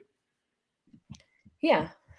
So being part of the startup community, the thing about, being able to attend a lot of these pitch competitions and talking to founders and startups is that you can see what the future is going to look like before the future actually happens. So I think, there's a level of excitement around just seeing what is going to be new to market and what the future is going to be looking like. And specifically, I'm looking forward to the growth in terms of incubation. You already mentioned Google for Startups. And a lot of initiatives that are specifically coming to Atlanta as well, that are kind of growing that startup ecosystem. So I'm definitely looking forward to kind of gaining more exposure to a lot of these newer startups that are going to market, and also kind of seeing the growth of the ecosystem and kind of the funding of those startups through those later rounds of funding. And I think I want to, provide support to a certain level where we can see a lot of those startups get funded past those pre-seed and those Series A into more of those Series B, Series Cs, especially in underrepresented communities. Yeah, excellent. I mean, same thing with you, Alexis. I mean, what are you excited about for 2023? I'm particularly excited about kind of seeing what founders see as critical problems to be solved. One thing about underrepresented founders is that we have a particular niche. We are solving very critical problems that are really important to our communities, and really wanting to see kind of after I don't want to say the fallout, but the fallout of, the economy and things that are happening within the venture ecosystem. What are some of the problems that these founders are going to be solving, and what are some of the investors going to do to try to help invest in helping these founders solve those problems? I really kind of agree with the sentiment around kind of supporting these founders and helping them with the resources that they need. And I'm really excited as an investor relations fellow to work with the investors to see what are some of the critical areas that they're looking for in terms of the entire ecosystem, but what are some of the things that we can present to them that our founders are seeing as critical problems that are solving issues in underrepresented founders communities that can also span across to the global community as well. Nice. Okay, and so we got maybe 5 to 10 more minutes left in this segment. We also have a new investor relations fellow join us, and Erica. Let's do a quick intro, and also just what's your origin story? Wow, that's a big question. Hello, everyone. Happy Giving Tuesday. Really excited to be here. I'm Erica Haskins, Investor Relation Fellow for Goodie Nation. Professionally, I have a really cool, I think, winding kind of professional journey. I actually started out in education. So my first job was a math teacher at a really awesome high school. It was a dropout recovery alternative high school, one of the first models of that type of high school. I then worked in that charter network to expand that model of high schools to 5 different states and DC. Worked in Boston for a while with education, edupreneurs, if you will, school founders who are also designing innovative schools for their communities and launching those. So I got to see them launch 65 public schools across the country, including some other education ventures. And now I work in the education support, training, entrepreneurship education space in Austin, Texas. So my origin story is I'm a kid that grew up on the farm. Went to a rural school with few resources, really felt underestimated through my education journey and then also my professional journey. And I've seen that experience mirrored in so many of the founders that I have supported, that I have championed in my work, both in education and just the entrepreneurship and venture space. And so I've really made it my personal and my professional mission to change that as soon as possible, definitely within my lifetime. So I'm really glad I get to be here. I'm really glad I get to contribute and have this discussion that's so important. Cool. So I want to popcorn a question back over to you. So the question I had asked Camille and Alexa right as you were hopping on was, given kind of where we are in the world, economic climate and a few others, things may be tough for in particular for founders of all types, quite honestly, but also for diverse founders in particular. I think there's an opportunity for Goodie Nation, our team, and also some of our partners and our colleagues in the space to shepherd these founders and also other stakeholders in tech, VCs, investors, coaches, so on and so forth, through what could be a difficult time next year, 2024, and things like that. But it's an awesome opportunity, I think, for folks in our seat, in a privilege to be able to be in the position to actually kind of do that, right? So the question is around what are you excited about for 2023 as it relates to working with investors and founders and the combination and stuff like that? What are you excited about?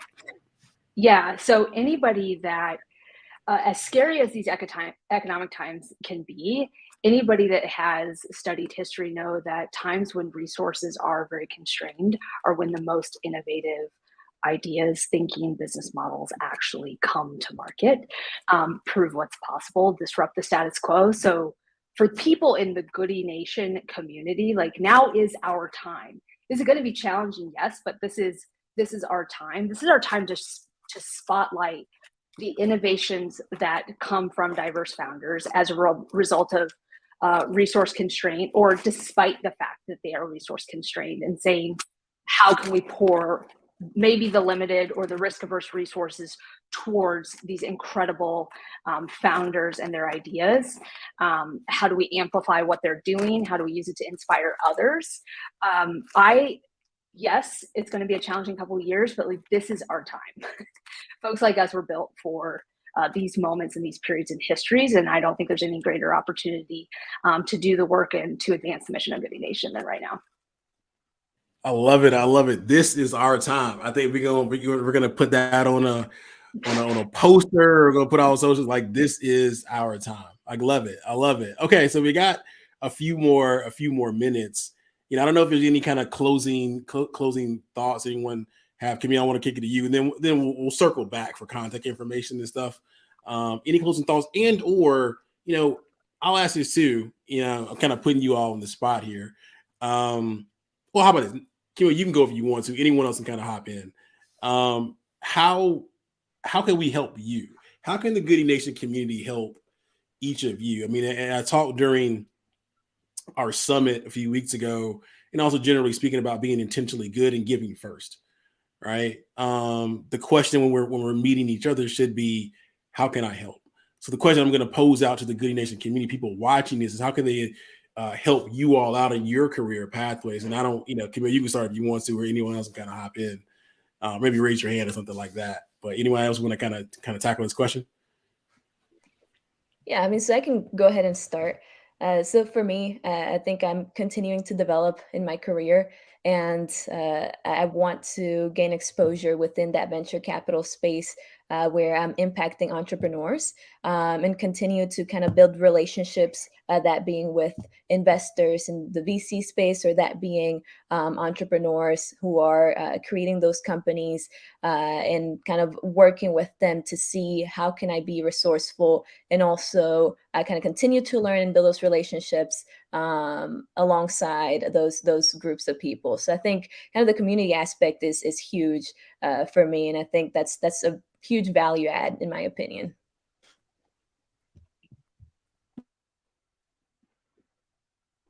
Sorry, I was on mute. Yeah, Alexis, go ahead. No worries. I figured it was me. I would echo what Camille said, but I would love to be an investor one day, and invest capital into underrepresented founders, and building that community and understanding some of the critical things that investors are looking for in the companies that they want to invest in is really important for me. So being able to have a dialogue about what's important to investors, understanding how I can leverage some of my knowledge on what I'm seeing in founders in the problems that they're solving today. But just as Camille mentioned, building community, adding value where I can add value, and making sure that this is not just me helping Goodie Nation, but Goodie Nation helping me to learn what I can do to be most useful to the community. So. Nice. Erica. Awesome. I would definitely echo Camille and Alexis's sentiments about, like, let's make great things happen for founders. I'm here to be a chief listener, and I want the Goodie Nation to know that. But I also want to add too, and Joey, this is something you and I have talked about. There should be more founders in the Goodie Nation community that are aspiring to be investors, whether it's angel, whether it's work in venture capital, whether they've experienced a wealth event, or they hope to, or they just professionally want to pursue that career. We have to change the face of who is writing checks ultimately to achieve the mission that Goodie Nation is out to achieve, and to see the the transfer of wealth that we need to see in this country and around the world. A lot of it comes down to who's writing checks. So my ask for the Goodie Nation is, I want to know who wants to be an investor someday. If it's today, if it's 5 years from now, if it's 10 years from now, you're just curious and you want to learn more, please reach out to me, because we want to build pathways for you to learn and to know how to navigate that space, so that when someday you can write checks, you know how to navigate the space, and you do that in a really awesome way. There it is. So in closing, how can people get in contact with you all? Camille, I'll start with you. Also, let's also know this too. We're also live streaming across like YouTube and Twitter and stuff. So you may or may not want to give out a personal email address, or maybe a LinkedIn or something like that. But Camille, we'll start with you. How can people get in contact with you? Yeah. So my name is on LinkedIn is Camille Suarez. So feel free to reach out through there. I'm pretty active on there, and I should be able to respond to any messages on there. So feel free to reach out on LinkedIn. Just look me up, Camille Suarez, name same as stated over here. So cool. Alexis. Same here, LinkedIn, very active, Alexis Doolin. And then if you happen to send me a message, I'm happy to send a Calendly and we can set up time to chat as well. There it is. And Erica. LinkedIn is the best. And then we can connect via email, whatever you want, but just send me a message. I can't wait to talk. Awesome. Good stuff. Well, yeah, you met Dennis earlier. We do have another investor relations fellow. Her name is Ashley Reed. You'll meet her another time. She's actually done her last bit of class for the semester at HBS, and also Rashawn Pilote as well, working with Atlanta's mayor today as well. So gave him a pass, but it's all good. So good people, appreciate you for this particular segment, and we'll see you really next week as we continue our kind of fellowship onboard and stuff like that. All right. We are now down a couple of segments. Got a few more segments to go. Again, this is Goodie Nation on Giving Tuesday. And we are raising money for our 2023 programming, right? This means that we're looking to support more founders. We're looking to provide them with access to more coaches, to investors. We're looking to do more mental health sessions and connection with industry experts, and help them if they are doing B2B sales and things of that nature. So if the spirit comes over you, you can donate to Goodie Nation by texting Goodie to 707070. Again, you can text Goodie to 707070, or you can go to our website and donate on the Goodie Nation page. All right. So we're keeping this party rolling with our next set of team members. Are going to bring some good people to the stage, and we got some other folks kind of rolling in. So here's the thing: this particular segment is our portfolio managers, and part of that we have our entrepreneur support fellows. So here's how it works at Goodie Nation. If you're a founder, you come into the community, and you get assigned what we call a portfolio manager. Now, this is the person, think of them almost like a MD if you're an accelerator or something like that. They are the person that is your kind of guide, your main point of contact, but they lead what we call huddles. Some people call them stand-ups, but they're huddles of groups of entrepreneurs that meet on a regular cadence. Most of them meet every week. Some of them meet every other week, and some meet every month. Right. So these are the people. So I no longer do the day-to-day work with the founders, at least kind of the deeper work. Unfortunately, this is what I love to do, but I'm still kind of super connected. But they're an amazing group of people who are the coaches, so to speak. They're the dedicated coaches. And so we're going to hear from some of them today over the next 25, 30 minutes, including some new team members, some fellows. So not to put the new fellows on the spot, I'm going to go to some of the existing portfolio managers. I'm going to start actually with Jared. So Jared, I don't know if you heard some of the stories earlier today, but starting or even as early as like 9 a.m., we heard about the story of Gooder from way back in fall 2016. It actually came up again in our segment with Delta. Jared was our what we call then an entrepreneur in residence. Basically, he was our portfolio manager back then. Different title, slightly different kind of responsibilities. So Jerry, I actually want to start with you, and then we'll go to Stephanie and Alfredo, then we end with our fellows. Just quickly, let's say a quick introduction, quick origin story, and also share a little bit about the huddle that you lead. Cool. Hey everyone out there in Giving Tuesday world. I'm Jared. Yeah, my origin story from Philadelphia. Been living in Atlanta since the year 2000. Came down here for college, got involved in the business world, and then made a pivot into the education space. But around, let's say about 2010 or so, 2010 is when I got involved in startups myself.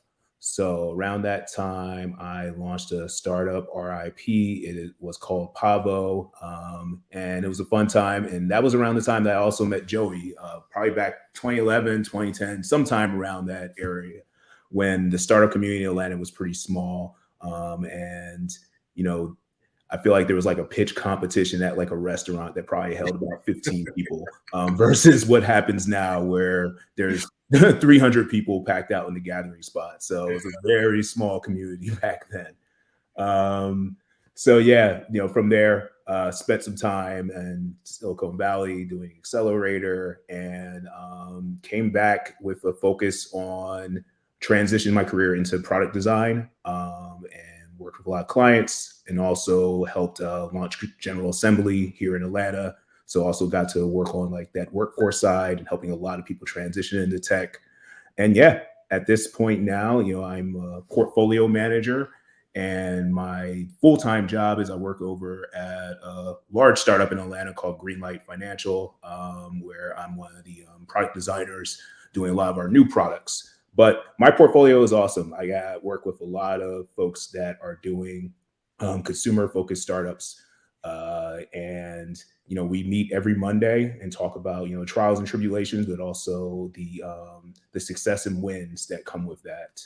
And yeah, I'll stop there. There it is. I love it. I love it. I love it. Kick it over now to Stephanie. All right. Well, so excited to be here, Joey. I've seen you do these events in the past and really excited to participate and to have been a part of the Goodie Nation community as a portfolio manager for about 6 months now. What got me into the world of startup, actually coming out of my MBA, I landed in a pharmaceutical company that was very much a startup experience. We grew to over 100 million in annual revenue in 4 years. And I just wanted to put that experience to work, but in an industry that felt more aligned with my values. And then, you know, long story short, I found my way to the Atlanta tech community. I was hosting a podcast back in 2015, interviewing business owners, and someone said, you should check out Atlanta Tech Village. They've got cool business owners there. And that's how I found out about tech founders. And I said, these people are crazy. They're so like, they're taking huge risk. I've found my tribe. And that was, you know, that was kind of it. Just started jumping in and adding value wherever I could. Became very involved in supporting female founders, launched a community at that time with events, all supporting female founders. And that, you know, led to a role in investor relations. And that's where I really got a seat on the other side of the table, you know, raising capital, because eventually, you know, going on to work with venture funds. And today I work with Catalyst by Wellstar, which is a corporate venture fund and innovation lab out of Georgia's largest healthcare system, and running industry discovery and venture deal flow for there. And being a part of the Goodie Nation community, have been able to connect a lot of the dots between incredible Goodie Nation founders, especially building with use cases for healthcare, and then connecting them back into Catalyst by Wellstar. So it's been incredible. Glad to be here. Nice. And Stephanie leads a portfolio of Google for Startups, Black Founders Fund, Latino Founders Fund, recent award winners. You heard from the Google for Startups team a few hours, really about an hour and change ago. Next up, I want to kick it over to Alfredo. All right. Well, thank you, Joey. I actually run 2 huddles, as one is focused on marketplaces and the other is cross-sector. So B2B, B2C, really looking at companies that are focused on multiple types of customers. My origin story actually it started a long time ago. My mom was always interested in one thing, not what job I had, not how much money I was making, but how was I helping somebody? How was my work actually helping people? So that's kind of driven me. And what initially most of my work was in major big companies, enterprises, really kind of a cog in the wheel, and went back and got my MBA. And in doing that, I focused on something that very few people knew about back then, which was design. Believe it or not, now design is such an integral part of everything, but back in those days, few people really understood what design was or why somebody like me would be doing that. But that really catapulted me into the startup world. Done a lot of different types of work. I've helped start a school system at Cristo Rey, built a fintech company, have built the first mobile app store. I've really gone wide, and I'm really excited to share that experience with the founders. And really, I just try to walk the journey with them, kind of stand side by side. Sometimes I'll try to stand in front and help them navigate, but really just partnering with the founders, and really happy to be part of the community. There it is. There it is. There it is. And so, I mean, our founders, I feel like our founders are blessed to have such amazing individuals to Alfredo says, walk alongside them in their founder journey. I mean, when I was a startup founder, I mean, it was lonely. It was lonely. I was in a college town. I know a lot of people, but nobody back then, this is 20 years ago, was doing anything back then. We just said internet and stuff like that. So, man, if I would have had a Jared, a Stephanie, Alfredo, and a few others, you met Kathleen earlier from our team. Oh, man, I can't even imagine. So here's the thing. Now we get the opportunity again, as we think about developing the next generation of leaders, we started thinking about those that are also supporting founders as well. So earlier this morning, you met Elijah Brown, our community building fellow. You also just got a chance to meet some of our investor relations fellow. And we also think about how we develop the next set of individuals, again, that are supporting founders. Some of them may go on to do their own venture fund. Some of them may go on to run their own entrepreneur support organization. But regardless, I think part of our responsibility at Goodie Nation, and I'm also starting to think now, what is our larger responsibility to the entrepreneur support ecosystem, or to the startup ecosystem, is developing, again, good people that can go on and do bigger and better things within the community. And so we started to think about, how can we formalize some of our initiatives to develop leaders, and kind of show some of the ways that we do things, and also obviously expose founders as dope people, right? So we created this essentially an entrepreneur support fellowship. And so we have two of those individuals here with us today. I'll start with Jeanette for really an origin story, right? An origin story, and then, why Goodie Nation? Yeah, I took a really unique path to get here. I was actually a civil engineering and math double major. I went to Spelman. I know most of the Goodie Nation is in Atlanta, so shout out to Atlanta. But I was a civil engineering major. I went into construction management after school. Really thought that's what I'd be doing my career forever. And the housing crisis hit, and I was thrown into a job change, not unlike what we're experiencing in this market. And I wasn't sure what I was going to do. And I fell into technology because the technology industry really understood that I had this diverse array of experiences. I was a civil engineering major, but I had also went to business school, and they were willing to take a chance on me to just kind of be a Swiss Army knife and do a whole bunch of things. I found my way into product marketing, and I led go-to-market launches for companies like PayPal. and Verizon, and found my way to startups. I was at Millennial Media when they went public on the New York Stock Exchange. So I really became a startup junkie. And I love the fact that they looked at the totality of my experience and me as a leader and just let me play and experiment with different roles. I worked my way all the way up to a C-suite. And at this point in my career, I have spent majority of my career as the first or only Black or female or Black and female leader or person of color leader. And I want to dedicate this phase of my career to giving back, to sharing so many of the things I've learned, because I have been blessed to be at startups that went public, manage mergers and acquisitions, help with fundraising, pitch decks, and things of that sort. So for the past couple of years, I've been working as a startup mentor and advisor and an executive coach, helping to build up other leaders, them as a leader and a founder, as well as what is their business culture and trajectory and how do they continue to grow and scale. So I'm so excited to join the Goodie Nation team and to continue to grow and scale the impact of my work. In addition to my work with founders, I'm also really passionate about board diversity. And I see some of my work intersecting is how do we help more diverse founders raise better funds, but how do we actually get more people of color participating in that fundraising process and landing their first board seat. So I'm so excited about the work Goodie Nation is doing, but also for the intersection of my career in the Goodie Nation work to help me scale my impact in the world. I love it. I love it. I love it. So a few things. One, Jared, I don't know if Jared, do y'all know each other? Okay, cool.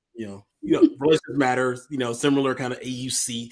I would defend you, right? So you got a little AUC thing going on there, you know what I'm saying? I don't know if y'all, same time for who knows, but that's that. But now Jeanette will be working with what we call next generation founders. So these are the founders typically that are post product, but maybe they have less than $100,000 in revenue over the trailing 12 months or so. And so Jared, generally speaking, Jared, Stephanie, and Alfredo work with founders slightly kind of further along. And again, this is the founders that have the highest amount of potential, but probably the least amount of kind of what we call evidence and stuff like that. So focus primarily on B2C companies, and we're super excited for what she brings to the table. More importantly, obviously how we can support her and her journey. So next up we have Tiffany, and Tiffany will be working alongside Stephanie. I had a chance to talk with Stephanie a few weeks ago. Was just super impressed by her ability to get stuff done. And I know she's pretty humble, including the experience we're not going to talk about today because we don't want you to go to jail. But we will. I went through the same thing too, so it's all good. Wanted to you all to learn a little bit more about her story, and if you could share kind of your origin story, Tiffany. Yeah, so I'm very excited to be here. So just want to say that first. And I really am so excited to have come across Goodie Nation. Like, I really was attracted to the mission, just being a company that was really excited to help diverse founders that were really focused on social impact. So just a little bit about me. I am a current Master of Public Health student at Perelman School of Medicine, and I graduated with my bachelor's in Public Health and Sociology. Went on to pursue an MPH and in order to address disparities in public health across many different sectors. And recently I've been paying attention to the health tech startup space. So I reached out to the co-founders of City Health Tech, a disease prevention startup, part of Goodie Nation community as well. And I've been able to gain startup experience in research strategy and operations there. And I really do consider myself a community builder and an interdisciplinary thinker.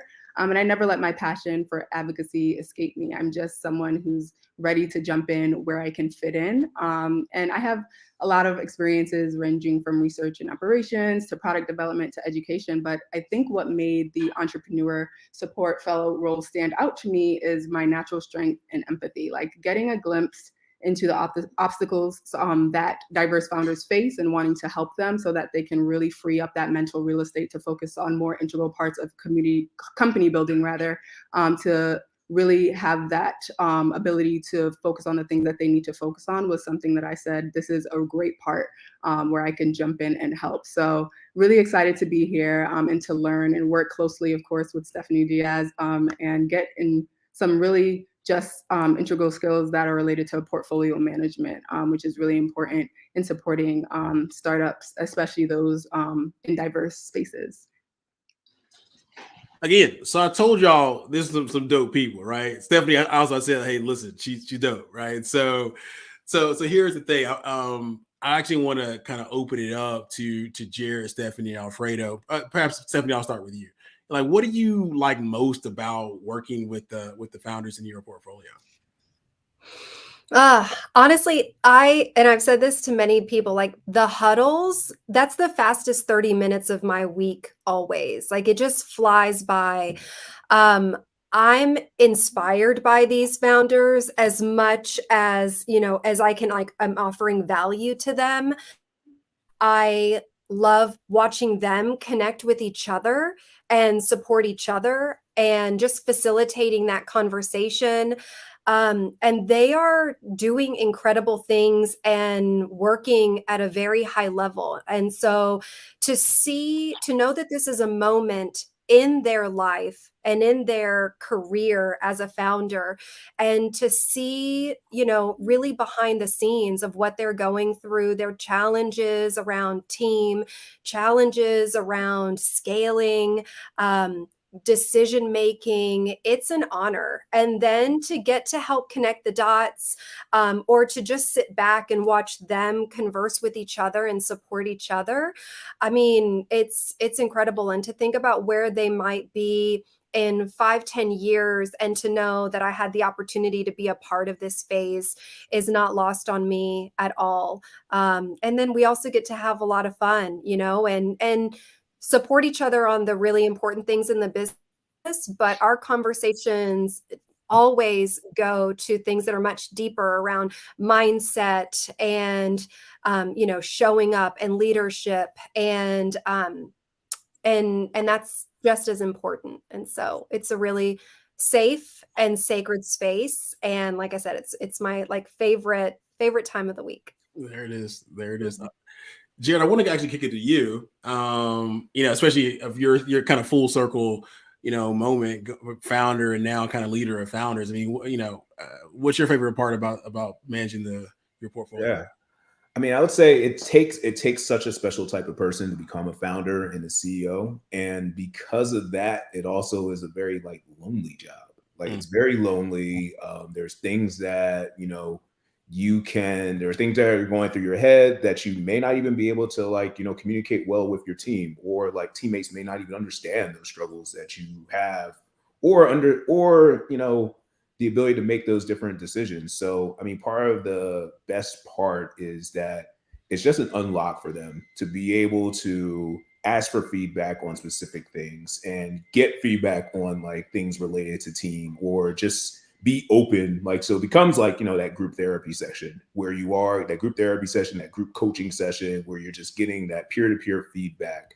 And, as Joey said about, his experience being lowly, same here. I wish, there was that world, or that this type of resource was out there when I was, jumped into this world, because it's a tough job. And, as we know, it's tough to, be successful here. But I think this, just that 30 minutes alone provides a good avenue for them to, achieve more and to double their impact. There it is. Alfredo, what about you? Yeah, what's impressed me the most is just how open they are, right? We've all heard and talked about the emotional side. We've all heard and talked about the, operational side, and the technical side of doing all of this. I'm just amazed at how open the founders have been and how collaborative they've been. I mean, this truly feels like the huddles don't feel like a huddle. They feel like a team that's getting together, and they're going to talk about what they're going through. They're going to hear from their peers. They're going to learn, and most exciting, they actually experiment. They've actually go in, they learn from their peers, they get some ideas, and they'll come back, a couple weeks later, a month later, and say, hey, this worked. This is what happened. Thank you. It's just amazing to see that level of collaboration and actually growth that they're getting out of it. Yeah. Nah, I love it. I love it. I love it. I think Jeanette and Tiffany, you're in for a treat. You also get to learn just a lot. There's a lot of the kind of managing huddles and sitting in the huddles and stuff like that. I remember we used to do this in person. So when we first started, we actually, January of 2020, when we were based out of WeWork in downtown Atlanta, we literally, we called it a stand-up then. This is essentially a stand-up if you're familiar with the concept. We did it in person. We stood up around a table. And then, what happened in March 2020, we had to transition essentially to Zoom, right? And so, it's to Alfredo's point, it's like a team coming together to talk about supporting each other. And when we do it, because a few things, one, we want to get, as one of my mentors would say, we want to get eyes on you, make sure you're doing your thing, but also it's a form of accountability as well, right? It creates a little bit of competition. I've seen that before. Founders will say like, oh, so-and-so's doing a really good job. Let me step my game up. Some founders, I'm not gonna be honest, I'm not gonna lie. Like some people don't like that kind of the feel. We don't really stoke it. I don't know, Alfredo, Stephanie, Jared, do you feel like I feel like we don't talk about as a Goodie Nation team or stoking competition, but I think naturally, maybe in some cases it happens. But you kind of understand more about the human side about being a founder when you're observing other founders and how they report out. Another thing as well, which I think is extremely underrated part, but yet important part of being a founder is part of our promise to founders is developing them as a leader and as a human. The human part doesn't get a lot of attention, but one of the ways in which we look at it is at the start of their report out every week, we ask them to grade themselves, grade their morale on a personal and professional level. And we do that because we recognize that there's multiple parts about being a human. And in many cases, founders are identified strictly by their company. But at the end of the day, you're not your company. So founders will say, oh, professionally, I'm a C, but personally I'm an A. Sometimes it's the exact opposite, and so I just think there's a lot of value in that. As we kind of close out this session, I know Alfredo, Jared, Stephanie, if you have any thoughts on that. Yeah, I never thought about it as competition. But now that you mention it, one thing that I have seen is that they're coming in not only more prepared to talk about themselves, they're coming in bringing stuff to the table, right? They'll hear about a challenge, they'll hear about one of their co-founders needing help, and in these sessions, people come in and say, "Hey, I learned about this, or I heard about that. I think it'll help you," and that I guess to some extent is a form of competition because they're all trying to come up with value for their co-founders. So that's that. Nice. I love that. Competing about like how much value can I bring? Like that is the best kind of competition that we could foster. I think for me, and sorry, I feel like I just forgot the question. I was kind of rambling. I ain't gonna lie to you. So no, okay, I remember my thought. One of the things that I loved from the very first huddle that I got to sit on was that report out on the personal and professional, because it's something that it's so easy to overlook. And even like in someone's own self-awareness, because there's so much that's measured based on the company. And I love that it's honored that the company can be doing well and you're not. And the company can be doing poorly, but you are okay, and feeling supported. And so that's one of the things that really made me feel like a portfolio manager, that I was in the right place, and aligned with the values of the organization for sure. Yeah, I would echo her point. I think that's one of the key things that has, made it more of a safer space and made it more of a helpful space has been like, bringing the personal side to the table, where we look at everyone, you are a human being running this startup and trying to get this to a further position. And yeah, that's one simple thing I think has been clutch in how we've run our portfolios. There it is. Okay, so we have, as we kind of close out this segment, actually, Stephanie, I want to kick it back to you now that we're kind of on this wellness tip, and we have a kind of an announcement to make as it relates to your primary employer and stuff like that in our partnership with Goodie Nation. You want to share a little bit more? I'd love to. Well, so Catalyst by Wellstar is a fairly new initiative, about a year and a half old, and really looking at accelerating a lot of different initiatives within Wellstar through technology. And some of my favorite work within this role has been working with our community health division and the work that they do to get out into the community. And we talked a little bit about health equity earlier, and they run a program every year. It's a cohort where they choose several local nonprofits that are out in the community, helping to bring services and health services and wellness to the community, and outside of just the walls of the hospital and health parks. And so what I learned as I was speaking with the community health division is that a lot of these nonprofits want to scale but don't know how, and that technology seemed like it was a missing piece of that puzzle. And so we've been in talks with Joey and Goodie Nation about how can we get these nonprofit organizations the type of support that Goodie Nation offers. And so with this new cohort that's going to be coming online, these organizations are going to be going through the Goodie Nation cohorts. Are going to have a huddle, they're going to have a portfolio manager, they're going to get all of the same support that I've had the pleasure of offering for the Google for Startup Founders. And I'm really excited to see how these nonprofits, scale their impact thanks to the community and support and resources of Goodie Nation. So Joey, thank you so much for helping us do that. No, I love it. I'm super excited. Right. So our work, at Goodie Nation, like Goodie Nation, the goodies stood for initially our hackathons for good. So we were helping local nonprofits and stuff like that. So getting back to our roots, getting back to helping founders, CEOs in many cases, or whatever title you want to call it, executive directors of nonprofits. And they are the ones making the world a better place. We love startups and stuff like that. But if we want to make the world a better place, I think we have to bring the same level of support that tech startups get that are traditionally like raising venture capital. We have to bring it to those working in nonprofits and also small businesses and stuff like that. Like that's how we push the world forward, right? They are leaders as well. And so kind of as we kind of close out this particular segment, I can just do a quick round, kind of starting with Alfredo. How can people get in contact with you, Alfredo? LinkedIn's the easiest.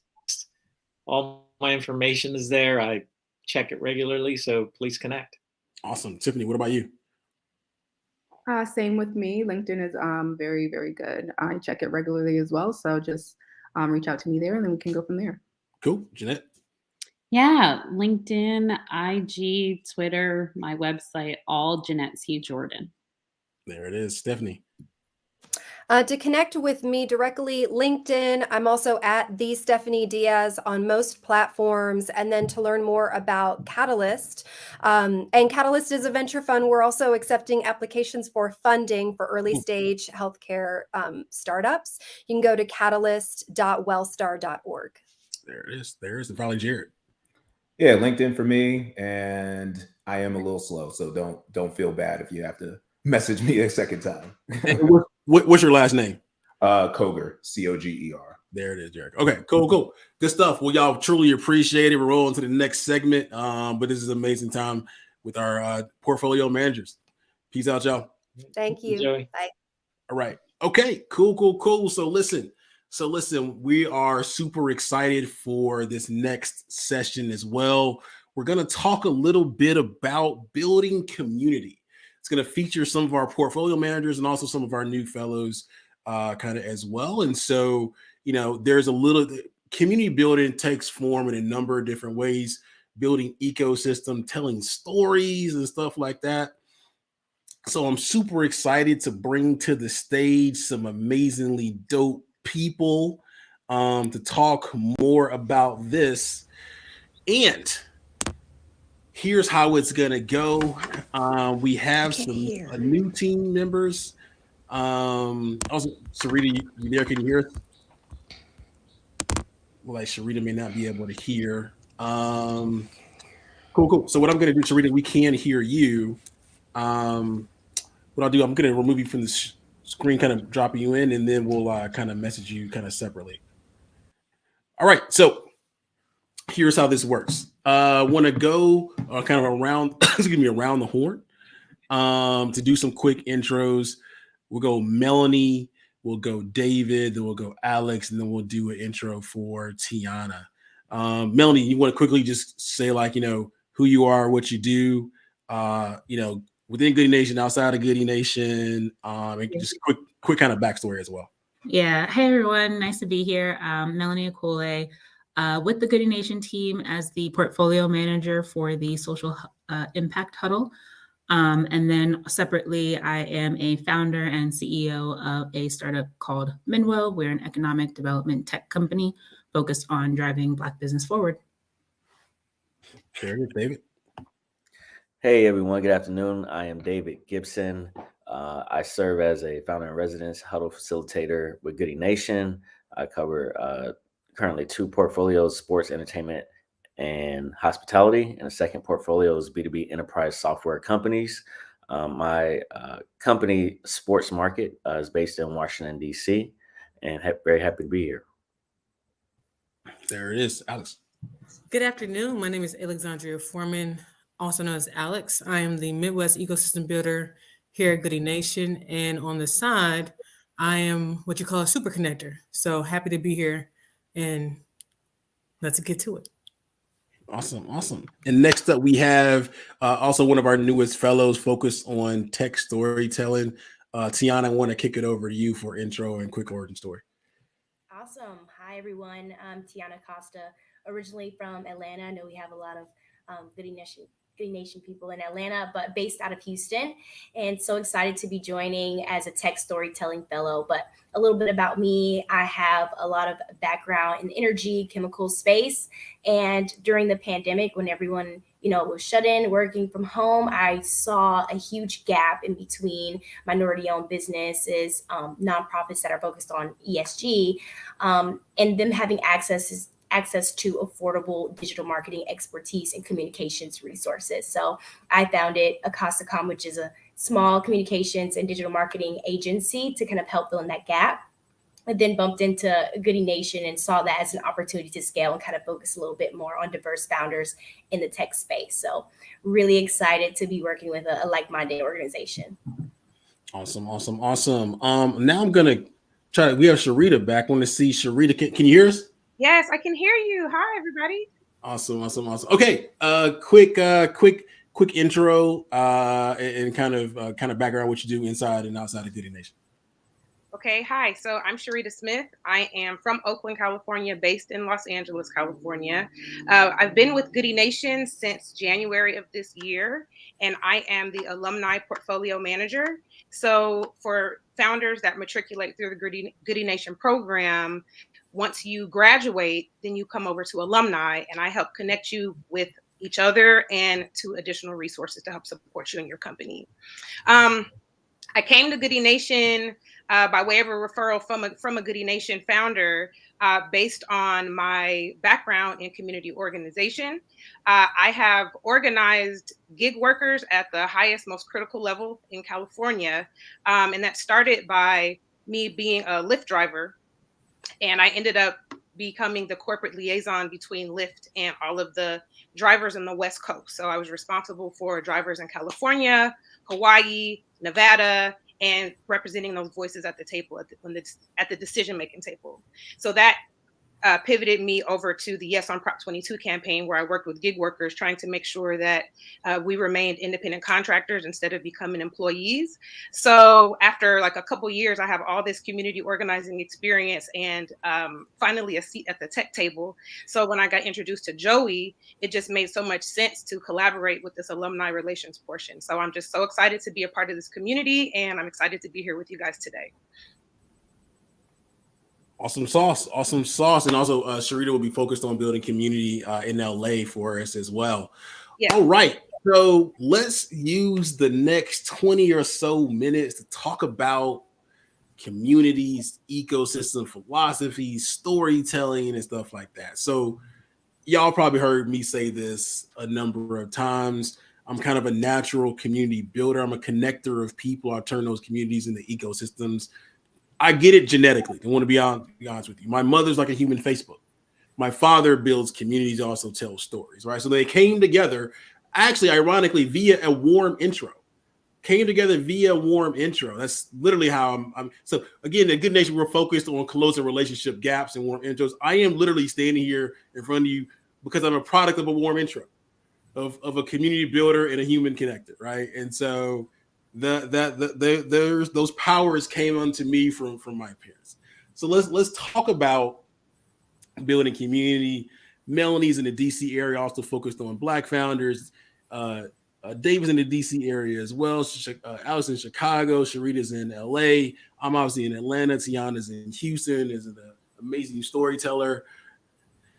First of all, what city has the best kind of start a community? Let's go and put it out there. Who's going to do the best job of building community? Whatever. Chicago. We don't even need to talk about this. Yeah, the left coast is the best way to do that. Why is this a discussion? Obviously, Chicago. Oakland is unmatched. Bay Area is kind of unmatched. Ooh. That's true. I'm biased. Interesting. I feel like Alex, you were like what are those what's the show? Is it where you got to hit the button first again in order to answer? Almost like Jeopardy, but there's another like the button is kind of round and stuff. I'm forgetting what it is. You gotta hit it. Like I feel like that was you right there. Yes, definitely. Cool. Actually, Melanie, I want to start a little bit about you. Because you're focused on. So here's the thing.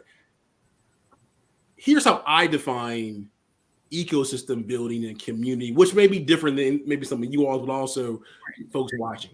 So I look at community building, ecosystem building as two different things. I look at community building as a community has a group of assets. They could be individuals, they could be organizations, and those group of assets is usually kind of categorized in a number of different ways: geography, ethnicity, gender, so industry, so on and so forth, and or a combination of all those things. Those assets have like either weak, medium, or strong relationships with each other. But I feel like an ecosystem is when those relationships are either medium or strong, and it turns into collaboration for mutual survival. Right. So that's how I think about, it's like a literal like physical ecosystem, like plants and all kind of stuff kind of depend on each other in order to survive. But Melanie, how do you think about building community and ecosystems and stuff like that? Yeah, I think we're pretty aligned. I think the biggest difference for me when you have a community, they're kind of all focused on the same thing and moving in a similar direction. Where it turns into an ecosystem is when you have additional sub networks or additional communities that plug in together to then all work together in some way, shape, or form, right? I call them like indirect versus direct impact networks. So if you think about like a business network, the businesses that are in the community, they all are trying to grow their businesses, but then you might connect them with talent so that they can hire, or you might connect them with potential customers, or you might connect them with capital. So all of those other networks that you bring into play is what kind of turns it more into an ecosystem that's all codependent on each other. Nice. And Alice, I want to kick it over to you. I mean, you're, natural connector as well.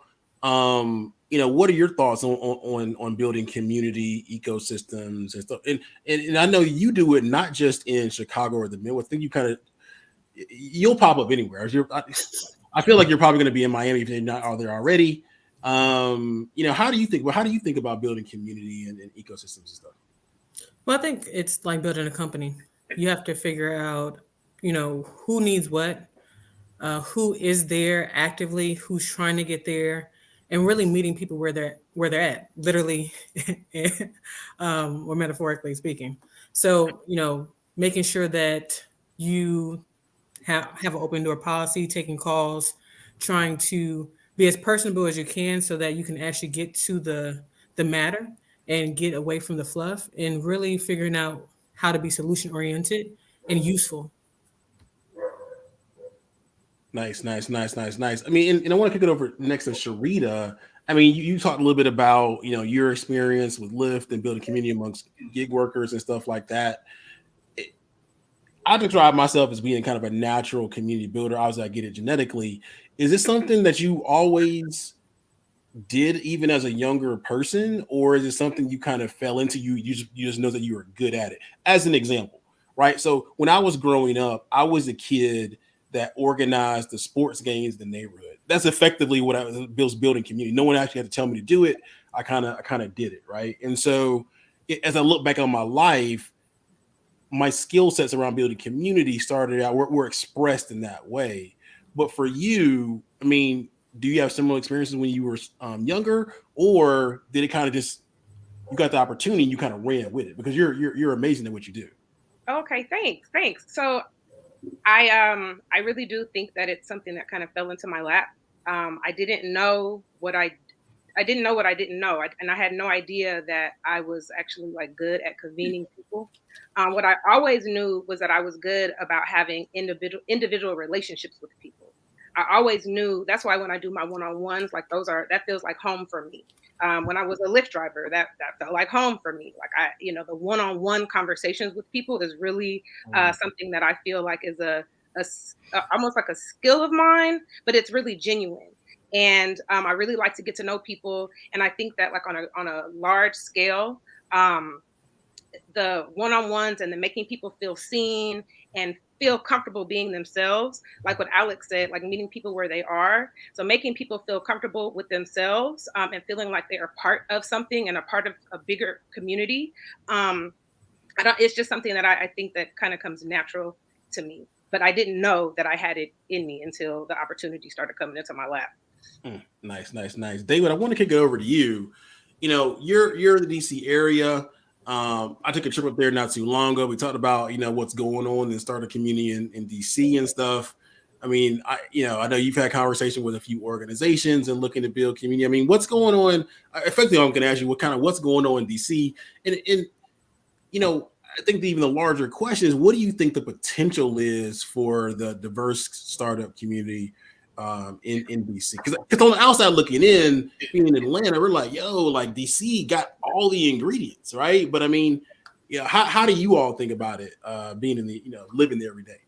Well, first off, DC has an amazing pool of talent. It's one of the most, or if not the most, educated population of Black people in the nation.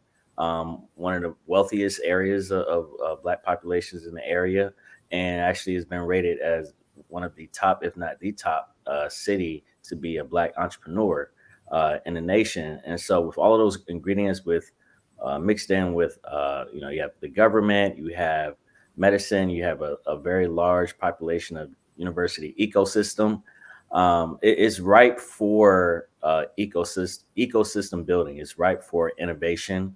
And so I'm excited about connecting all of the dots with people, building genuine relationships with people, and most importantly, getting the resources and capital in people's hands. Nice. And Tiana, I want to kick it over to you and talk a little bit about, how do you think about storytelling? How do you think about creating content? So I think a big part of building community is storytelling. And here's an interesting kind of connection. Goodie Nation is not just for Black founders, for diverse founders. So Black, Latinx, women, other groups that are underrepresented in tech, and also social entrepreneurs, small backgrounds. But I think we all know that many communities of color have a long millennium long history of storytelling as a way to build community. Usually it's oral in nature and passed down over generations and across continents and things of that nature. So, any philosophies or any thoughts you have around building, around storytelling and its importance, generally speaking, but also through the lens of building community? Yeah, I think you hit the nail right on the head, because it is something that it is a human nature way of how we communicate on a daily basis. And you even think about when you're sitting around informally talking to your friends, you ask them about a specific situation or how they're doing, right? Usually they'll respond and try to relate in some way. So I think that human nature piece of us always wants to relate to the other person and find that common connection, that common thread. And I think we even talk about just COVID-19, the pandemic, I think that was even exacerbated because we didn't have that connection. And I think now we have social media as a way to fill in that gap. So that's where I think storytelling really helps with building a community. Is that's the way we go see our stories. We see who we can connect with over similar challenges or even triumphs, or maybe you feel alone in a specific situation. There's something out there. So I think it's an interesting place to be in when it comes to storytelling and communicating and elevating those stories, because what you're really doing is connecting to the viewer. You're connecting to the reader. What is it that brings you two together, even if they're not, necessarily a founder, right? Me, for example, I guess technically I would be, but not in a startup space in a sense, but I still get really excited about some of the stories about, seeing people who look like me or have typically been disenfranchised win, right? So that's another way to, I think about it for sure. Nice. And one of the things I'm really excited about, and we're going to have some additional fellows. We're working on fellows to build community in Atlanta, even though we're based here, but also New York as well. So in the coming months, we'll have more information on those folks. What I'm excited about for this group in particular is, moving forward, some of the things we think about doing to build community locally involve kind of things in person, right? So even going back to the COVID-19 point, I'm a really big believer in leveraging never waste a failure or a tough time. Something that I heard like Nick Saban say. And so we know that the last few years have been tough, but we also learned lessons around using digital means to still communicate and stuff. And, I know the world's kind of trying to go as much as possible back to the way it used to be, but I prefer to use, and how we think about Goodie Nation is using online means to begin relationships and then use offline means to deepen those relationships to turn into ecosystems, right? To make the ecosystem better. And so looking forward to having offline experience. And also, Sharita, I'd love to kick it to you first to talk about some things you've already done in LA. Use offline experiences to deepen relationships. So maybe we think smaller happy hours. We don't want to do a super large happy hour for the sake of doing an event. We love to do a curated experience with Goodie Nation team members and Goodie Nation experts and investors and so on and so forth, or dinners or social events. So Sharita, can you kind of share a little bit more about some of the social experiences you've done recently with founders out in LA? Yeah. So it all kind of started during LA Tech Week. I've been feeling left out because all the Goodie Nation folks, not all, but the majority of the Goodie Nation folks are in Atlanta. So being in LA, whenever there was an event or something that people would come back bragging about, I felt so left out. So, but there happened to be like over 30 of us, 30 founders, 30 folks in the Goodie Nation community in LA. So that's definitely enough people to make something happen. So during LA Tech Week, actually a few founders came together and through an event, and it was a founder-led event. And it was like the only Black event that was in LA that week, one of the only Black events that was in LA, but it was just something that they put together. And that inspired me to keep bringing us together. So a couple of days later, we had a Goodie Nation happy hour at a restaurant actually called Joey, downtown LA. And it was pretty intimate. So like what you're saying, Joey, like sometimes the smaller numbers can really make a difference. So it was maybe like 10 of us, but it was perfect. Like there was never any dry conversation. The vibes are always super high. And startup founders, the way that that brain works, it's really something special when you get everybody together in person. So I love the whole connecting offline to deepen the relationships, because it really does do that. Anyway, so actually next weekend we're getting together for a holiday potluck. So I'm super excited about that. Oh, really? Holiday potluck and a white elephant gift exchange, and it's going to be at one of the founders' houses. So she's hosting. So that should just be so tight. I'm really excited about it.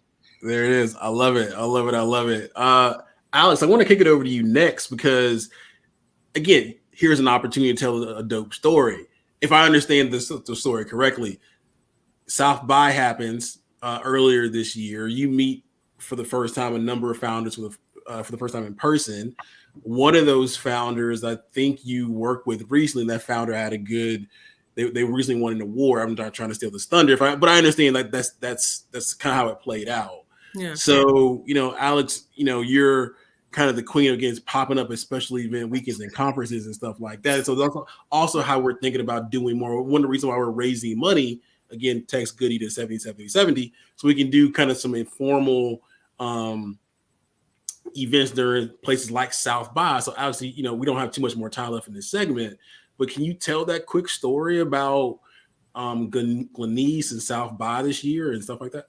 Definitely. So when I came into the Goodie Nation in January, I was focused on community and community management. So I got familiar with a few of the founders. There was actually a link from Revoked, the show that was going on with the different founders from the Goodie Nation community who were actually on that show to pitch. So I started going into the weeds and developing real relationships with these founders. And Glenyce is a special founder. I thought that her product was very interesting, and I just really wanted to know how she was going to pull this off. So when she spoke with me and said, I'm going to be at South by Southwest, I said, okay, let's really try to take it to the next step and connect the dots for her in real time. So I believe her name is Christine at Black Ambition. She was at South by Southwest. I kind of did my thing, observed. And then when the moment was prime, I said, hey, Glenyce, Christine, I think you guys should know each other. And then we started to work together to really figure out what Black Ambition was looking for. And long story short, she went from the semifinals to the finals. She won second prize. And I'm really grateful to even have the opportunity to make that connection, go through the process of applying with her and see that win, which is, to me, is a Goodie Nation win as well. And that's $250,000, right? Right, 250,000. Yeah, I mean, so again, the power of online relationships transitioning to offline for impact, right? And so this is what it means to be part of Goodie Nation, to be intentionally good and stuff like that. And so even Sharita hearing about the upcoming holiday party, I think there's opportunity to tell stories about relationships that deep in that way and to create content around that. I think that's how we win, right? I think that's how we win kind of moving forward. It's going to be a combination of digital and offline and being intentional around connecting people and organizations to push the culture, to push the community forward. And these are going to be some of the people here, making it happen. So, I know we're coming up at the end of this segment. Melanie, I kind of just kick it around for some closing, one kind of closing remark, and then kick it to you for like maybe how people can get in contact with you. So we'll go Melanie, then David. Yeah, to get in contact, Twitter at Melanucci, Mel_ANUCHI, or my website, melanucci.com, or LinkedIn. I got lots of messages there, so give me a second. And I guess closing thoughts, communities and ecosystems work best when people give and receive, right? So as much as you're getting from any community, make sure that you're pouring back into it as well. So, check the Slack channels, check the platforms wherever the information is flowing, and be sure that you're giving back as well. Cool. And then quick shout out for the work you're doing. You do work with other entrepreneur support organizations focused on with Black founders and stuff. And any call to action there for those if they're watching? Yeah, for sure. Get in touch. Visit us at rialtoapp.co or minwo.co. We're happy to help you organize your ecosystems, automate some of those processes and logistics, and then add some cultural competency as you work with these underserved businesses. There it is. David, what about you? How can people get in contact with you? Any final thoughts? Yes, you can get in contact with me. I say the best way is via LinkedIn. I try to respond to there, or my email, david@goodienation.org. And I encourage all of you all, if you know a founder, support them. There's multiple ways to support a founder. You can invest, you can share their company with potential customer or potential hire. You can refer them to Goodie Nation. We're building great community here in ecosystems. And so, feel free to reach out, and happy to be here. There it is. Quickly, Sharita. Oh, you're on mute. So I'm happy to stay connected with anyone via LinkedIn. My name is Sharita with a C. And as far as any final notes or final remarks, as far as building community, just always keep a space open for people to be themselves. A lot of people suffer silently. Oftentimes people are not being transparent about what's really going on in their minds and in their hearts. But if you allow people the space and the freedom to be themselves, then you can help build better community because people are actually connecting as who they truly are. There it is. I love it. I love it. Alex, what about you? You can reach me at Alex Foreman on LinkedIn or alex@goodienation.org. And as far as last thoughts, everybody said, basically what I was thinking, but also just be intentional, just like our community, intentionally good. There it is. Tiana, what about you? I can be connected with via LinkedIn, Tiana M. Acosta. And I guess my last point of reference is I know things are a little clunky externally, right? And usually sometimes marketing and communications is the first thing to be thought of as an afterthought. But I say really look at opportunities to organically use content to build some build a community and get people engaged with you.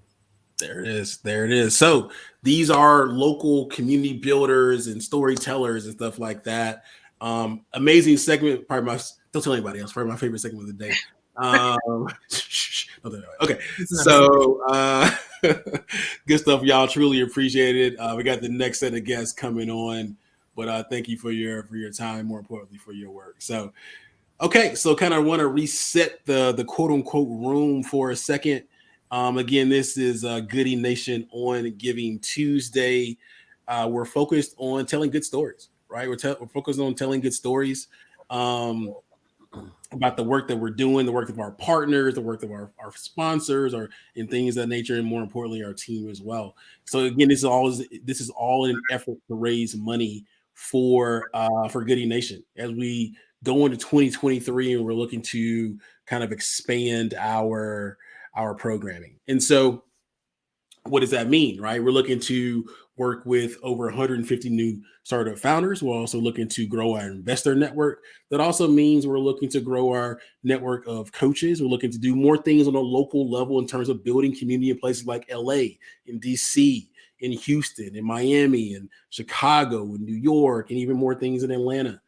And also kind of segueing into this to the next set of guests, that also means growing our network of software engineers, developers, designers, product managers, particularly those of color, right? Before we bring to the stage our next set of amazing guests, again, if the spirit comes over you, right? The spirit comes over you, you want to support. This does kick off our end of year giving campaign. You can donate by texting Goodie to 70 70 70 or going to our website and doing a donation there. Any amount is extremely appreciative and definitely helps out as our mission to make the world a better place and close the relationship gap in 2023. So now I am super excited about our next set of guests and bringing them up to the stage. I want to bring up some amazing people who are doing some amazing things as it relates to equity in tech, right? As it relates to equity in tech. And so now we're going to have a conversation with Tech Equity Collective and our Goodie Nation team of workforce, focus on workforce and also talent. So here's how we're going to run this particular segment. We're going to start off with the Tech Equity Collective team and then go into our folks over at Goodie Nation for some intros. So we'll start with some intros. Rochelle, I'll kick it over to you for intro, also a description about Tech Equity Collective. Then we'll go to Kevin. Hey, can you hear me well? Yep. Awesome. What's going on, y'all? I'm Rachelle Olden. I lead at Tech Equity Collective, which is a Google initiative created to accelerate Black innovation and genius in the tech system. We do this work by partnering with other tech companies, large and small, as well as organizations who are also cultivating Black tech talent. We want to scale efficient and holistic career pathways for the tech industry. We want to do this through partnerships and through experiences and through programs. And we're super excited to talk about one of the programs that we have to talk about today with Goodie Nation. Awesome. Kick it over to Kelly. Hey everyone, my name is Kelly Marble. I am the program manager for Tech Equity Collective, and I'm helping to spearhead the Impact Fund. So super excited to be here, and super glad to see you again, Joey. So thanks for inviting me. Likewise. Kick it over to Tracy Palmer from our team. Tracy, want to do a quick intro and tell about a little bit about the work you do, a little bit about your background, but also some of the work you do at Goodie Nation. Hey everybody, I'm Tracy Palmer, and like Joey said, I'm a portfolio manager for Goodie Nation. So I lead the huddles in the tech workforce.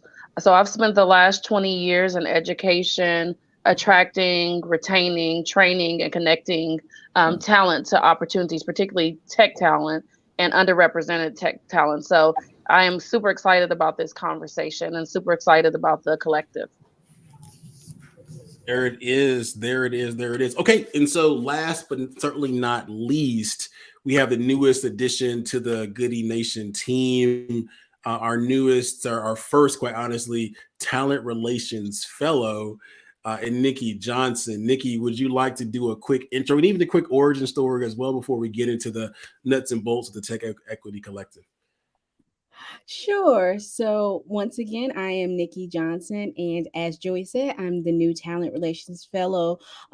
I started my career, I won't say how long ago, but I worked in healthcare, looking at the intersection between ethnicity, disability, and race. And so over the course of my career, I've always been interested in decreasing the gap between marginalized communities and their counterparts. And so that segued into me working with high school and college students across Ohio in STEM. And that segued into what I'm doing now, which is working in tech, specifically working with Black and Brown founders and growing the tech ecosystem. So happy to be here. Awesome. So I want to kick it over to the Tech Equity Collective team and talk a little bit more about this Impact Fund, what it is, some of your goals, and so on and so forth. Rachelle, I guess we'll start with you.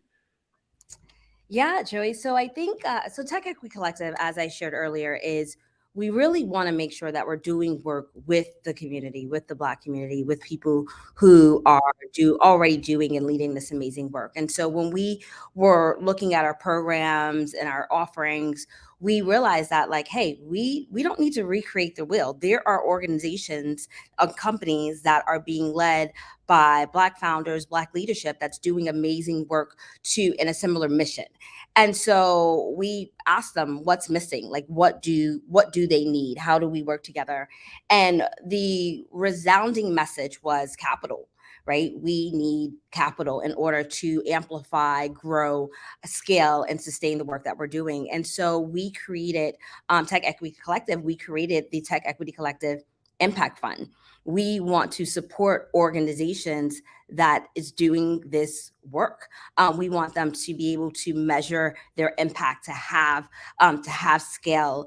And so we figured there's no better way than to amplify, than to make sure that the organizations that are on the ground, that's doing this day-to-day work, that has a direct connection to the community, has an opportunity to do this. And so we've committed $1 million to this fund to support organizations of all different sizes. And so the small grassroots organization to the larger, more established organization, we realize that each organization has a different type of need. And so we want to just be a very small part in working with them to meet that need.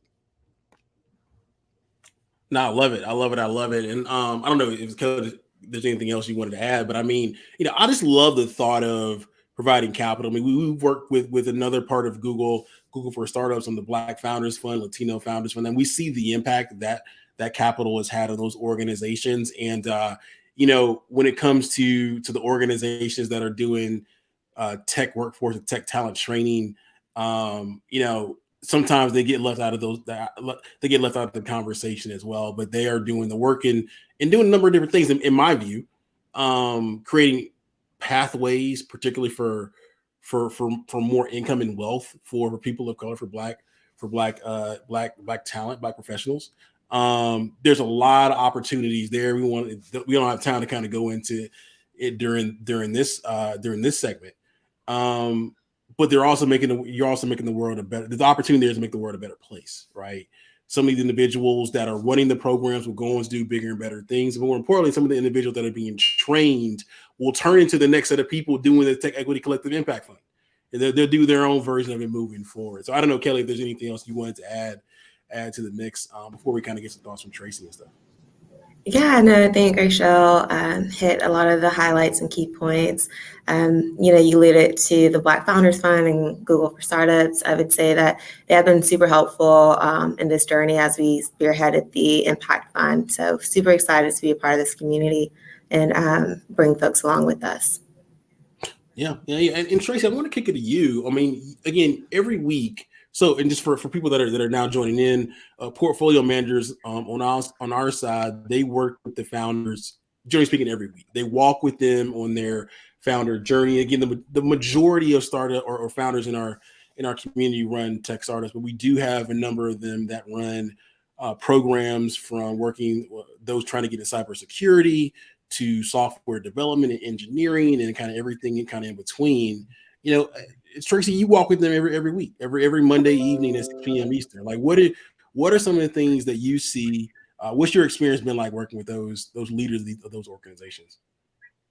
I mean, I think the first thing is they are passionate. I think it has to be mission driven, vision work first and foremost. So they feed me as I'm feeding them. But I think Rochelle hit on it, the nail on the head about capital. And so I have the privilege of leading about 10 tech companies, tech training companies that are increasing the pathways for that representation that we're talking about.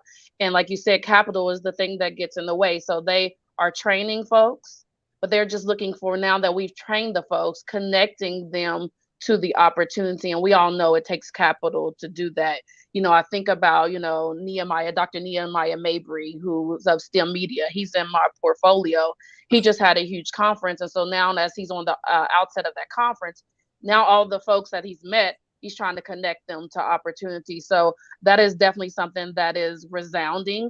They train and they have the heart for it and the passion. And now, the capital and the actual having corporate to step up, raise their hand and say, now that you've trained them and we're giving you the capital, now here's the opportunity. I think about, Atlanta being the recent news in Atlanta is, out of the last 3 or 5 years, we've been, number 1, number 2 in income inequality.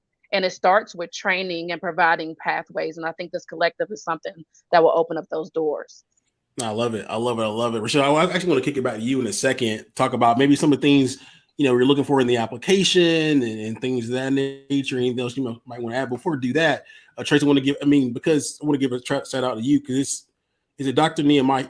He had something on PBS. Was that correct? Yes, he just came off of PBS. It's called Why Are We Like That, where it highlights STEM topics through, fun. And so if you have a chance, check it out. Again, it's Why Are We Like That? And it's Dr. Nehemiah Mabry of STEM Media. There it is. Actually, ironically, we actually have another founder who has his own show, not in STEM on PBS. I think it's the only Black person with a travel full-time show. So it's Fly Brother on PBS. Anybody here familiar with that? So both of them are Goodie Nation community. So fun fact. Anyway, so Rochelle, I want to kick it back to you. Let's talk about the applications because applications are open now. If you are running a tech talent, tech training, program, what are some of the things that you are looking for? How can people best be positioned to fill out their application in order to kind of improve their chances of being selected? Yeah, great point. So shout out to the Goodie Nation community. Joey, I see you. So what are we looking for? We are looking for organizations, companies that are based in the US. We are looking for organizations that are working very directly with Black aspiring talent over the age of 18 plus. So we are looking for those who are looking to, we're working with those who are transitioning into tech. We want organizations that can detail and demonstrate the impact that they are making and the impact that they are trying to make. Measurement is key. And so how we measure impact is important. And so we want organizations to be able to tell us how they're going to do that. we want organizations who are doing that in creative ways. We're not saying you need to be able to train talent or to up level talent in this type of way. We want to see a plethora of creative ways and how we're doing that and bringing new talent to the forefront. I think when we also talk about talent, we are talking about technical talent. We're talking about engineering talent. We're also talking about those Black founders who are starting tech companies. And so we want to see them have the skills and necessities that they need so that they can enter into the tech space as well. So we want organizations who are from all over the U.S. We want, whether you're in a smaller city or a larger city, there's definitely a space for you to benefit from the fund. We also want to ensure that these organizations can really join us, Tech Equity Collective, in this work. And so this is not necessarily a one-off type of fund. This is us building together, building a relationship together through the long run. We want to make sure that in addition to the capital, we're also giving support to organizations, and that support, depending on the organization, depending on their need, may look different. It could be anywhere from strategic support to support with measuring, to support with programming, to support with leadership, team building. And so we want to make sure that we are equipping different organizations with the resources that they need so they can be successful and be able to scale their work. That, I think, lastly, that's important too. We want to see the scale, like where is the opportunity to scale the work, if any. And I love it. Nikki, I'm going to come to you for in a second. I mean, you want to do a little bit more in the talent space. And so the question is kind of around what is your vision about where you want to be and stuff like that. But before that, I actually want to share a little bit. I want to kind of give a commentary on the last point that Rochelle made. So and it's something that we talked about during at Afrotech. Here's how I think about what's happening right now in the country and the world, right? I do think, from a kind of economic climate standpoint, things may be a little bit more tough. We've heard about some things happening in tech. And I think there's an opportunity for us to look at those that are running some of these organizations, just like going back to 2008 or so, and to see like, okay, what are the organizations that are too good not to make it? Right. And make sure that they are still around because they're doing an amazing job of working with technical talent. And they will lead to the future professionals that are doing their thing. Right. So, I'm always going to look out for founders and leaders of organizations and making sure like, hey, like, listen, it's tough. It's going to be tough to raise money. It's going to be tough to run your organizations and so on and so forth. We do know that during times of discomfort is when innovation thrives. And as a people, we're used to that. We're used to making $1 out of 15 cents, but we got to also think about what's the responsibility to make sure these organizations stay around so they can train our future leaders. That's my little commentary. That being said, Nikki, where do you see yourself or where do you want to be, moving forward from a talent standpoint?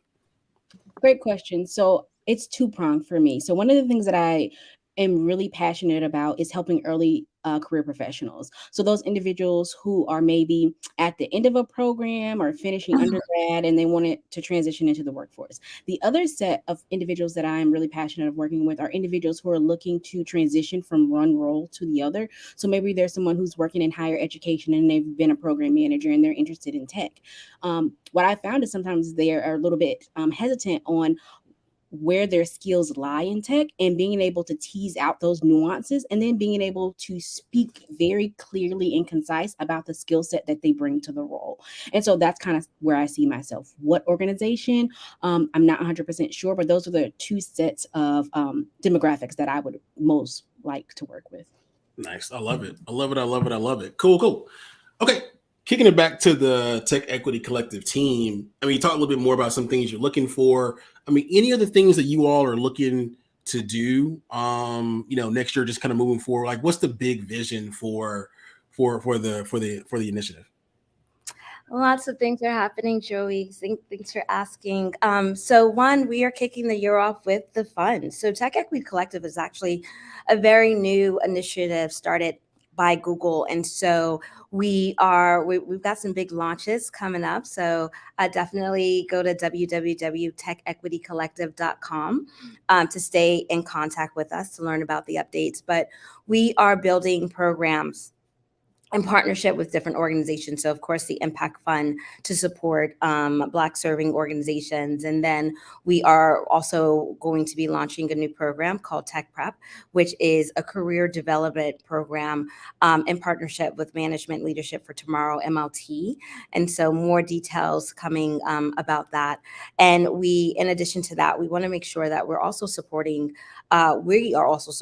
Black talent with getting the technical skills that they need. And so we are going to be launching some partnerships there. And so more details to come. TEC is popping up all over the country. So this past year, we were at Something in the Water with Pharrell in Washington, D.C. We were also at CultureCon, as well as the Mighty Dream Forum. So where we pop up in 2023 is yet to be determined. We will keep people posted. But we're really excited to be in the community, working with the community. Our role is, what we really want to do is we want to be able to demystify the tech ecosystem. What does it mean to work in tech? We want to be able to demystify that for people. And then we want to be able to develop talent in both hard skills as well as soft skills. And we want to do that in a very holistic way. We're thinking about the whole person. We're not just thinking about the Black professional. We're thinking about that person's lived experiences and what it's like to be a professional in America in the tech space. And so we are approaching our work holistically. And then we want to be able to really deploy the resources, the capital, the social capital, the community that people need. And so we're able to do that with our partnership. So if you're an organization or company and you're really excited about this work, please definitely reach out, because we'd be eager to talk more about partnering with Tech Equity Collective and sharing more information about our 2023 programming.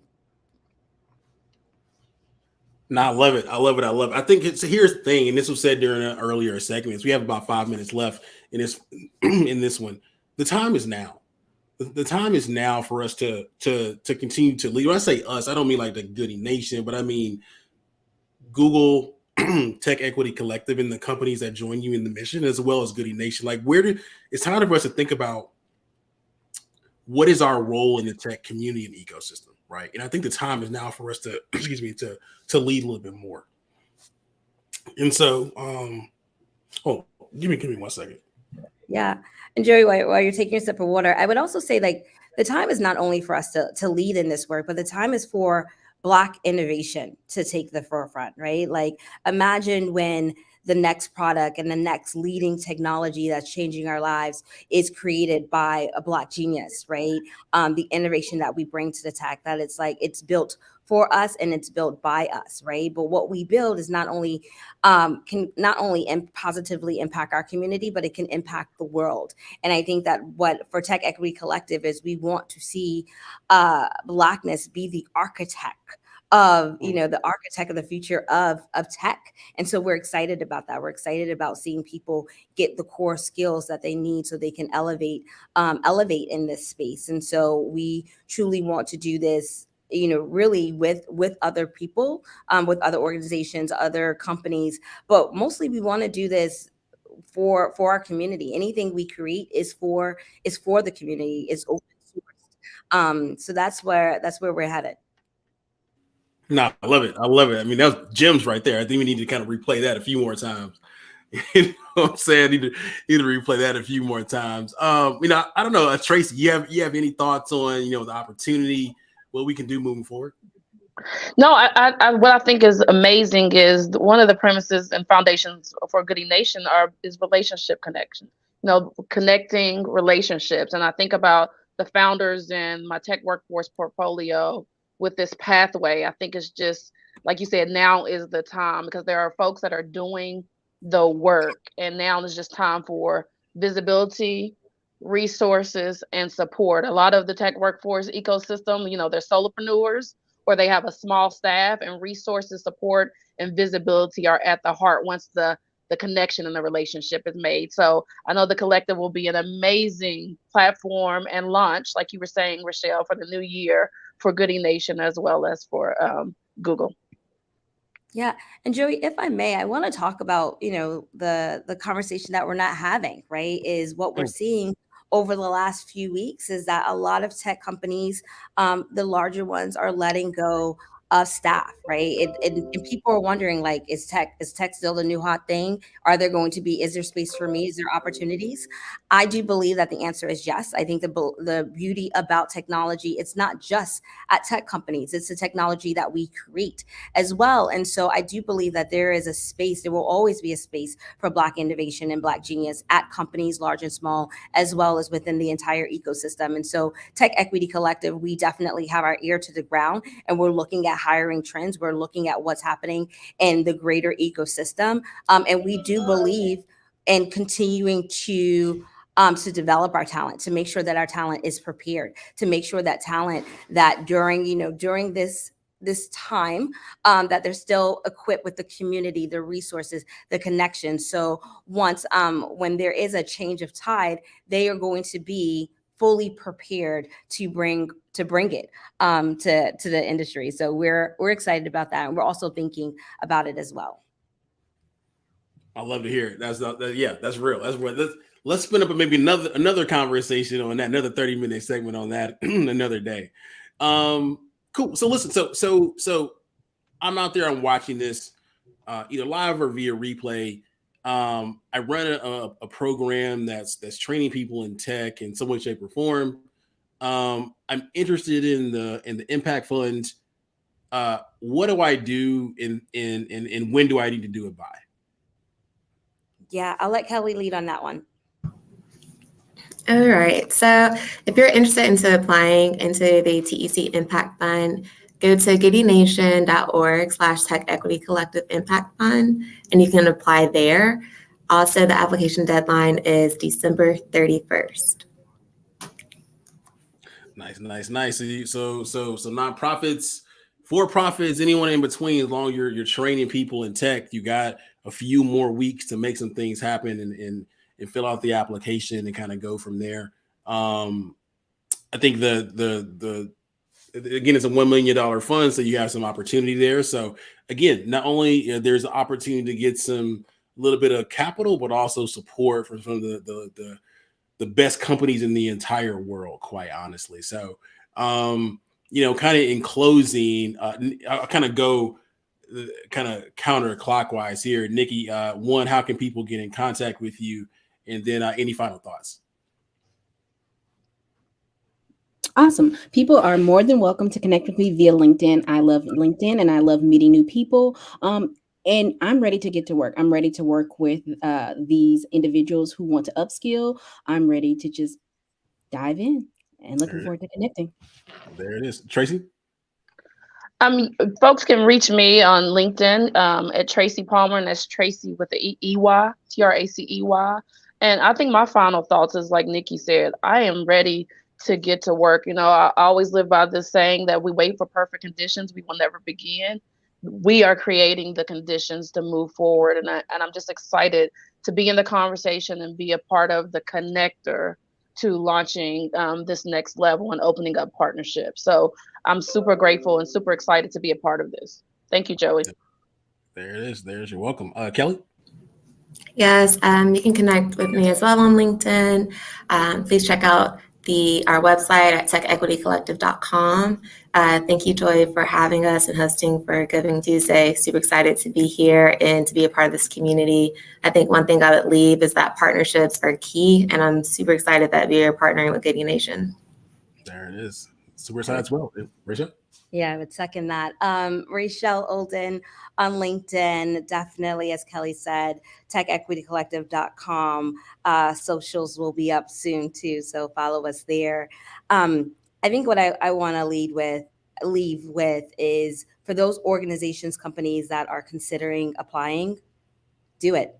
Like, what's the worst that can happen, right? Take the opportunity, shoot your shot, right? Like, we And again, I said creativity, right? And how you are accelerating Black genius and innovation in the tech ecosystem may look very different than how other organizations are doing it. And so we want to hear from you. So definitely shoot your shot.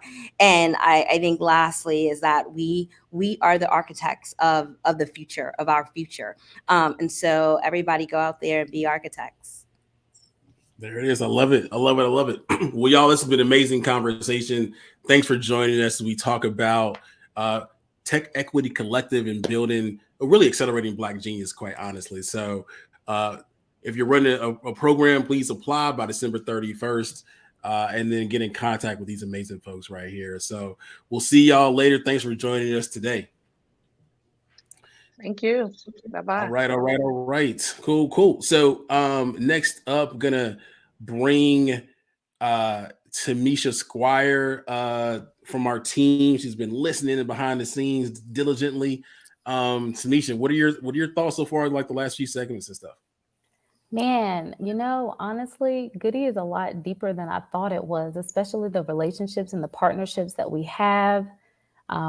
I feel like I was just scratching the surface with what I knew prior to maybe a couple of weeks ago with the Intentionally Good Summit, being able to meet some of our partners in person, being able to hear more about their stories here today. It's just been really inspiring. I feel like I know a lot more than I did when I first started in January, for sure. So it's nice to be able to dig a bit deeper with Goodie Nation and what the community really is, which is just a dope community of partners. There it is. Yeah, this has been amazing. Next up, we'll be going. The next segment we'll focus on our tech storytellers, right? Our tech storytellers. And before we kind of bring them up, we want to kind of reset the room as we're going to our final 2 hours here. Goodie Nation on Giving Tuesday. We've done essentially now 6 straight hours of live streaming on stories from the Goodie Nation community, our sponsors, our partners, our team, our new fellows, talking about some amazing things. So we started out early this morning talking about community. We talked about community and values. We then heard from the Harvard Business School African American Student Association. We then rolled into conversation with our good friends from AWS, then Lenovo, then MasterCard, then Google for Startups. We also heard from our new investor relations fellows, and we heard from Delta Airlines as well. We also heard from our portfolio managers, and then you also heard from our ecosystem builders on our team, including some of our new fellows.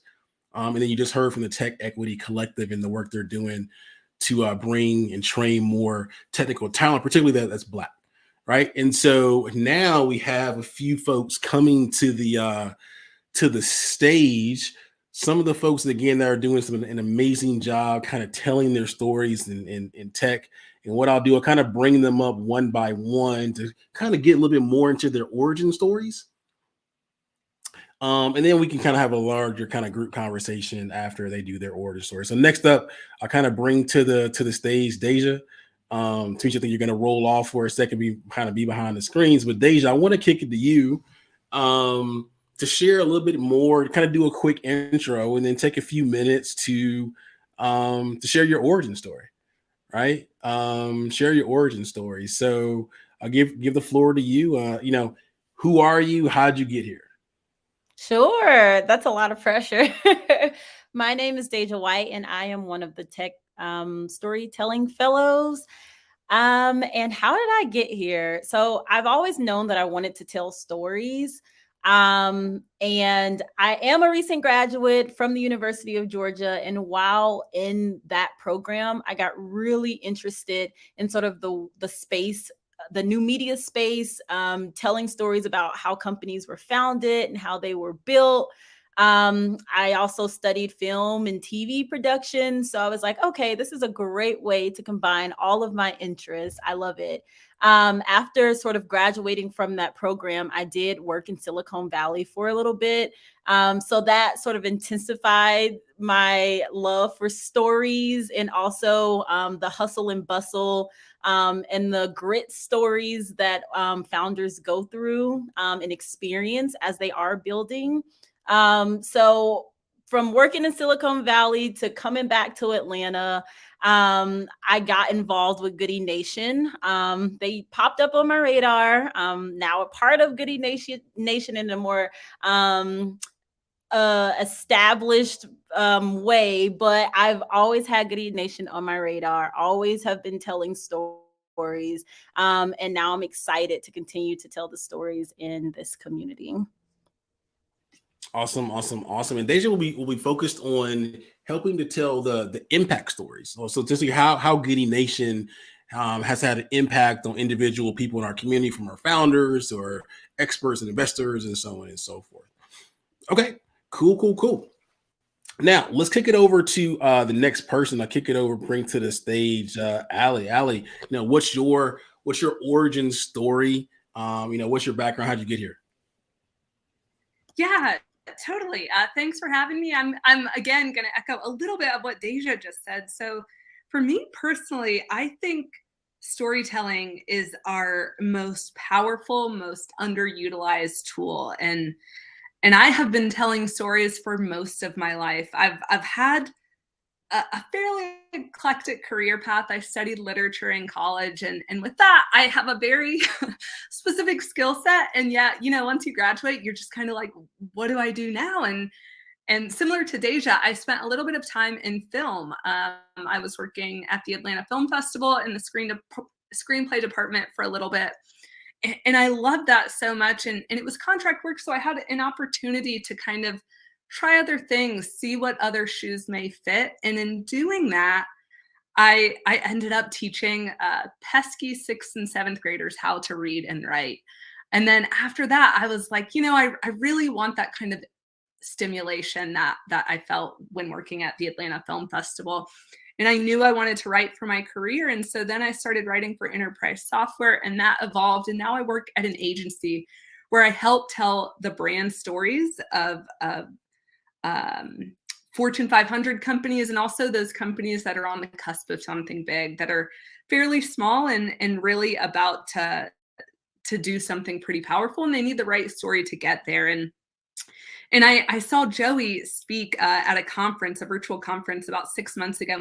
And since then, I've just been so impassioned by the Goodie Nation mission. I really believe in the work that they're doing. And I'm just thrilled to be a part of the team.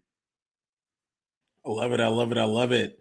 Next up, I want to bring, so it's interesting. I want to bring up to the stage Jessica. So that is still your thunder with your intro, your origin story, and your background, Jessica. But Jessica participated. Actually, we told the story about the ATL Thinks kind of hackathon a few segments ago, actually. So not going to steal too much of your thunder, but Jessica, can you share a little bit more about what you do, but also your background, how you got here? Yeah, so I'm an art director and creative director, currently working at the Home Depot, but on the side, I work with Goodie Nation as a creative director. I was born in Nicaragua, grew up in Miami, and I'm now in Atlanta. I have a graphic design background, and I love working with startups. I love all the ideas and stories that they tell. And I think I fell in love with this, actually, Joey. Funny you bring up ATL hacks, because that was the first time I really, truly discovered all the potential that the Atlanta community had, and all the connections that I was able to make through there. And I really wanted to get involved in helping that and growing that some more, and really helping these communities and organizations tell their story the best way possible that they can. And this was back in 2017, when I think the Atlanta startup community, tech community, was just like booming, which I know you were a great big part of that.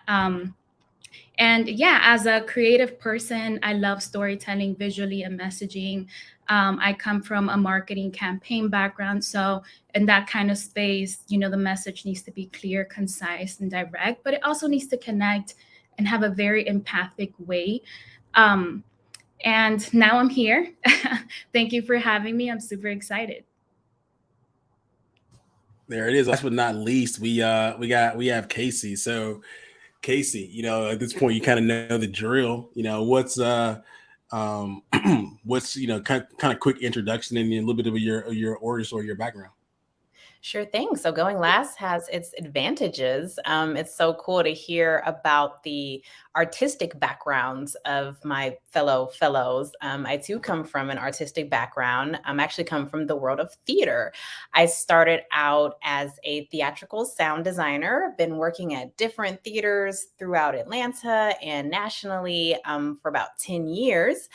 And during the great pause of 2020, when of course there was no theater, I ended up transferring my audio skill set to podcasting because everyone started a podcast. I started my own podcast. And from there, I actually started my own podcast production company. Could be pretty cool.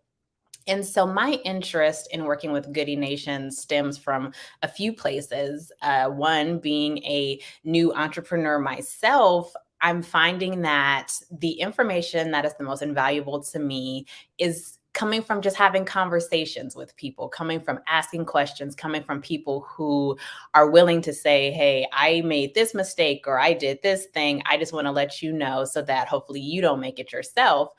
And because I want to continue to cultivate podcasting as a space, not just for people to, have casual chats and conversations, but to create the spaces for people to have the conversations that could potentially change the world. I'll get that lofty. And so this is just such an incredible opportunity to work with incredible people and to have those incredible conversations. There it is. I love it. I love it. I love it. I love it. So, when I think about the future of Goodie Nation, at the top of it is community, right? It's medium and strong connections between the individuals in our community, right? And so which drives collaboration, it drives the culture and the community forward. And underneath community, I think about there's a programmatic element to what we do, but there's also, a strong storytelling element about what we do. And so this is kind of an open conversation, so to speak, or again, I'm not gonna, whoever wants to answer can answer. But one of the things I think about is the opportunity for us to tell the story and the narratives that we want to tell at Goodie Nation, right? I mean, we took if this would have turned out horribly, this whole thing would have been my fault, right? But I made the decision 2 years ago to shift our narrative from focusing on lack of founders or lack of capital for founders to lack of relationships and stuff. And so, and from that though, lends itself to, if we do a good job of closing what we call this relationship gap and then connecting just dope people on one hand to other dope people, a lot of dope stuff is going to happen. And that creates an amazing opportunity to tell some dope stories. Right? Whether it's in podcasting or audio format, whether it's in long form content or a format where it's very short kind of snippets and even kind of graphically and things of that nature. So, I don't know if you all, I'm kind of somewhat rambling, so to speak, but I mean, how about I start with Deja. Any thoughts on that and the opportunity to tell stories and the power of storytelling as it relates to this community? Yeah, I'm really excited to dive a little bit deeper about the founders' origin stories and sort of how they've made impacts on their communities that they're aiming to reach. Like I mentioned before, I'm really big on listening to how companies are built, the effects that they have on communities. So that is something that I'm super excited about bringing to this community. Yeah,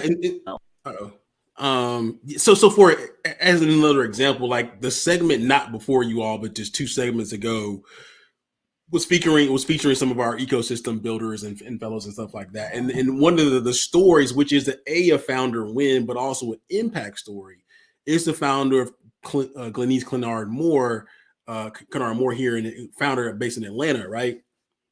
And so the topic again was community building. And so earlier this year in South by Southwest, Alex Foreman, our community builder in the Midwest, went down to Austin, and she met some of the Goodie Nation founders. And in particular, she met Glenise.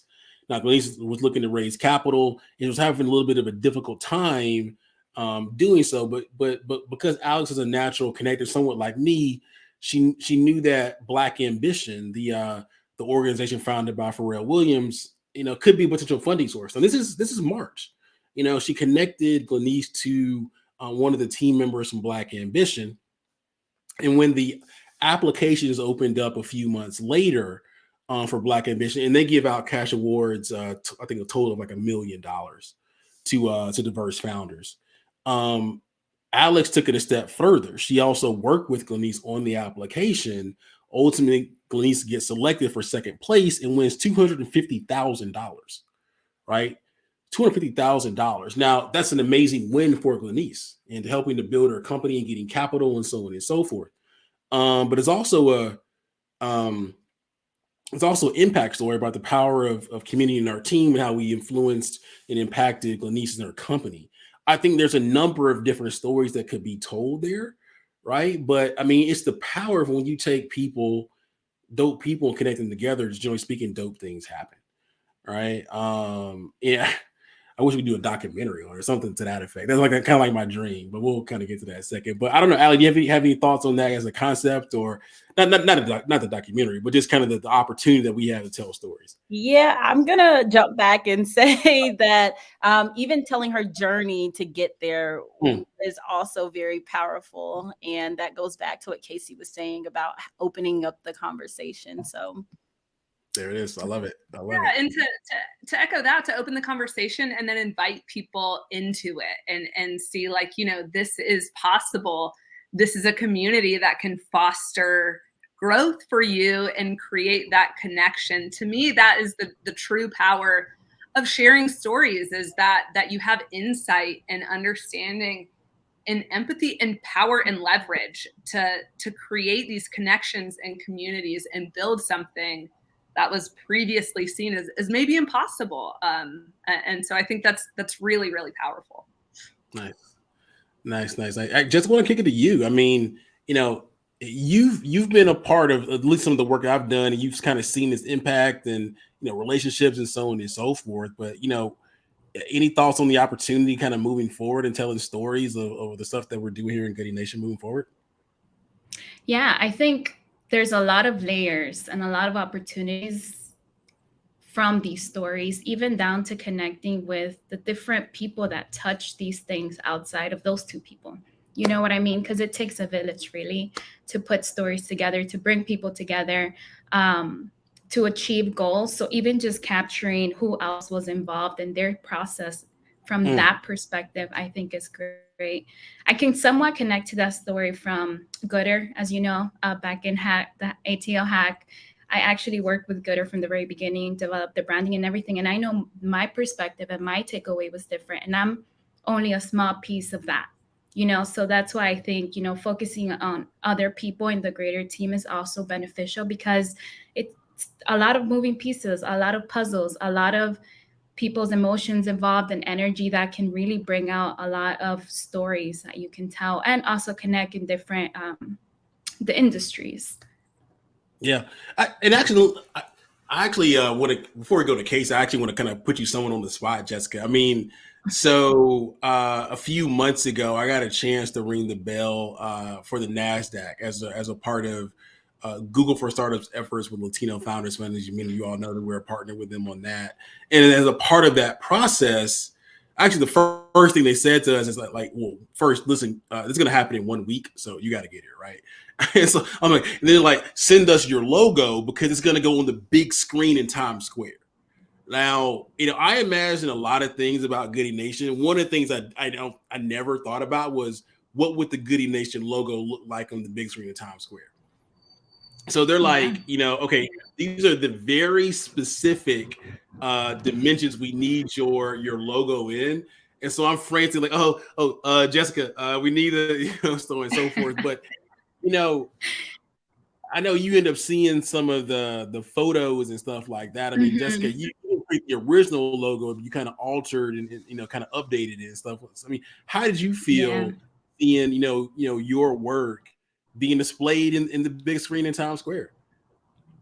Honestly, it was an honor. It was an honor. I remember you telling me that, and I'm like, oh, what size do they want it? How do they want it? Is it transparent? There's all this process that goes into making sure that, like, it's gonna look great.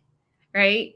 And then just seeing it there with the photos that you sent me, I was like, oh, I was so honored and touched, honestly. I remember seeing you in the photos too, and I was like, oh my God, this is like very full circle in a way, you know? So from my perspective, from both the design and being involved in Goodie Nation, it was honestly, I was just happy to be part of it. There it is. There it is. And Casey, I mean, I think I don't know. How do you feel about some of these stories? I mean, I think there's so much potential, even from an audio perspective. I mean, is your mind racing? I mean, what do you think about the opportunity to tell some of these stories? Yeah, my mind is absolutely racing, not even just because of the opportunity to have these conversations, but thinking for, I'm going to shout out Introvert Nation right now. When we think about relationship building, when we think about network building, there are a lot of us who the thought of being, you know, dropped into the conference or going to the networking mixer is like, oh God. But listening to a podcast, jumping into a live stream like this and being able to hear those conversations, get that information may just be that push for someone to say, you know what, okay, on my own time, let me ruminate on what was said. Let me figure out what this looks like for me and then make moves. And so I'm excited for all of us in this digital space to start building relationships that way with people who we may at some point eventually meet and already have a connection with, even though that's our first time meeting in person. There it is. I love it. I love it. I love it. Let's talk about where you all want to be moving forward, right? You know, I'm kind of somewhat putting you on the spot, and you know, in a perfect world, where would you all want to be in, let's say, 5 years? So who knows, right? The Deja, I'll start with you. You know, where would you want to be, kind of on the professional side of things, right? Where you want to be professionally? Sure. So I didn't mention this earlier, but I do work in marketing. I come from the production side of marketing, and have sort of moved into the brand marketing space, and more storytelling driven spaces. And in 5 years, you really did put me on the spot. Who knows? I typically go for spaces that don't even exist. So that is where I will be. I will most likely be in a startup environment, in a startup space, still telling stories, still doing branding and marketing, and positioning. And I'm just going to go ahead and put out there that it doesn't exist yet, whatever I'm supposed to be doing. I love it. I love it. I mean, think about some of the stuff that's happening right now. It didn't exist 5 years ago, right? So you think 5 years from now, you know, middle part of the mid to end of part of this decade. I mean, who knows what's going to be created? Cool. Let's kick it over to Allie. You know, same question. Where do you want to be? What's your vision? Where are you going to be in 5 years? Yeah. Similar to Deja, it's kind of warping. I'm trying to figure it out. But I would love to continue to tell stories on behalf of brands and people and small businesses. There's nothing more exciting to me than helping a brand shape their voice and really help them and support them to kind of come into their own. So I hope to be doing something like that. In addition, I feel like as a writer, I can't help but say that I have creative aspirations as well. So something hopefully will percolate in that arena as well within the next 5 years. I love it. I love it. Jessica, what about you? That's a loaded question, Joey, because it has shifted so many times and in so many different ways. But where my mindset is right now, my goal in 5 years would be to really be part of the way that the Hispanic community is being portrayed by big brands. You know, especially now that the Hispanic community is growing so much, brands are trying to tap into our dollars, how they're speaking to us and how they're using Spanish and connecting with our community from a linguistic perspective, what that is like. And I want to make sure that, you know, they're showcasing our culture the best way possible. And I see myself being part of what that looks like in the future. I love it. Beautiful, beautiful, beautiful. Casey, what about you? In 5 years, I can see my production company being an audio-focused think tank of sorts. Instead of writing policy papers, I want to make policy podcasts. I want to work with universities, government organizations, nonprofits to research and just find the issues that are most pressing in our society and to turn them into hopefully entertaining but educational podcasts that can hopefully change minds and help to build our communities. I love it. I love it. I love it. I love it. Good stuff. Good stuff. Okay. So kind of in closing, kind of go around the horn again. Any kind of final thoughts? And then we'll kind of go, then we'll circle back for another round. How can people get in contact with you? So Deja, kind of again, any kind of final thoughts as we close out this segment? Yeah, I just love to say that I'm excited, especially to work with all the lovely ladies on this call. I think we're going to do some really great things. We're going to tell some really great and amazing stories and hopefully get some people connected with each other to continue their journeys on to do whatever they set out to do. So I'm excited, y'all. There it is. There it is. Allie, what about you? Yeah, I'm just thrilled to be a part of a community that is, introducing dope people to dope people. I think there's really nothing more exciting than that, and I truly believe that Goodie Nation is the place to do it and to be. And I'm excited to do what I can to support the greater mission of Goodie Nation and to work with all the people on this call. I just can't wait. There it is. There it is. Jessica, what about you?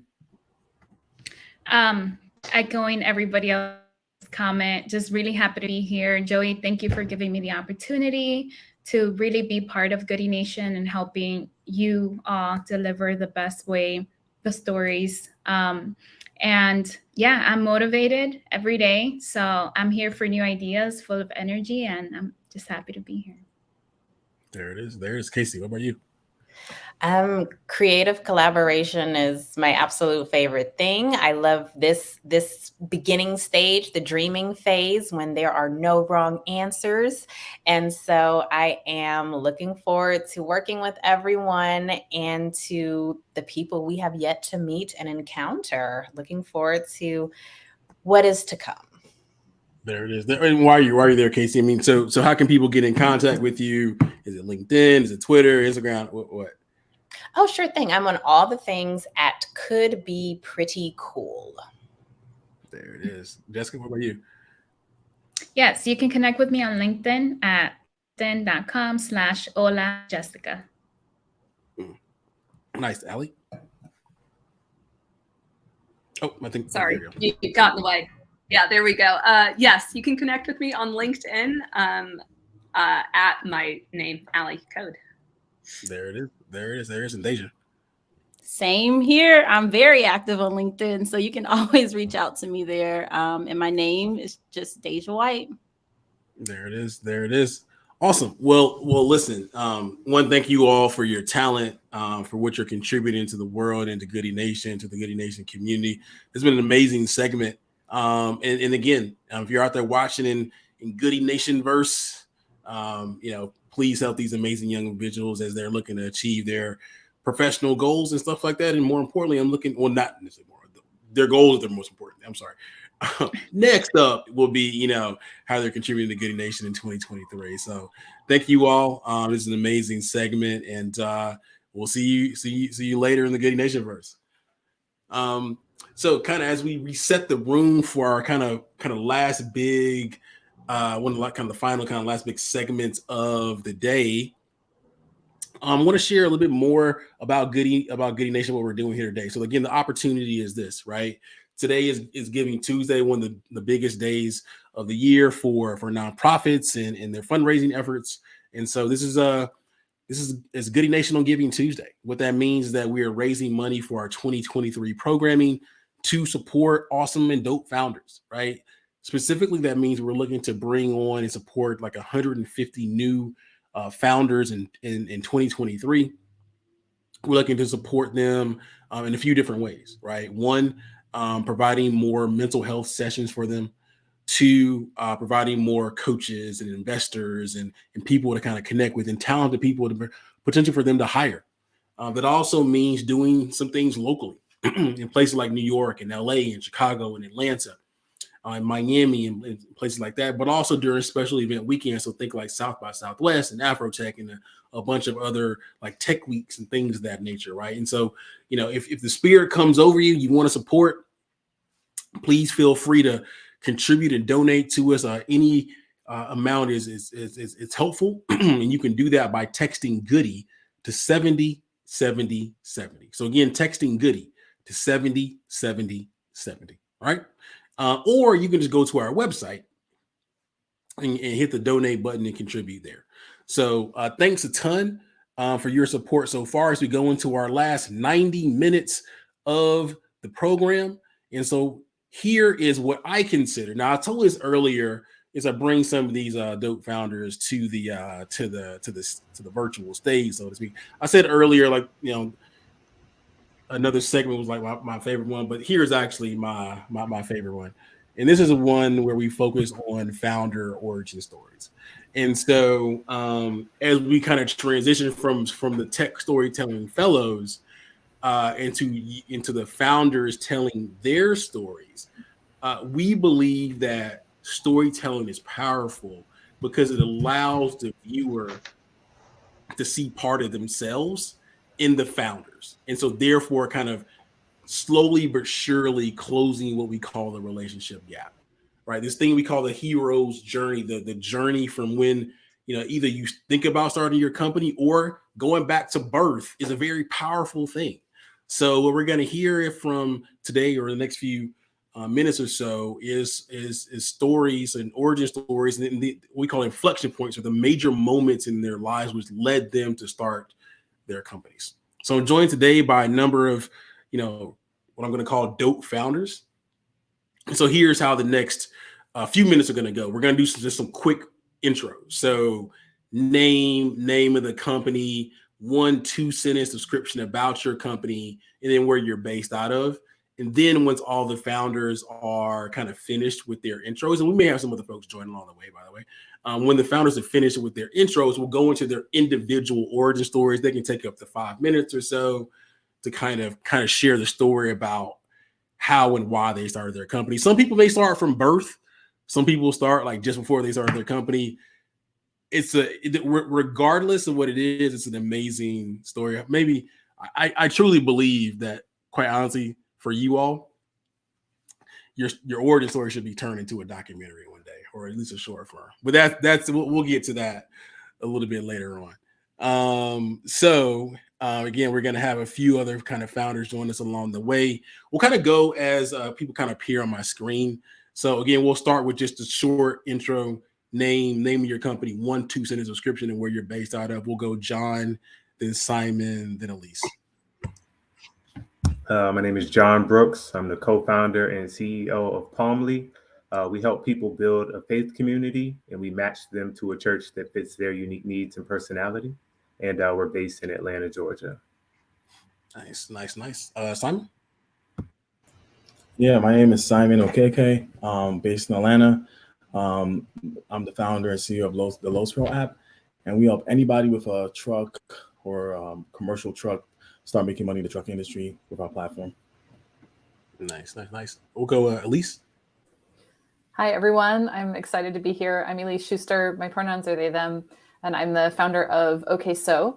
We are a free mobile app that connects young people with questions about identity, sexual health, relationships, stress, and more to vetted experts who provide personalized support and information. We are a national nonprofit. We've served young people across all 50 states, and I am located in Rhode Island. Nice. Okay, so the next set of people, and I'm gonna apologize in advance. I apologize if I say your name incorrectly.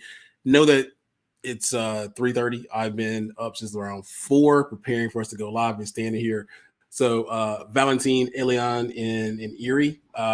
Again, if I mispronounce your name, I truly apologize. Blame it on my head, not my heart here. But we'll do just a quick intros that way. You're good. Hello, everyone. My name is Valentine, and I'm a co-founder here at Pip Connect, and we're helping businesses deploy tokens, NFC tokens, to their customers, giving them new experiences, while at the same time helping them gather data, comprehensive data on their customers, data that usually are available only to credit card companies, and helping these businesses build out the experiences for their customers. We are currently in Austin, Texas. Nice, nice. Hi everyone, Elian Sareker. I am the co-founder and CEO of Gift Nabu.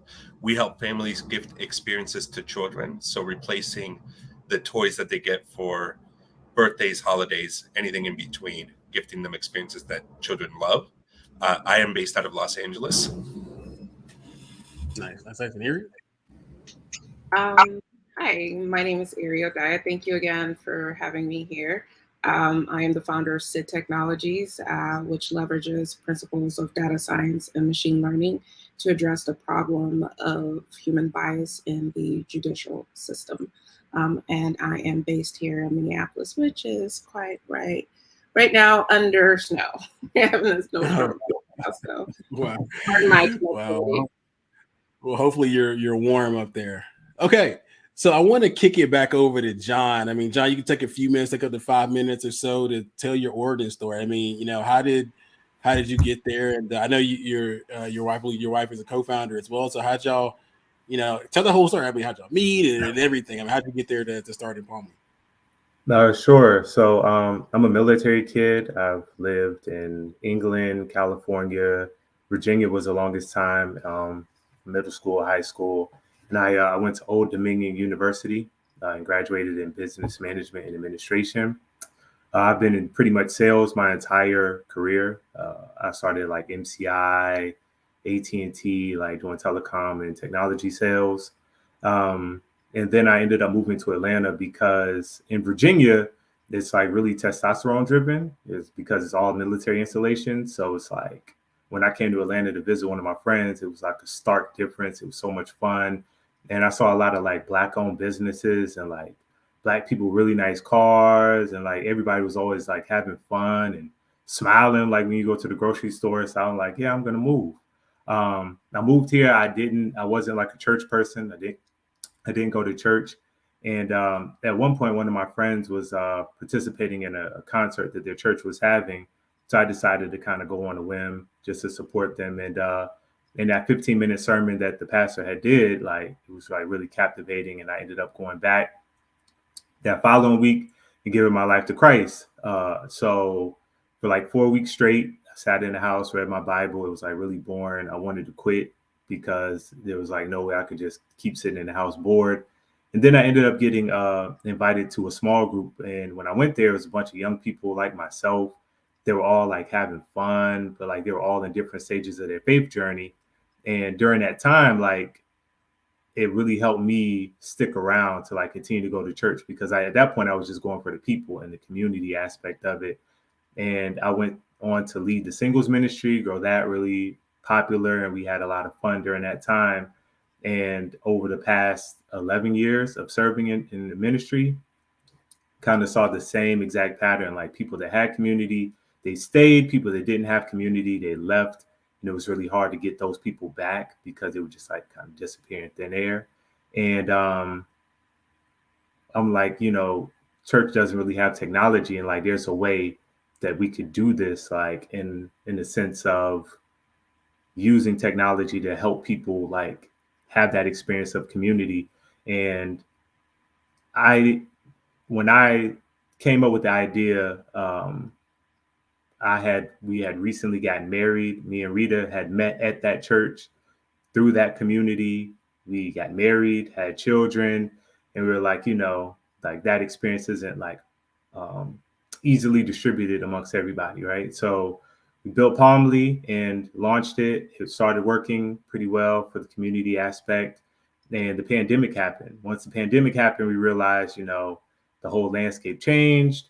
People were asking for kind of like church recommendations.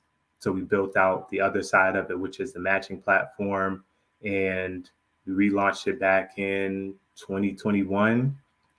Got accepted into Techstars pre-accelerator with JP Morgan Chase in 2021. Then we moved on to becoming finalists in Panoramic Ventures Startup Showdown in early 2022, which is where Rita pitched. She's way better at pitching than I am. And then after that, we got accepted into Techstars Atlanta, which was an awesome program. We just graduated October of this year. And we've matched over 600 people to a church at this point. The communities, I think over 1,000 people now. They love it. They're having a great time. I measure impact by or success by the impact that we're having with people, and to see, families get connected after moving, or, just going on this long search to finally find a church home, that we're able to cut down the process that typically takes 6 months or longer into, just 4 minutes of their time in a visit, has been really rewarding. So that's how we got Palmly. Dope. Okay, so how can people get in contact with you? I mean, if they're looking for support, they want to join the community, how can they get in contact? They can go to the website, getpalmly.com. On all social platforms, it's Palmly app. Yeah, we're always there, always available. We're focused a lot in Atlanta now, but we don't turn down people that need a church home, because we saw the impact on our lives and know how impactful it can be for other people. There it is. All right. So next up, we got Simon. Simon, I mean, what's your story, good sir? How'd you get here? Yeah, so happy to be here with you guys. So my story, I'll just start the origins. So was born in Connecticut, grew up internationally, kind of too, like the last person that just spoke, and my mom's a diplomat, so I lived in different countries growing up. Lived in Brussels and Belgium. Lived in Nigeria a little bit, a couple of years, and but most of my life growing up was really New York. I went to State University of New York in Long Island or Westbury. Graduated from there. After that, I went back to Nigeria to do some volunteer work, and my dad had a trucking company, actually. So his trucking company transported oil from the refineries, like refined petroleum products, to fuel stations. And I just saw the headaches that he kept going through, just with transparency on drivers, the delays that he went through with the shippers, issues with just payments and things like that. And, I try my best to volunteer and help him out. I didn't stay that long, but I did get a lot of hands-on experience just seeing what was going on. Came back to the U.S., went to Georgetown for my master's. And when I was doing my master's, I decided to start a staffing company that would focus on helping people that own trucking companies be able to find, good drivers that could stay with them and, grow with them. And my trucking company also did serve other industries.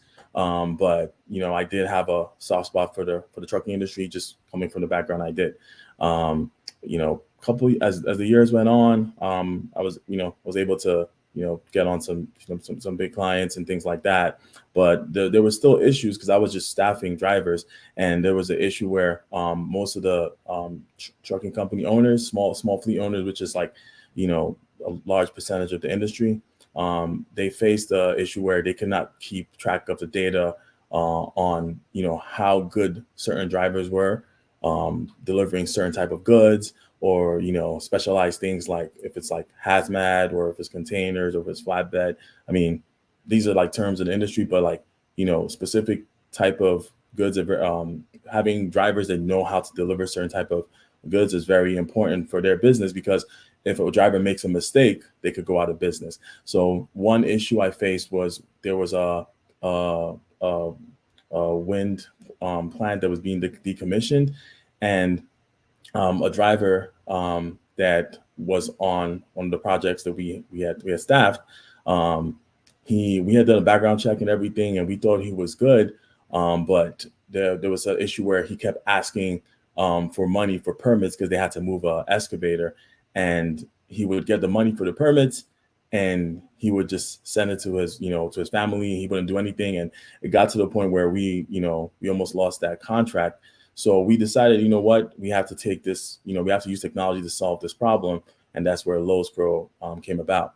So me and my co-founder, we decided to start LowsPro. We decided that we should create a platform where any shipper or any trucking company owner can see reviews on drivers. Because right now, if you want to, hire a driver, the only way you could, see anything about, their past experiences, either references or something called the FMCSA website, and it wouldn't tell you that enough information or give you enough data to make the right choices in people who drive your equipment. And that equipment, if anything happens, it could, people could die or anything. It's very important to just have the right people driving. So we've evolved. We've built the platform. We have our app now, and our app really, the what we've started doing is we started with just having a platform where anybody that wants to ship anything can use our app, request it, and then they will get matched to a driver that's been screened, and we have data on the driver, and we have reviews from past people that have used that driver, so they can know that they're safe with the kind of driver that's moving their stuff. For us now, we're as we grow and scale, we're getting to the point where we also want to just have that data on the drivers, have data on the routes they move, and they have the best experience moving on, and get to the point where we can match that data to shippers that either ship things on that route on a regular basis, and to shippers that need specific skill sets, in the drivers. And we also want to be able to help drivers be able to grow their businesses. So let's say a driver comes onto our platform and wants to run their business, and wants to start their business. We have our DOT authority where they can come on board and drive with us.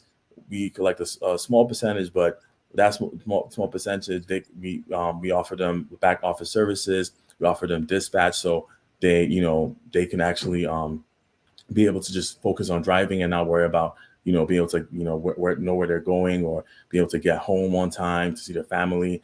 And we're hoping to evolve it to an algorithm where as a driver puts in, hey, today I want to leave from Atlanta and I want to go to Cali and I want to get back to Atlanta to be with my family by Saturday or Sunday or whatever, that we would our technology will be able to scan the market from the different brokers and be able to pick loads out for them that will be able to make them the amount of money they need to be able to take care of their families, and also be able to get back home to their families on time.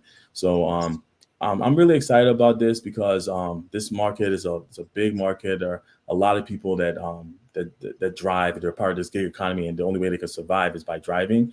That's I'm really looking forward to how we can grow this. And another thing we're doing now, we just partnered with a trailer manufacturer and dealer. And now anybody that has a pickup truck and wants to start making money in the trucking industry, if they sign up with our platform, we will be able to provide them a trailer without a credit check on a rent-to-own program. So the goal of our business is really just to help anybody that's a driver, even if someone that used to drive Uber and they want to maybe start growing their business, doing something else, and maybe scale it and hire drivers and do all that, they can use our platform to do that. So yeah. Nice. So just super quick. So how can people get in contact with you?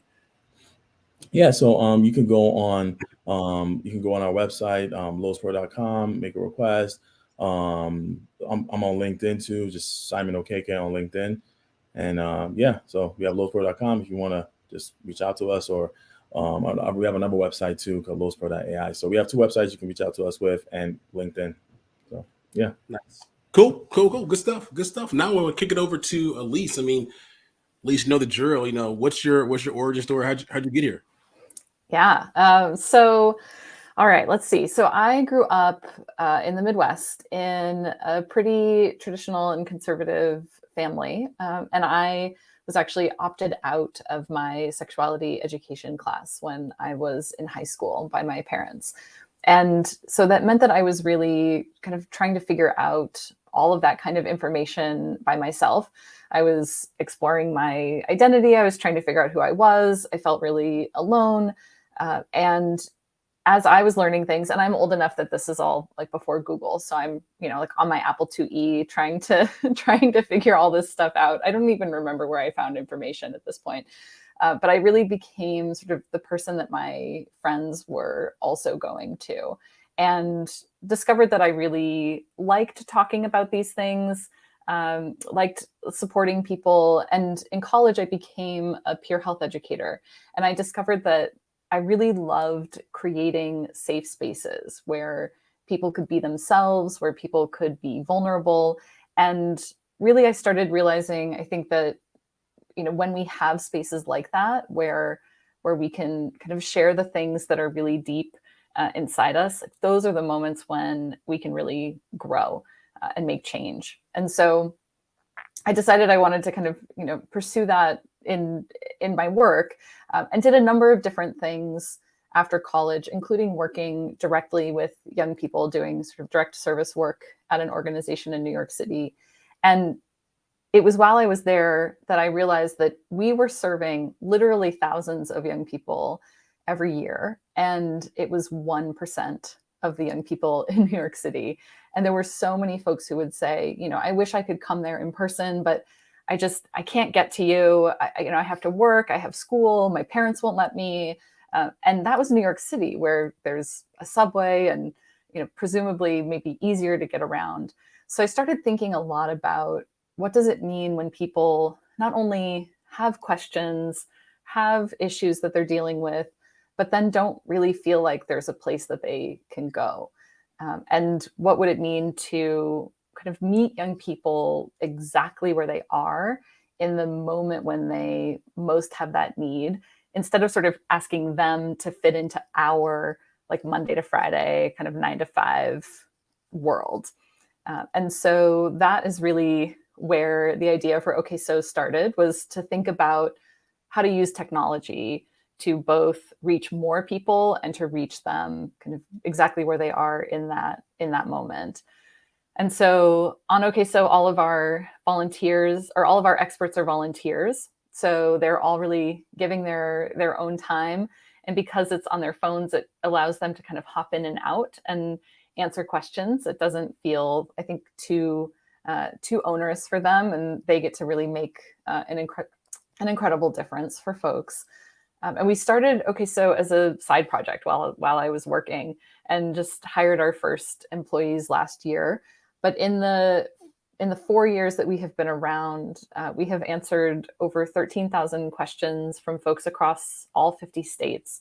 And we've been able to talk to people about, their identity questions, their relationships. We've been able to talk about sexual health and stress and family and school, and so many things where I think young people often feel like they're the only ones with that problem, or people maybe can't understand what they're going through. And we're able to really meet them with so much warmth and compassion and non-judgment, and really just say, like, you're not alone. We're here. We're going to help you, figure it out, or answer your questions, or just be someone who can listen. And more recently, we've also started partnering with organizations that work with young people. So helping them think about how to build capacity and provide support as well, because there are 50 million young people in the US. So we're really trying to think about, how do we reach as many young people as possible, so that, unlike me, no one really ever has to feel alone with their problems ever again. And that's OK So.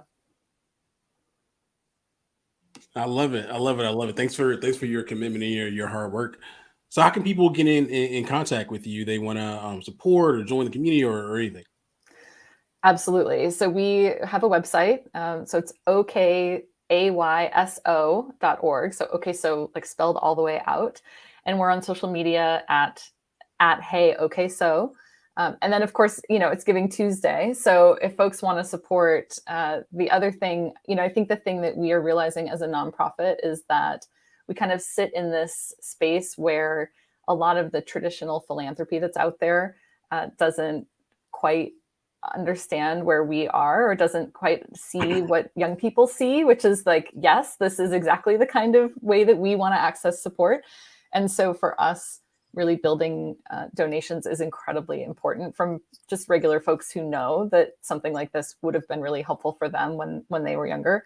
So today, we actually, for Giving Tuesday, we got a pledge so we can match any donations up to $5K. So if folks feel like it, they can text OKAYSO to 44321 and make a donation on your phone, and that would be so amazing. Could you say that one more time? I can. So it's OKAYSO,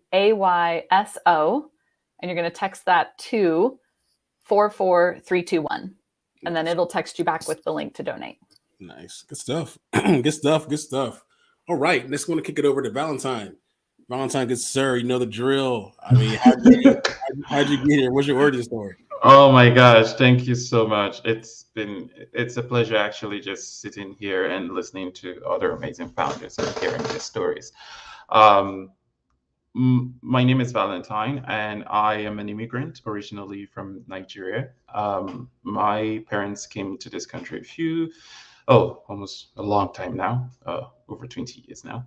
And my mom did everything from cleaning to babysitting to actually make ends meet.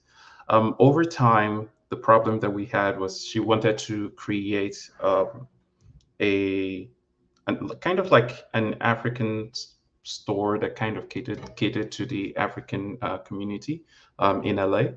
And she had that. And I became the de facto CTO.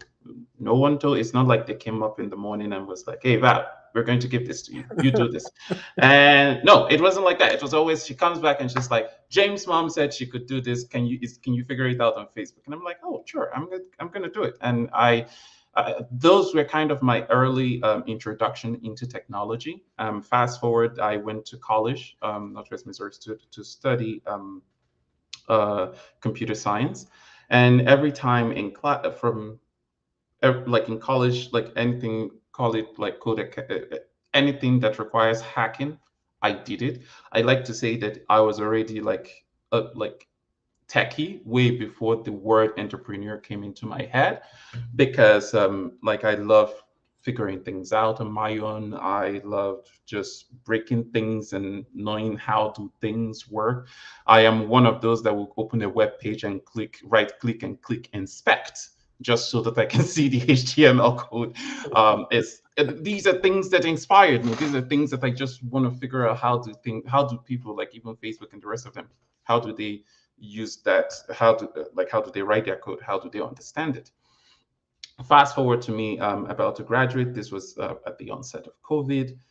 My friend, who's now my co-founder, his parents are also like restaurant owners. And we were kind of talking about the problems that our parents have.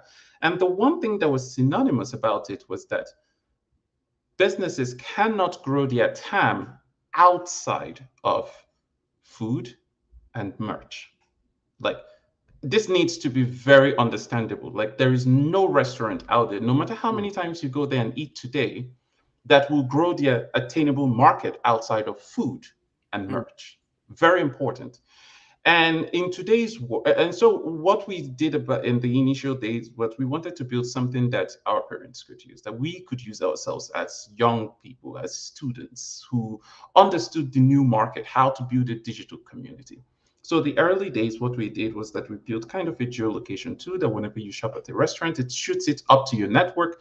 Like if you have Instagram, if you have Twitter, whatever it is you have, every time you shop, you earn points and these get shared on your network. And we scaled out to about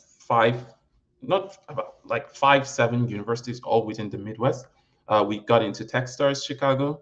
Props to Neil and Brad for it was an amazing time. I got to learn a lot from these guys, and we went to it.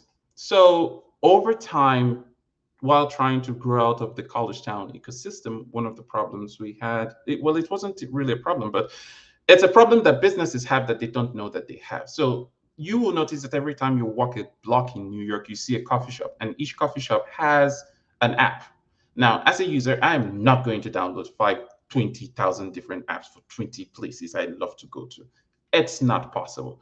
So the way we thought about it was like, how can we onboard ourselves, or how can we harmonize this onto one single platform and at the same time provide value to both the business and the user? But what then does the business really want?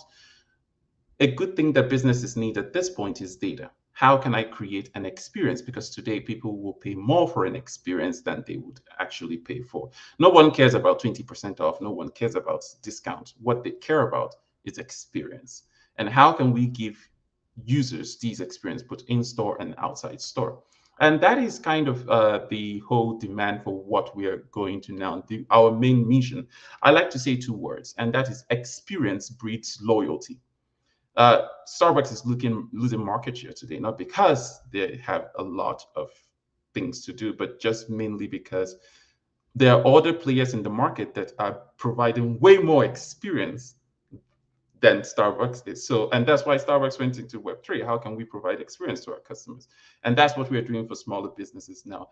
And also on the other end of the spectrum, we're making it valuable to the users so that they can be able to not just redeem these, but it becomes gamified and essential in such a way that they can also sell it and make money for themselves. So that is my origin story, where I am, what I'm doing now, and where we're going. The future, we believe that guest experiences will run through us, and our goal for the future is to build out a payment platform to onboard the next 5 billion people onto Web3 and make payments really easy, that you can go from here to London and you don't need pounds. You can be able to pay via token easily. That's the future that we're building, and that's where we're going. So that's my origin story, and that's where I'm headed to. I kind of think that's the past and the future. I love it. I love it. I love it. So experience breeds loyalty message. Put that out there. I love it. I love it. I love it. Before we can get over to the next founder, Elia, I want to Valentine, how can people get in contact with you? So I forgot to mention, I'm on what's it called? I'm on LinkedIn, Valentine Osakwe. That's my name. Also, you can ping me on Twitter. I tweet a lot. Forgive me. I can't get over it. Valodera, VALODERAH. Or even go out on our website, getpeep.co. My private calendar is there. You can fill out the form and just schedule a time on my private calendar, and then we can chat. Love to connect with anyone. Thank you guys so much. There it is. There it is. All right, cool. Gonna kick it over to Elia. I mean, the girl good sir. Hey, how'd you get here? What's that origin story? Yeah, absolutely. And thank you so much for having me. It's a pleasure to be here. And I know the importance of having something like Goodie Nation as a founder, and just love being a part of this organization. We'll talk a little bit about experience as well. And I love what Valentine said about experience brings loyalty. We're all about experience at Gift Nabu. But just to go back a little bit, in terms of my story. So I'm an immigrant from Argentina. My parents moved here when I was 8 years old. Similar to Valentine, just having parents that worked really hard in labor intensive jobs. So we always were kind of in difficult situations with money. And growing up, one of the things with my best friends was we really liked martial arts. So when I was about in middle school, we were really big into martial arts, and my friends decided to join a studio, a martial arts studio. And it wasn't a lot of money. It was like $70 a month. But at that time, I knew that it would mean my parents would pick up an extra shift, work later nights or weekends. And instead of coming up to them and saying, hey, like, I really want to do this with my friends, I started to realize the implication of just even what $70 a month meant to my family. So instead of asking them for that, I decided to just make excuses to my friends and didn't get to partake in that. And I would always go with them to the martial arts classes and kind of sit outside and just look while they partook in these classes. And as I grew older and started working and just having money, I then went into education and would teach an entrepreneurship summer camp. And it was there that I saw the impact that these classes and these experiences had on children.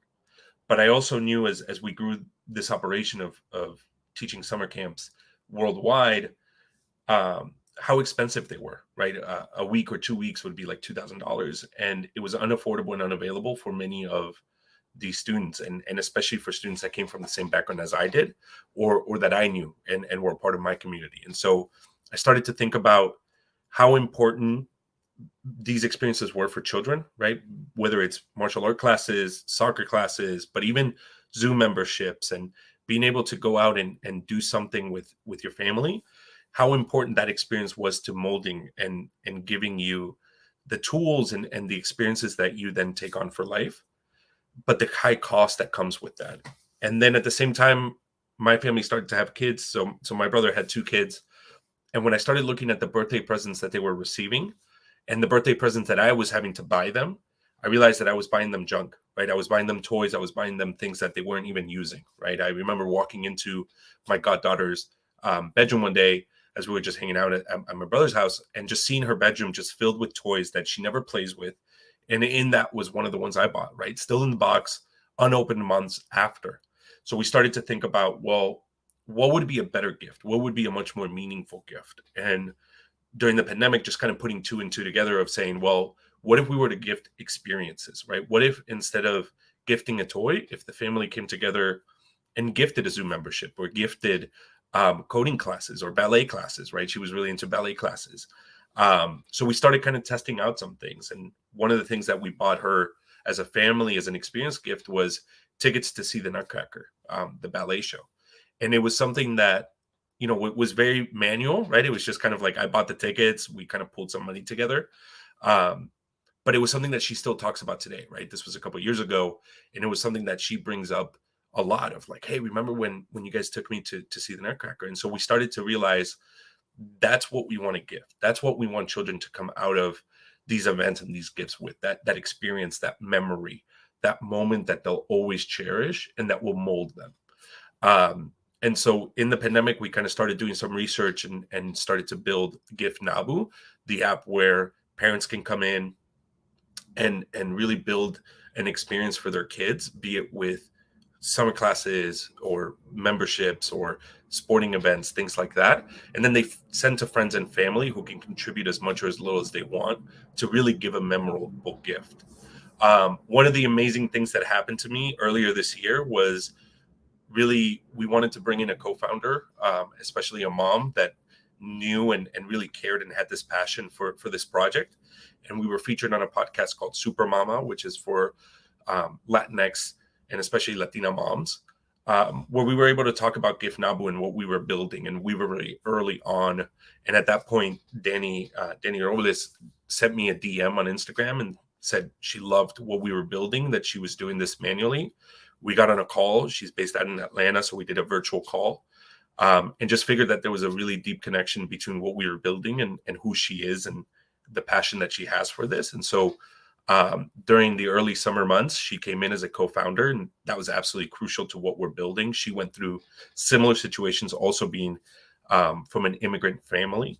So we knew the importance of building something like this where we're able to gift experiences and experience gifts to children, right? And so this holiday season, we're making a big push with our platform. We have our onboarding. So if you're a parent or you know of other parents, go to giftnabu.com. I really hope that this holiday season, you can replace that unwanted gift that your kid gets and they only play for a couple minutes, if even they open it, and change it for an experience that they're always going to remember. I think a big passion for myself and for Danny and the whole team is building something that creates a deep connection for kids, that creates a memory for kids, and it's something that is absolutely meaningful. And I think we have a great project to do that, and just absolutely loving every minute of it. We get to meet some amazing parents, amazing kids that absolutely love our product. And so really happy with where we're at. And you can find us at giftnabu.com. You can also go to Instagram at giftnabu. And definitely we're in the holiday season. So don't go to the stores. Don't go to Amazon. Go to giftnabu.com, sign up. If you have kids or if you know of kids, of parents, family members, go to giftnabu.com.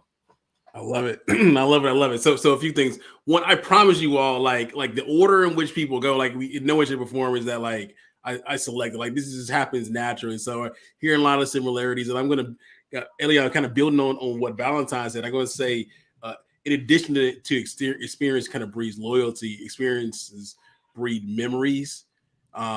Experiences breed community, and I think experiences breed love as well. So good stuff. Yeah, so giftnabu.com. Is it .com? .com, giftnabu.com, giftnabu.com. And you can already sign up for Christmas and Hanukkah and any Kwanzaa and any holiday and birthdays that you have coming up, giftnabu.com. There it is. Cool. Well, next up we have Erie. So Erie, I mean, you heard these amazing stories and stuff. Heard a lot of similarities between backgrounds and stuff like that. So what's your What's your origin story? I am trying to get off of mute. Oh, you're good. I'm trying to get off of mute here. Am I off? Okay. No, you're on. We hear you. All right, awesome. Thank you again for having me. I'm really excited to be a part of the Goodie Nation community. My origin story really started in 2018 while working as a marketing vendor for sporting events here in town in Minneapolis. I got the opportunity, it was actually the Super Bowl was in here in 2018. I had the opportunity to learn about the real life capabilities of AI through the stadium technology at a conference that I attended.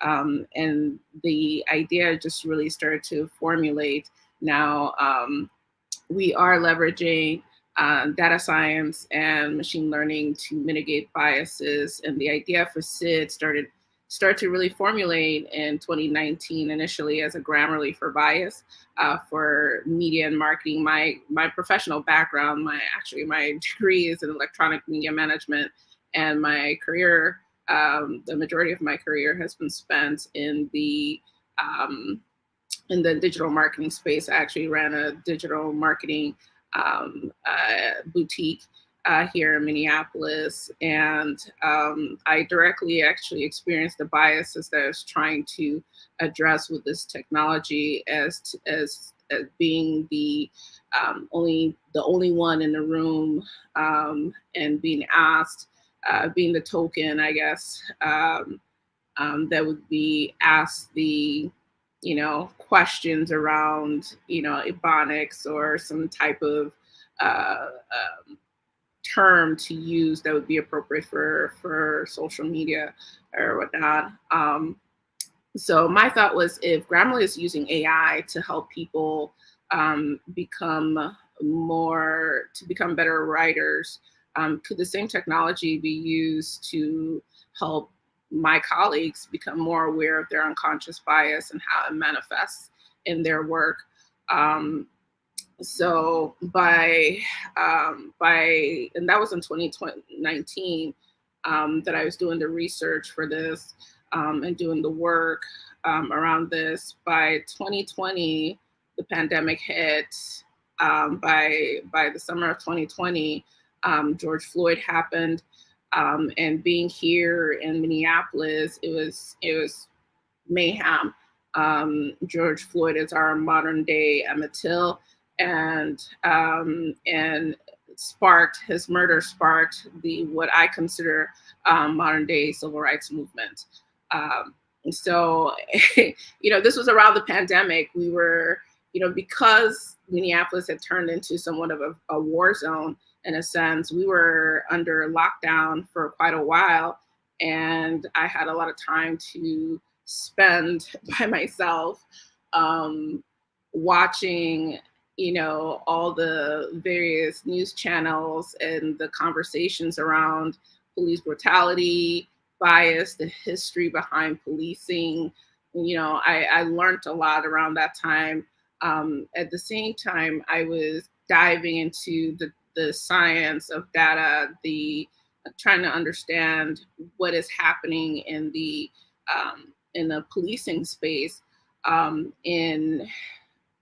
As the year moved on, in 2021, I was able to participate in a couple of programs, G Alpha Justice Tech program and MIT's Unbundling Policing Incubator, where I was able to directly speak to domain experts in the law enforcement space and the judicial space and the policy space and in the advocacy space, and really start to understand what that ontology is around public safety, around policing, around the judicial system, and where the biases lie. Just to give you some background on the current state of the judicial system, although Black people here in the US only make up 13% of the population. They make up about 38% of the incarcerated population. Based on like research by Prison Policy, there are, there are Black and brown people and immigrants. There are about over 500,000 people that are in jail right now. These are people that have not been convicted of a crime. These are people that their only crime right now is the fact that they are economically challenged. They're poor and they're not able to afford bail. So they're waiting for their time and they're waiting for their time in court, and they're waiting for that time in jail. And as they wait, they've lost their jobs, their homes, and even their children. This issue of bias and this issue is actually called backlogging of criminal cases. And it disproportionately, again, impacts people of color, Black, brown, and immigrants. And as they wait in jail, they are losing quite a bit of their livelihood, as I mentioned earlier. And I think that it's really imperative that we address this issue. As I learned about these issues around bias within the criminal justice system, within policing, I started to wonder, can AI, can the same technology that Grammarly is using, can this actually inform fairness within the judicial system? Can we use this technology to inform police training as well? And Sid started to essentially formula. So right now we're very early stage. We've developed our roadmap, and we're looking to build our prototype for the technology. Nice. And we are hoping to launch a fundraiser in the next few months. Nice. Nice. I mean, massive problem, unfortunately. Thank you for your dedication in trying to solve it. How can people get in contact with you? I'm on LinkedIn as well. I'm fairly active on LinkedIn as well. I'm also on Twitter, like Valentine. I'm not as active as Valentine, but I am on Twitter at The Real Ario. And you can find us on LinkedIn at Sid Tech, also on all the other social media platforms like Instagram at Sid Tech. That's SIID Tech. Nice. Okay, so lightning round. It's something we traditionally we don't do a part of kind of the origin stories of founders, but this is Giving Tuesday, right? So lightning rounds, we kind of conclude this segment. And I'll start with John here. How can people support, right? How can they give, so to speak, to support? I mean, give. You can really take that or define it however you want to, right? But John, starting with you, how can they support you?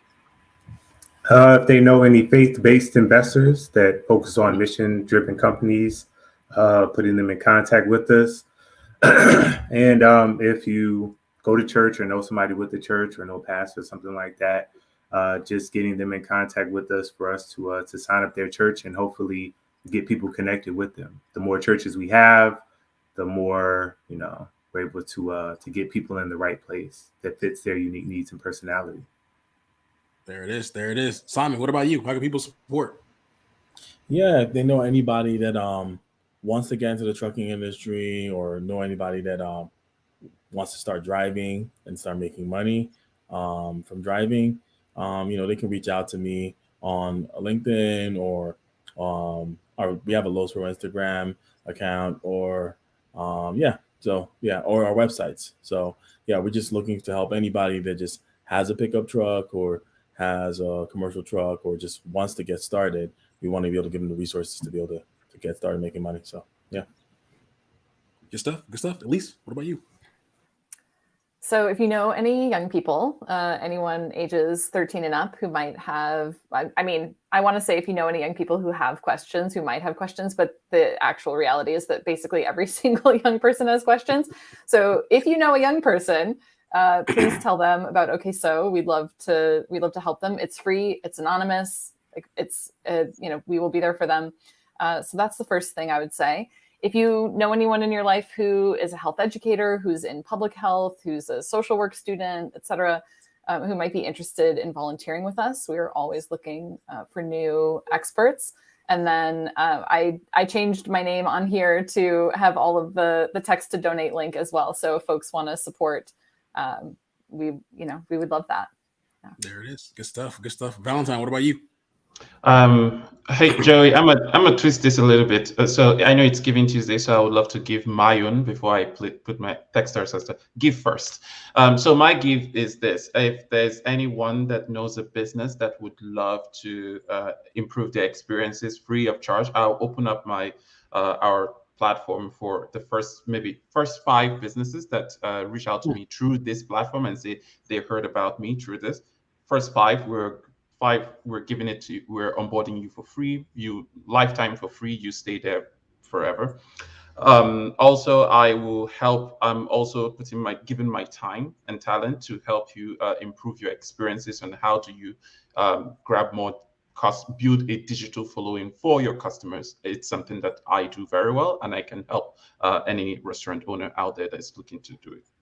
To have it do it. Now, for my ask, it's very simple. Any business or restaurant that is out there that knows anyone that knows any restaurant that's looking for new digital possibilities to improve their customers, please reach out. I would love to chat with them. I would love to talk to them about what we're building and go from there. Thank you so much. There it is. Elian, what about you? Yeah. So again, holiday season. Everyone's giving gifts. Don't give the same unwanted thing.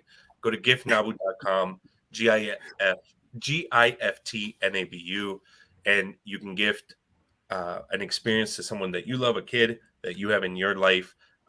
So anyone looking to gift for this holiday season, sign up. We'll also have in a few days a gift card option so that you can give a smaller experience if that's the case.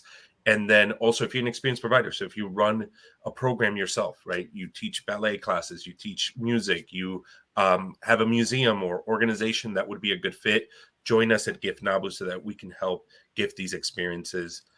Those are the 2 ways. We're currently fundraising, so also if you're an investor, happy to talk about where we're at and what we're looking for. So with that, yeah, giftnabu.com. There it is. There it is. Erie? So again, we are looking to expedite, leverage our Fairness AI to expedite the backlog of criminal cases while addressing human bias and decision making within the judicial system. So we are looking to, we're looking for any city attorney, city, county, attorney's office, prosecutor's office, law firms to partner with and participate in our pilot and test our software. Any courts who are or case management companies who may be interested in partnering with us to work on this software would be interested in hearing from you. Awesome.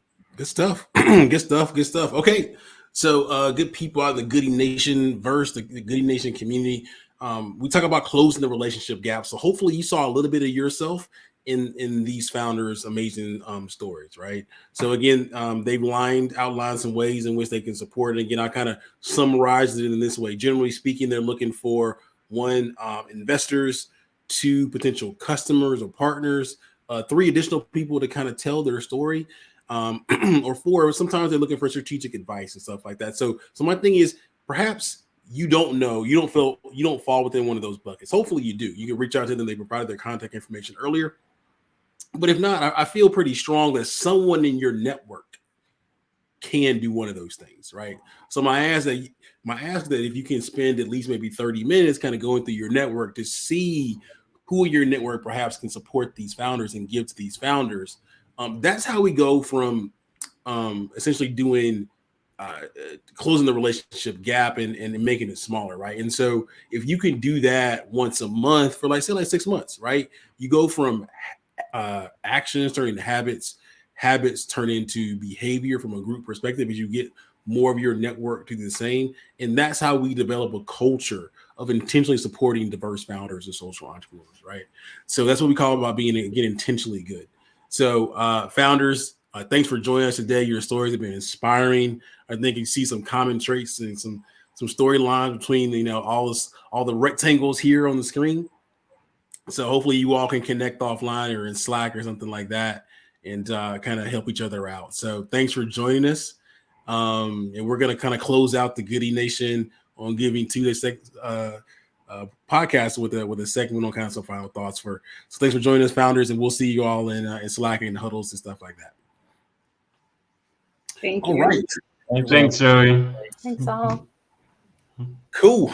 Okay, so it's been a long day. It's a long day. We got a few extra minutes left, and so we're gonna bring back to the stage some of the Goodie Nation team members. Tamisha, I want to kick it to you. Now you sat through all these segments today. You've heard a lot of stuff. What's some of your thoughts? Honestly, I was just saying it earlier. I feel like I was just scratching the surface when I originally joined Goodie Nation in January, and just being more and more immersed into this community. It's kind of like a unicorn where it's just so magnificent, and you just have to sit and look for just a little bit to really interpret why it's so beautiful. And it's just really because of the community of people that's within Goodie Nation. I feel like every time I hear from people in our ecosystem, I get even more inspired just from how our founders get to engage with one another, and also the experts in the community, our partners that are here with resources ready to help. Just the fact that we even have a platform to amplify their needs on this day, as well as our needs, is just, which their needs are our needs. Essentially, it's just pretty amazing to me. I've truly enjoyed being here today. My first Giving Tuesday, and certainly not my last Giving Tuesday with Goodie. There it is. Kathleen, I'm sure you were on earlier at the top of the day. Hopefully you've been listening around and stuff like that. Yeah. Any thoughts as we kind of close on out? Well, so welcome to the life of a portfolio manager of best laid plans. Yeah, I had good plans to listen in, and the day kind of took its own turn. And it was a good turn in the sense that I got to be doing what I love to do at Goodie Nation, which is to be with the founders and oftentimes our partners to work within our community. So just listening to the tail end of this last session, my heart is open with gratitude for everyone that's here, that has been here all, off and on all day, that has contributed, because it's very, very difficult, if not impossible, to explain who we are at Goodie Nation and the magic that Joey brings to this, and the magic that he brings to the partners and to the team and to the founders to be able to walk with them. And I was thinking about this because I knew that Joey was going to ask me this question. So I was thinking about it, and I thought, I have built a tech startup, I've rebuilt a tech startup, and I've rebuilt a technology nonprofit, and I've been CEO 3 times. And one of the things that I needed the most was to have someone to walk with me in the good days and the bad. And I spent many years in Louisville, Kentucky, and I'm actually traveling the state of Kentucky working with banks. And as they say in Kentucky, we don't have a dog in the founder's hunt. And so everybody else has their kind of perspective. And, I get to show up every day. The portfolio managers gets to show up every day. Joey shows up every day.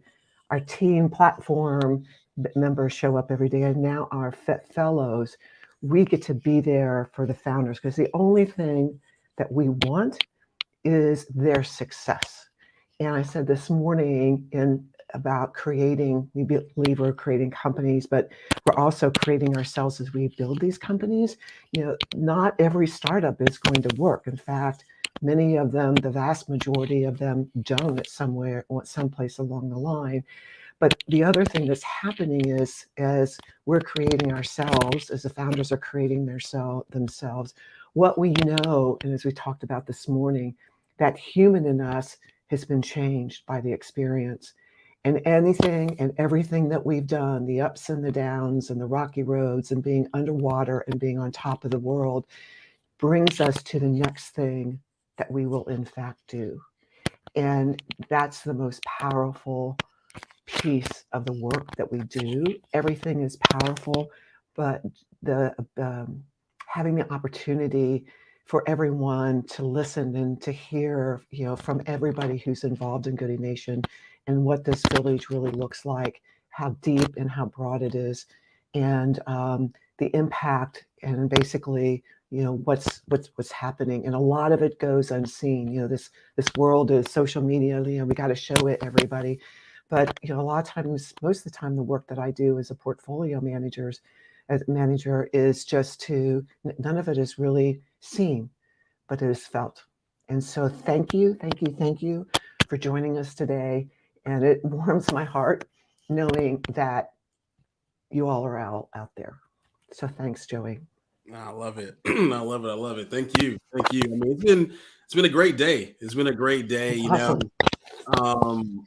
We started out this morning by talking about community, right? Kind of defining what the values are of Goodie Nation. You met our first ever community building fellow and stuff like that. So I'm going to run down some of the values of the Goodie Nation community. And there's 11 of them, right? So the first one is human first. Then it goes to be personally responsible. Right is never wrong. For the good of the people. Run toward tough problems with love. Have a sense of urgency. Set impossible goals. Trust in the process. Think different. Move the needle and obsessively get better. All right. We told a few stories of some of the people that's inspired some of these values in the past. So Hank Williams, Theo Cavanis, and Karen Marie Mason. Next up, we went into our partnership with the Harvard Business School African American Student Union and what they're doing with the Black New Venture Pitch Competition, and how we're supporting the semifinalists and finalists coming out of that competition through Goodie Nation programming moving forward. After that, we heard from our friends at AWS and their work with startups, and they have a number of different initiatives, and one that's upcoming is their work with Latino founders. So be on the lookout for their Impact Accelerator. They talked a little bit about their work with Black founders and women founders. After that, we heard from our friends from Lenovo, two amazing and small business ambassadors, Alexis Cash and Maurice McGregor. They talked about the opportunity to support traditional small businesses. So those with physical products and those with physical locations. You actually heard from Valentine. I think he's a kind of a good kind of segue into that. And we work with them. We're partnering with Lenovo on this small business grant. So we're providing $10,000 grants to 30 small businesses from across the U.S. and Canada. Applications are open until December 16th. After that, we talked with our friend Rashida Bob from MasterCard and all the amazing work that she's doing in the fintech space and working with diverse founders. And then we talked with our good friends from Google for Startups. You heard in a founder that both of us, Kathleen and I, used to work with from a portfolio perspective, Austin Webster of Deeper, and you saw the kind of full life cycle, how he first received funding from WeWork, the Black Founders Program, and then from the Black Founders Fund, and now he's going and done full circle, creating a fund in memory of his father to support entrepreneurs from Tennessee State University. Again, this is how we kind of pay things forward, right? And we heard from some amazing founders who are recipients of the Black Founders Fund, Latino Founders Fund, and also members of that Google for Startups team in terms of how you can best position yourself as you're a startup founder to receive one of those cash awards. All right. After that, we heard from Delta Airlines and the work they're doing in supplier diversity. Then we went into more of our team. So you got a chance to meet our investor relations fellows and the amazing future they have in front of them. You heard from more of our portfolio managers at 1:30 p.m. Eastern. After that, we went into stories from our community builders fellows and one of the tech storytelling fellows. After that, you heard from the Tech Equity Collective, and you met our new talent relations fellow. And also you heard from Tracy Palmer, our tech workforce portfolio manager. And the story kept on going, right? We've been doing this for almost 8 straight hours. Now, if what I said wasn't enough, we kept going. You heard after that from our tech storytelling fellows and the power of storytelling and building community and all the opportunity we have there. And the last segment was focused on our founders, some of the newest founders of the Goodie Nation community. You heard about their origin stories and some of those inflection points along the way, along with ways that they are looking for support. So that brings us to the end of Giving Tuesday here with Goodie Nation. It's been an amazing ride. Again, what I will do is kind of make a final call for support. And really, it's not about ending today on Giving Tuesday. What this really does, it kickstarts our end of year giving. Right. So no matter when you are watching this, either live or via replay, you can always follow these same instructions and support us moving forward. But if the spirit comes over you, if you like what we're doing and you like about how we're looking to support more founders, more investors, more professionals, particularly of color, doing more things locally in cities like LA and New York and Chicago and Miami and special events. If you want to see us provide more mental health support for founders, you can donate to us in a number of different ways, right? You can text Goodie to 707070 right now. You can go to our website and hit the donate button there, or you can kind of also reach out if you're a large company, you want to sponsor or something of that nature. Reach out to us via our website on the contact us page, or you can reach out to me, Joey Womack, on LinkedIn. We can talk about several initiatives. We are a nonprofit. We do not charge founders philosophically. I don't believe in it.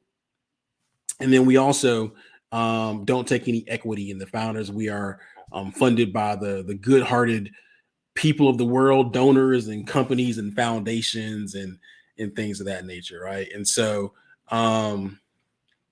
we will have a replay. The replay will be available on YouTube. You can always find it there. And then will be uploading some of the segments to Spotify, to Apple Music and things of that nature. So you can always go to our YouTube page to watch a replay here for everyone watching live. But again, if you want to support us, reach out to me on LinkedIn, or you can go by our website or text Goodie to 707070 to donate. So it's been an amazing day. Kathy, I don't know if you dropped the gems there at the end. I don't know if there's anything else you want to add. Well, Joey, I think you ought to show everybody your sweatshirts. And one of the other things that you can do is we've got lots of merch that's like really, really cool, from t-shirts and long sleeve shirts. And Joey's got the Dream Build scale. I have the one. I will do the impossible. The sweatshirts, if anybody wants to know, it's getting to be cold weather and they're nice and warm and they're nice and cool. And I don't know, Joey, about you, but I always get stopped when I've got my Goodie Nation sweatshirt on going, who is that? Like what's really going on? So yeah, it's so that, it's just thank you so much. And I want to thank also for those of you who are here or the ones that have come through the day that I invited, that I met. So a couple of weeks ago, we had in Atlanta an ecosystem innovation night where everybody in Atlanta could come see all the different organizations working in the innovation ecosystem. And our table at Goodie Nation was just packed. We had people coming and going and saying, oh, how can I get in and how can I help and how can I mentor and do all these things? So if you're here, I'd like to say howdy, because I told you it's really hard to describe what we do, but come on in, come join us. We're already in a city where you live or near where you live, and including a lot of places that you don't live. So our reach, although we're out in the big cities and things like that. We have contingencies. We have people in Kentucky. We have people in Buffalo, New York. We have people in Alabama and Birmingham, and founders. We have those, out in the boondocks of New York. So we say, well, we're in New York, but we've got lots of people. So you don't have to look very far to find a Goodie Nation founder or team member right where you are. There it is. There it is. So one, the big vision there is, if you're part of the Goodie Nation community, no matter kind of if you're looking to visit, no matter where you're looking to visit, we hope there's someone there who can kind of take you out to dinner, drinks, kind of explain to you what's going on in those local kind of communities and stuff like that from a tech perspective. And so we are working toward that. We're doing a pilot thing called Welcoming Committee, where founders in the community, if you want to visit a place like Atlanta or LA or New York or DC, you can fill out a quick form. And then there are some people in the community that live in that city that can take you out, right? So we are piloting some of those initiatives as well.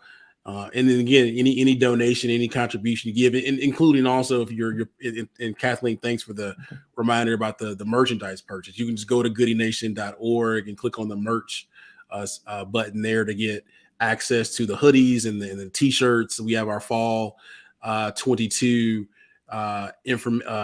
we have our fall 22 line that's coming out now. Appreciate you, Sonia Rush, for the contribution there. And Sonia, if you see you're listening there, we had a number of Spelmanites who have recently joined the Goodie Nation team from a fellowship perspective, and so looking to connect them over to you for the amazing work you're doing over there at Spelman in terms of entrepreneurship and stuff. But yeah, if you want to, you can support additional ways by purchasing some merchandise. Our fall 22 lines as themes like dream big and build bigger. Founders are people too. Black founders are dope. Women founders are dope. Latino founders are dope. There's all kind of phrases there, including some of the ones from last year as well, like dream, build, scale, impact. All founders need therapy, and several others as well. We actually have another portfolio manager to the team. Gonna add Tracy in. Tracy was with us a little bit earlier today. Tracy, I want to kind of put you on the spot for any closing remarks, is for either the segment you were on, if you listen to any other kind of segments throughout the day, any reflections, any thoughts there? Oh, I think the overarching thing for me, like I always say, is connections are key, relationships are key. And I think the conversations, the segments today, that was at the forefront of it, that relationships are the keys, whether it's tech equity, whether it's talking about your origin stories. It's about connecting the pieces, and once you connect the pieces, what you do with that connection. So I think Goodie Nation is always amazing in doing that. And Joey, kudos to you for that. And I hope folks that are out there watching give, because this is a organization that feeds others, that allows people to be seen and to be heard, and it allows people to go after their vision and their dreams through connections and relationships. So kudos to you, Joey, for the vision. No, I appreciate it. I mean, we know that Goodie Nation. At Goodie Nation, we said that relationships matter, and one of the bigger things is this particular program that we run called Intentionally Good was started about 2.5 years ago. I'm sorry, really about 3.5 years ago, by a grant from the Cape Poor Center called Tech Done Right. Right. And so, when we think about, I love to kind of kick it to Kathleen first for the thoughts. So when you hear Tech Done Right, what does it mean to you? Do you think that we're doing it right, or at least we're trying to do it right at Goodie Nation? And if so, how? Right. So, yeah. So what does Tech Done Right mean to you? Do you think how do you think we're doing it right? Ooh, yeah.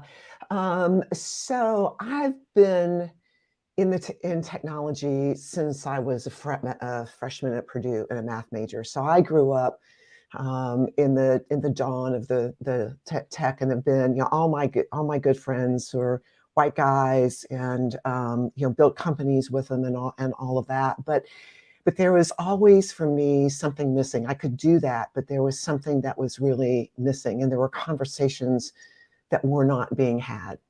And there wasn't really the recognition of how relationships matter. It's kind of like everybody took it for granted. And when I came to Atlanta to restart a startup, I had no Atlanta investors except for the chairman of the board, who was Gary Betty, who was this chairman and CEO of Earthlink at the time, and some doctors. Everybody else, my capital came from outside Atlanta. And I had raised $8 million on top of the prior $6 to $7 million that had been raised. And that was true all the way through. And we were in the health tech space, in the clinical database space, and giving power to patients and working with their doctors. And nobody really got it. And so tech done right is exactly what Joey has done. It's exactly what we're doing at Goodie Nation, which is not an exclusive club for those of certain ones. So there's so many tech things going on. Everybody's invited, but only some people get invited inside and behind the closed doors. And at Goodie Nation and what we're doing, the doors are open, and we are looking at it because we want founders, we want them to move along. So it's not so we actually are extremely intentional about who they are. All founders need therapy. We are so intentional about human. We are so intentional about, yeah, you got to get this done, and there's not so much time left, and how's that going to work? And we have those tough conversations. And then, we hear all the time from all different kinds of founders where they have investor meetings and things like that. And people go, oh, I really like it, and blah, blah, blah. And they come and then nothing happens. So at Goodie Nation, they talk to us and we walk with them and things happen. And we also understand how the ecosystem works so that we can do tech right. So we can also say, yeah, go look at this and see if that's really something that you want to do. So in that regard, relationships are power, but information is power. And that information that we're understanding, what does it look like from our perspective? Because although the way you build companies and the underlying mechanics of it are the same, but context matter, people matter, where we come from matter. Our points of view matter, and how we bring our heart and our mind, where we go to school matters. And I know when we were building the clinical database company, we were working with Genentech as a customer, and they were telling us that our data was wrong. But guess what happened? We looked at it, and Genentech at that point only worked with top research facilities for breast cancer. And we worked with community oncologists who had 125 cases going on at one time, and only 10%, maybe 10 of them were women with stage 4 breast cancer that could be on Herceptin, that were not on Herceptin. And Genentech told us our data was wrong. And we go, no, our data is not wrong. This is what it looks like to be a community oncologist. This is what it looks like in Mobile, Alabama. This is what it looks like in Louisville, Kentucky. This is what it looks like. So let's understand how this works. And that's the work, one founder, one customer, one investor at a time, that we're doing at Goodie Nation. And I say that is tech done right. There it is. I love it. I love it. I love it. I love it. Tracy, this is the hard one to follow. I will admit that. Right? So when we say like tech done right, like what is it? What is it? What comes to your mind? Do you think Goodie Nation is doing it? Well, I think tech done right also, what Goodie Nation is doing with the knowledge transfer, right? So a lot of times we fail, but we fail in silos, right? We fail in isolation. I think Goodie Nation provides a platform that the teaching, so that if you fail, you can fail with a safe landing in a safe space, but also giving you the tools so that you don't have to repeat some of the road or the journey that others have. You can work smarter instead of harder. So I think Goodie Nation provides that knowledge transfer, which is tech being done right.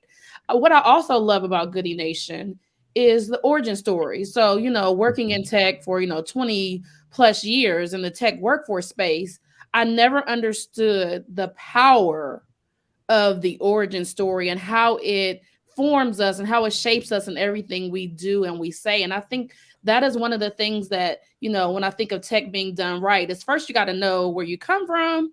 You got to know why you do what you do, whether it's why your vision is this broad or that your vision is this small, or why you're doing these things, why you're treating people. And I think the origin story is one of those things that we just don't realize how much it has on the business. And so I think origin stories is tech done right, because relationships are actually formed through your origin stories. If I know you have gone through this, or you have a company that's doing this, Goodie Nation connects the dots. So your origin story and my origin stories can connect, and we can have knowledge transfer and be better and build smarter and grow and scale. So I think that's tech done right.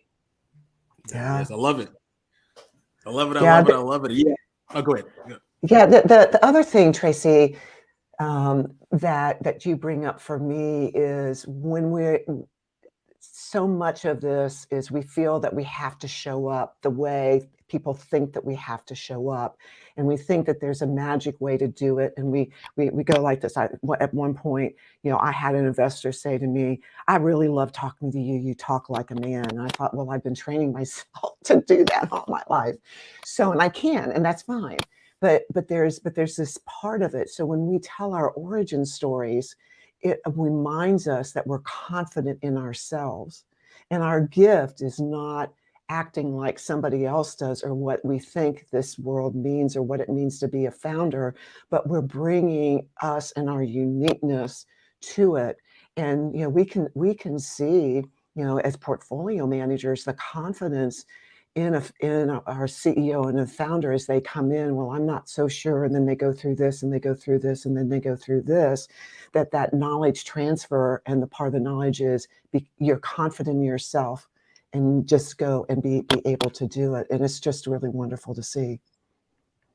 Joey, I'm gonna jump in too, because Kathleen is just bubbling up so many things that come to mind. I think this is the first space. When I say this, Goodie Nation is the first space that I have felt like that I can show up authentically as myself, right? So when you work in corporate America or just different areas, you become who you think that people want you to be, right? Instead of being who you authentically are, because you are, what is imposter syndrome, whatever it is. And it's exhausting to be what you think people want you to be. In this space, what I've learned to be authentically myself. And if I'm authentically myself, as I am mentoring and coaching the different founders, they're able to be themselves. And when they become themselves and they get comfortable in themselves, you see them grow and blossom. And that is the gift that keeps on giving, that Goodie Nation. I would have never in a million years, until I came to Goodie Nation, ever said dope in a conversation in a corporate setting. And now I'm just like, okay, you're a dope founder. What you're doing is dope. I'm taking agency with that. So I thank you for that liberty also, because that liberty that we feel, that authenticity, that knowledge that we gain, we're able to transfer that to our portfolios, and that allows them to grow. So thank you. Yeah. I love it. I love it. I love it. I love it. I remember how the whole dope thing started and stuff. No, that's good stuff. That's good stuff. That's good stuff. Yeah. I mean, I think about tech done right. I think about, the interesting thing about this is that, and I'll keep the names secret. Usually I'm not like this, but when we got that Tech Done Right grant in summer, this is like the end of June 2019, we were having trouble raising money. Like, I actually applied for it, and I was like, we not gonna get this thing. We not gonna get it. I even told Justin Dawkins, our board member and stuff from Collab Capital, he's from Collab Capital, yeah, we not gonna get it. I remember driving down the street, he's like, we gonna get it, dog. We gonna get it. I'm like, man, we ain't gonna get it. And then like a week later, we got it, right? And so, that frustration around fundraising that many traditional for-profit entrepreneurs feel, I felt it too, because I knew at the time we were doing amazing work, even though our programming model was much different back then. I knew the impact that Goodie Nation had. At the time, primarily in Atlanta, but I knew the impact that it had, but I also knew that, kind of like what Bame Joyner has created, Atlanta influences everything. And I know that we got it right in Atlanta with Goodie Nation, it will influence the rest of the country. But we had trouble raising money, at least here locally, and also, to a certain extent nationally. And so, the name of the grant was Tech Done Right. And I immediately just love the name. And so, this is kind of one of now our primary hashtags and themes. And we want to, it's also kind of a way to kind of center us and the things that we do. Are we doing tech right? You know, we talk about closing the relationship gap, but is this if we had to start tech all over again, is this a model in which we want other people to kind of emulate, right? And when people talk about, or say a different way, when people talk about all the problems in tech, and then people kind of talk about potential solutions, have we created something at Goodie Nation that people can look to and say, like, yes, that's a good way of, not the way, but because there's multiple ways about doing stuff, but is this, you know, one way that's working? Is it designed and executed and implemented well? All right. And so we think about distributing relationships, we think about accountability and, you know, the tension and balance, how we work with founders. Recently I said to the program team that, and again, we got about 10 minutes left, by the way, so I'm kind of sharing more stories. I'm a big fan of Star Wars, right? And you know, aside, we can talk a little bit later around how, you know, Tracy and Kathleen and a few others have alluded to that founder journey, which is based on the hero's journey. But I said to the team, like, listen, we're like Jedi masters, right?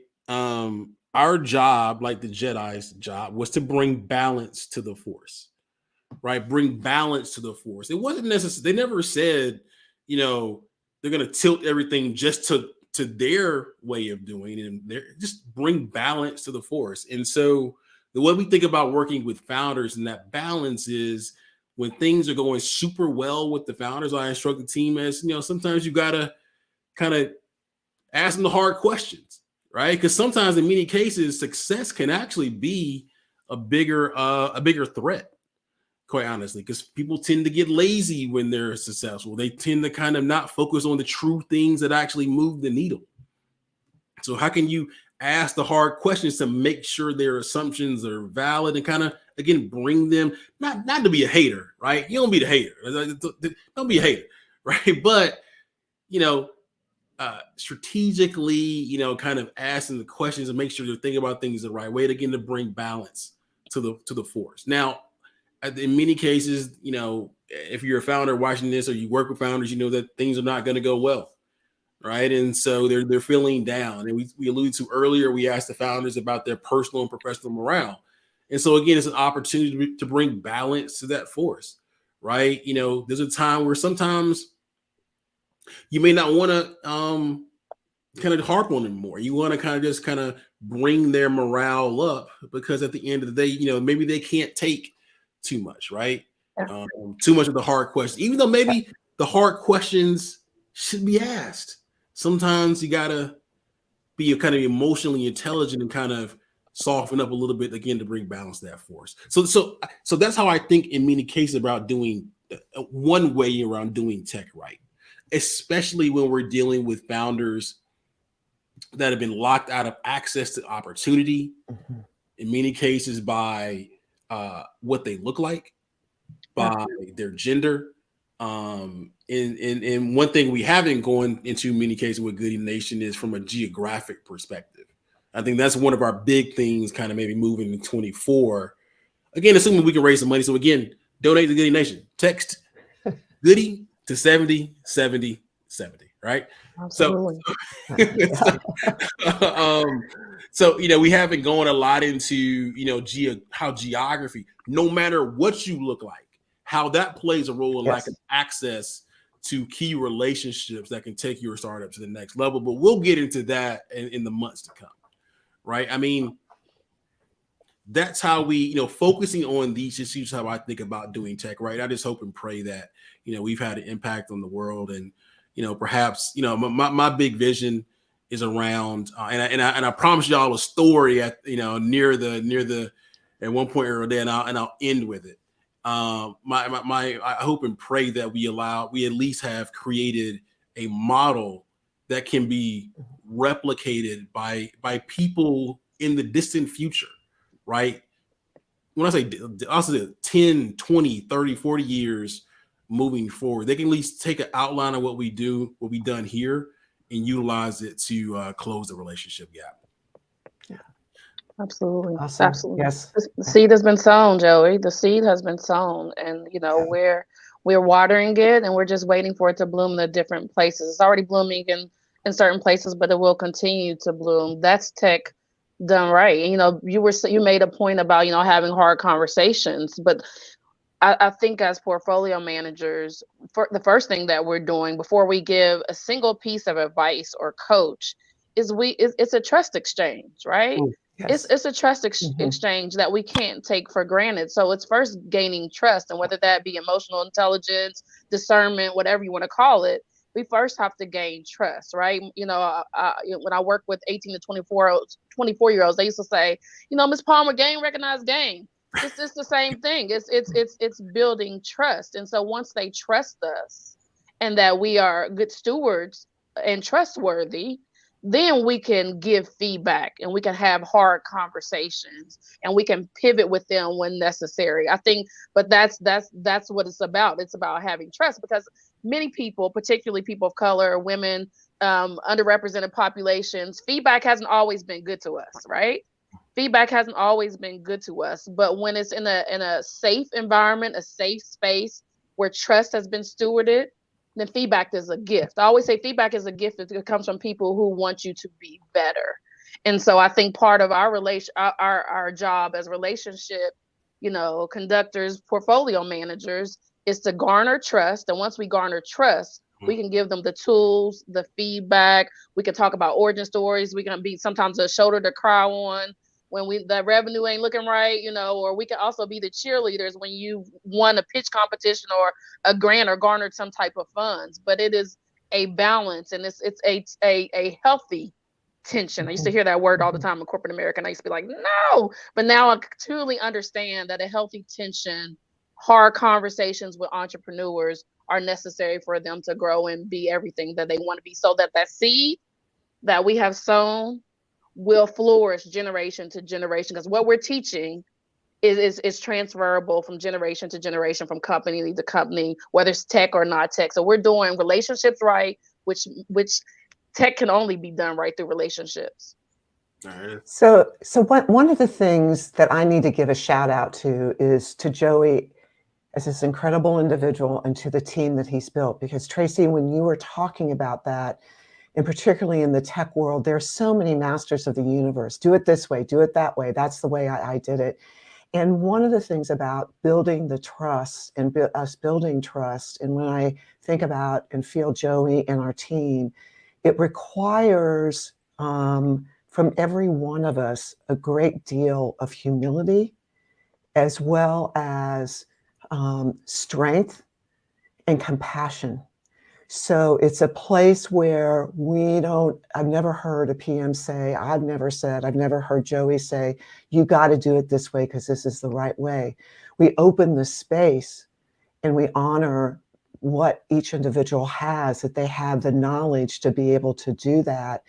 And so it creates, in terms of tech done right and life done right, it encourages the capacity of that person, to grow. And there are, in terms of, again, tech done right, there aren't a lot of places where there's a lot of humility.